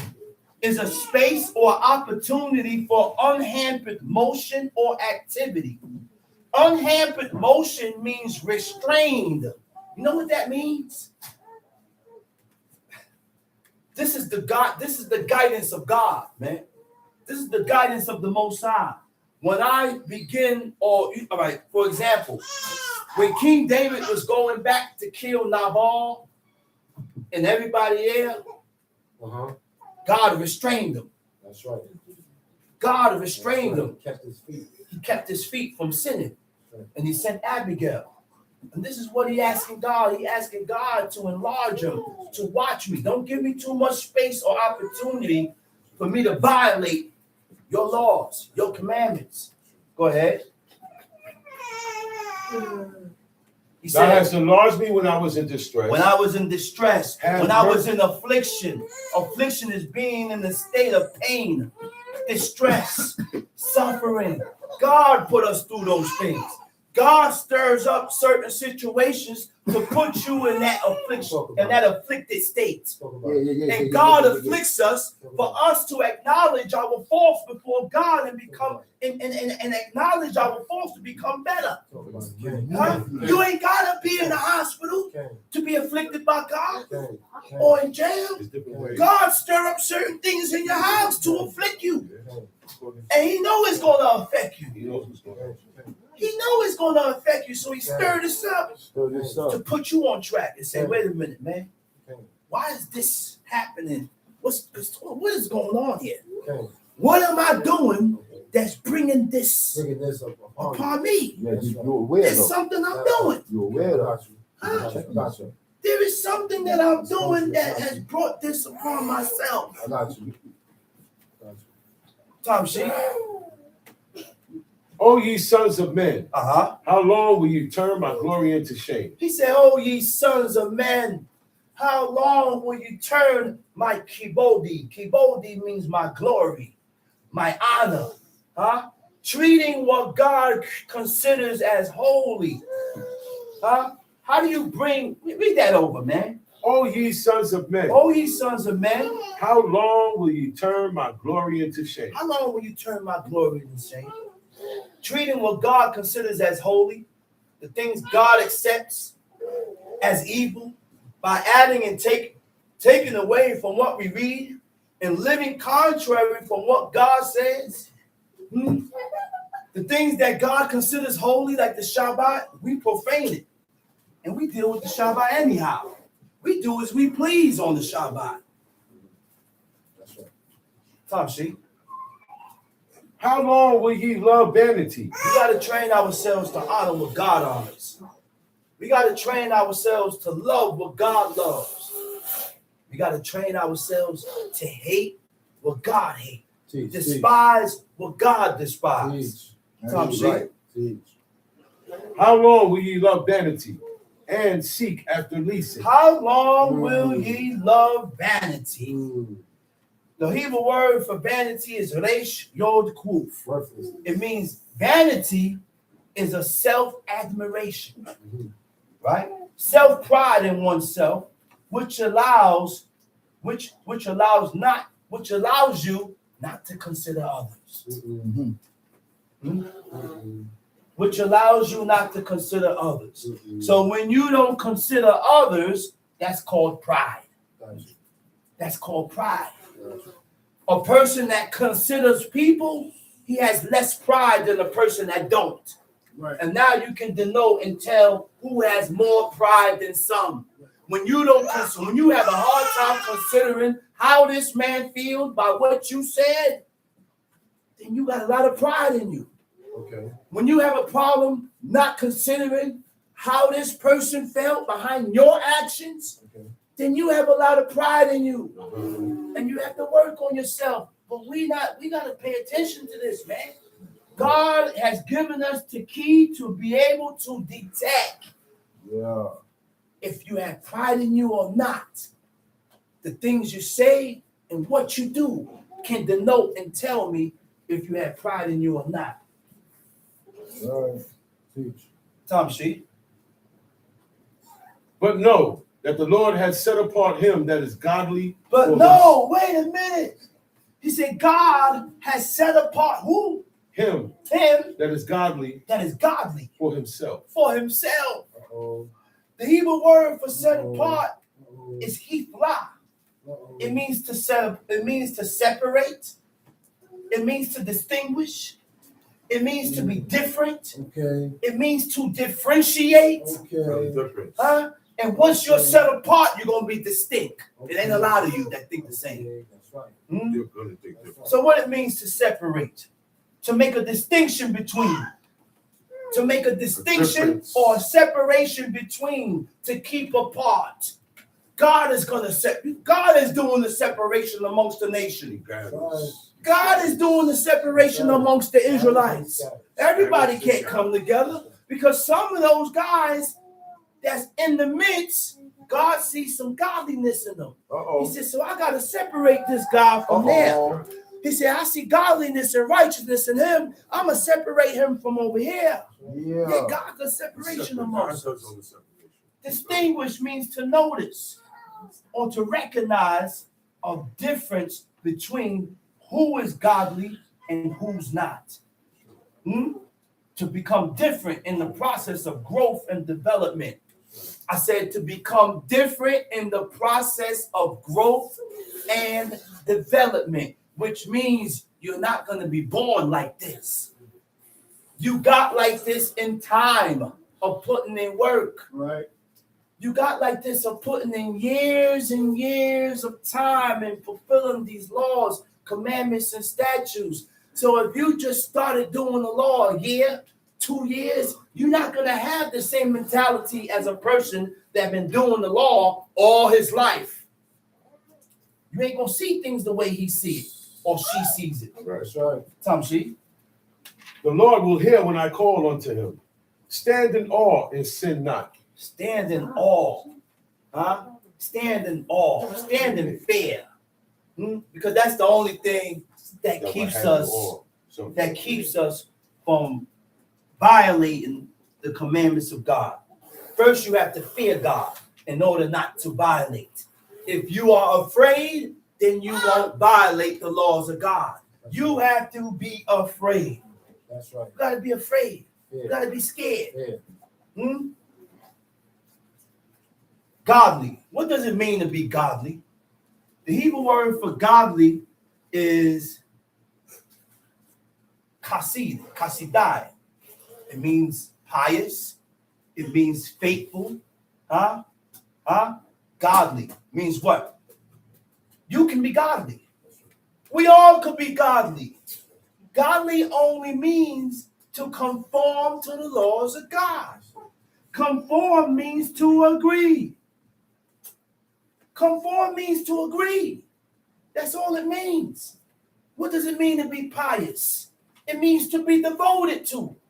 Have you devoted yourself to the laws and the commandments of God? If you have devoted yourself to this way of life, then you're pious. But devoted, honoring God through your actions.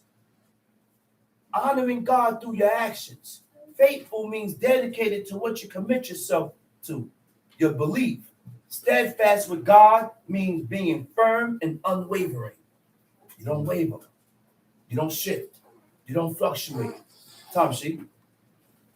Commune with your own heart. Commune with your own heart. Upon your bed. And when you commune with your own heart, that's called self-reflection.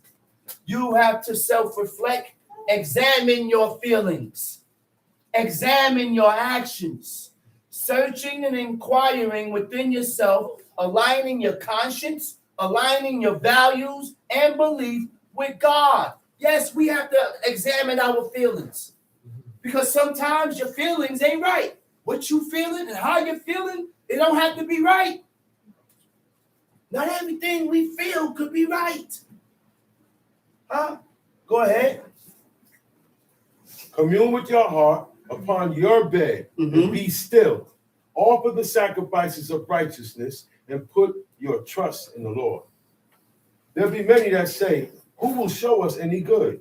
Lord, lift thou up the light of thy countenance upon us. What verse you at? I'm at 7 now. Okay. He said, there are many that say, who will show us any good?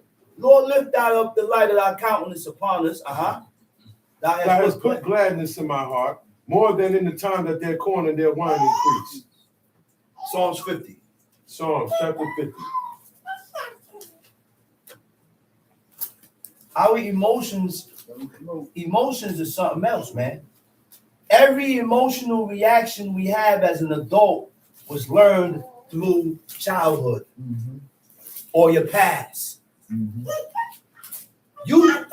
We as parents, we are the ones that teach the child feelings, what to feel for, what not to feel for. My son looked at it and he frowned at certain things because I taught him what to frown at, to where other children wouldn't frown at it. It's natural to other children.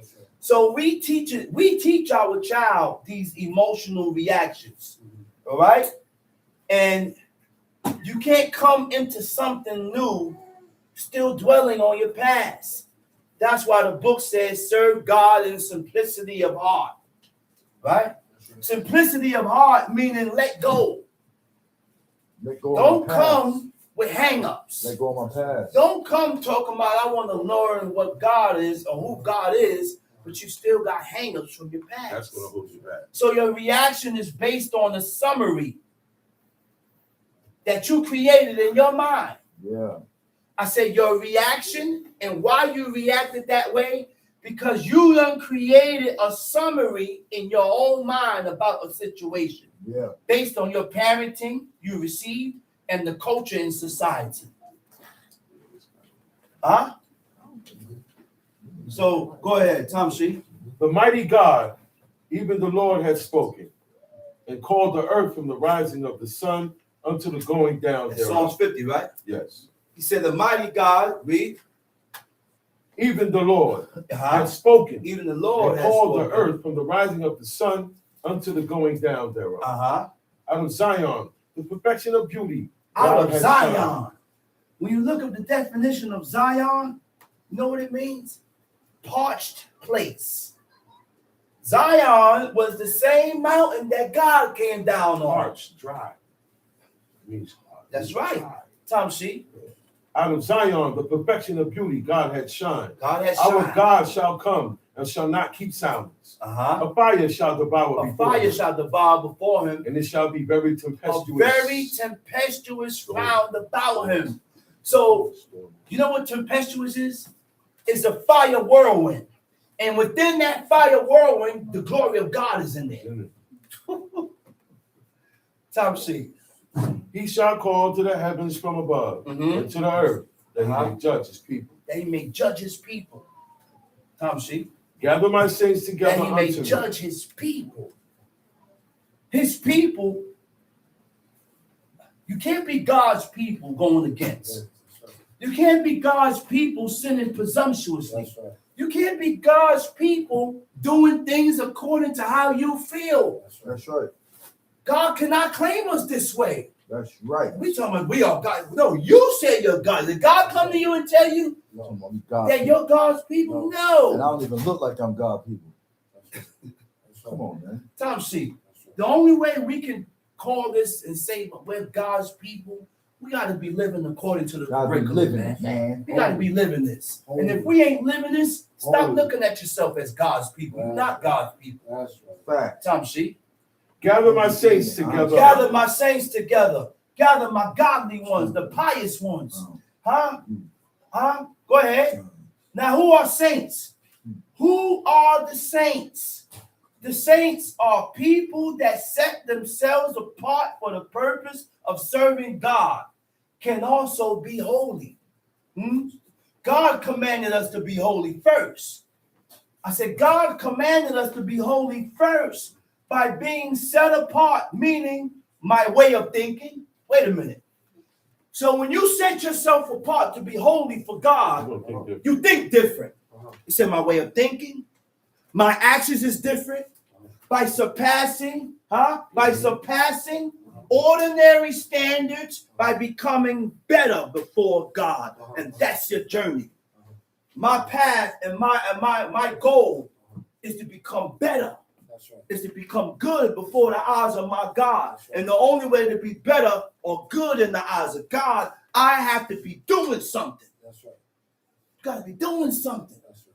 And we're doing what? Doing these laws according to what it says. Right. And not making excuses.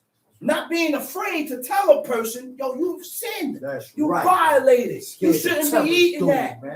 Because we scared to tell people. Come on, man. We scared to inform our Hebrew brothers. Come on, man. You see a brother doing something and you won't say nothing. Won't say nothing. And then you go and talk about it to this one. No, tell him. Yo, man, according to the law, man, you shouldn't be doing this and this and this. The whole table full of oxtails. You know why?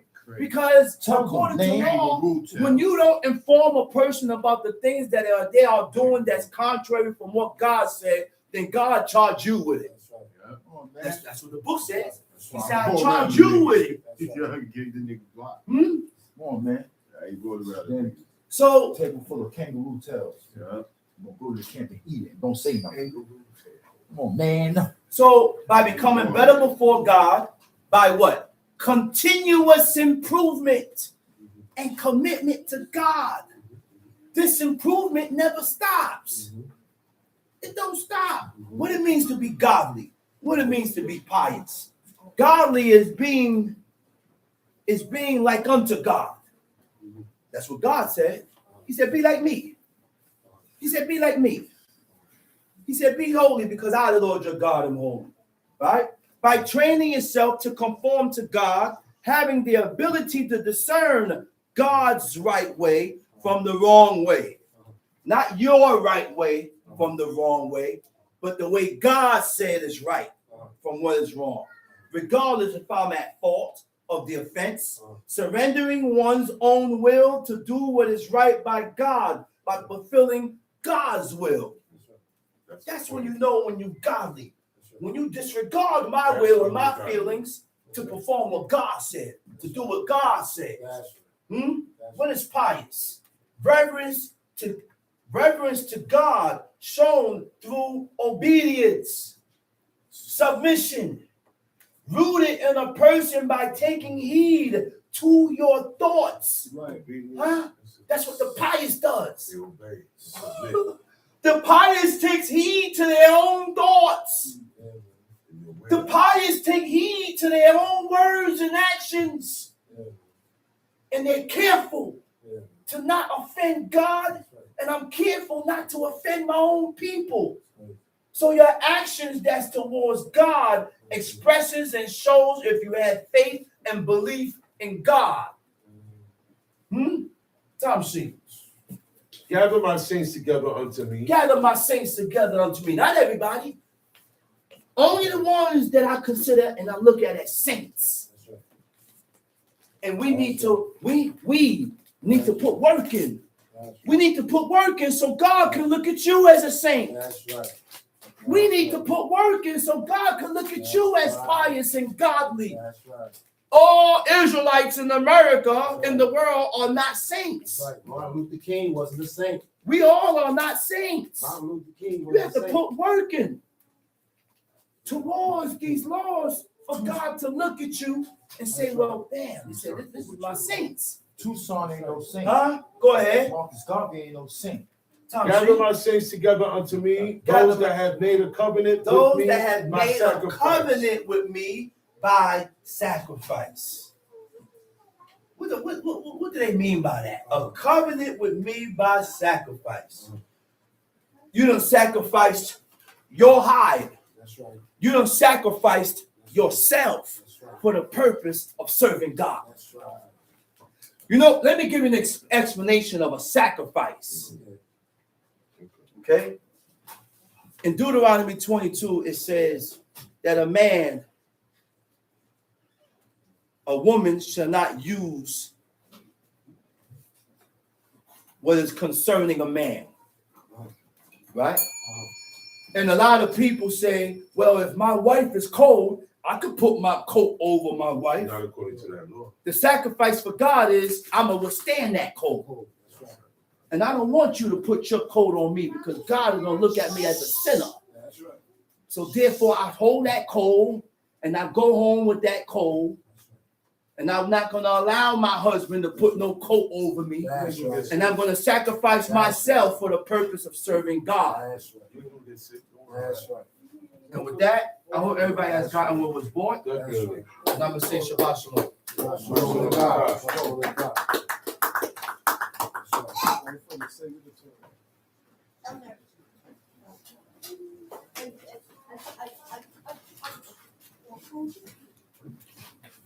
That's right. You finished? You finished doing the page. You finished doing the page. Stay with the page.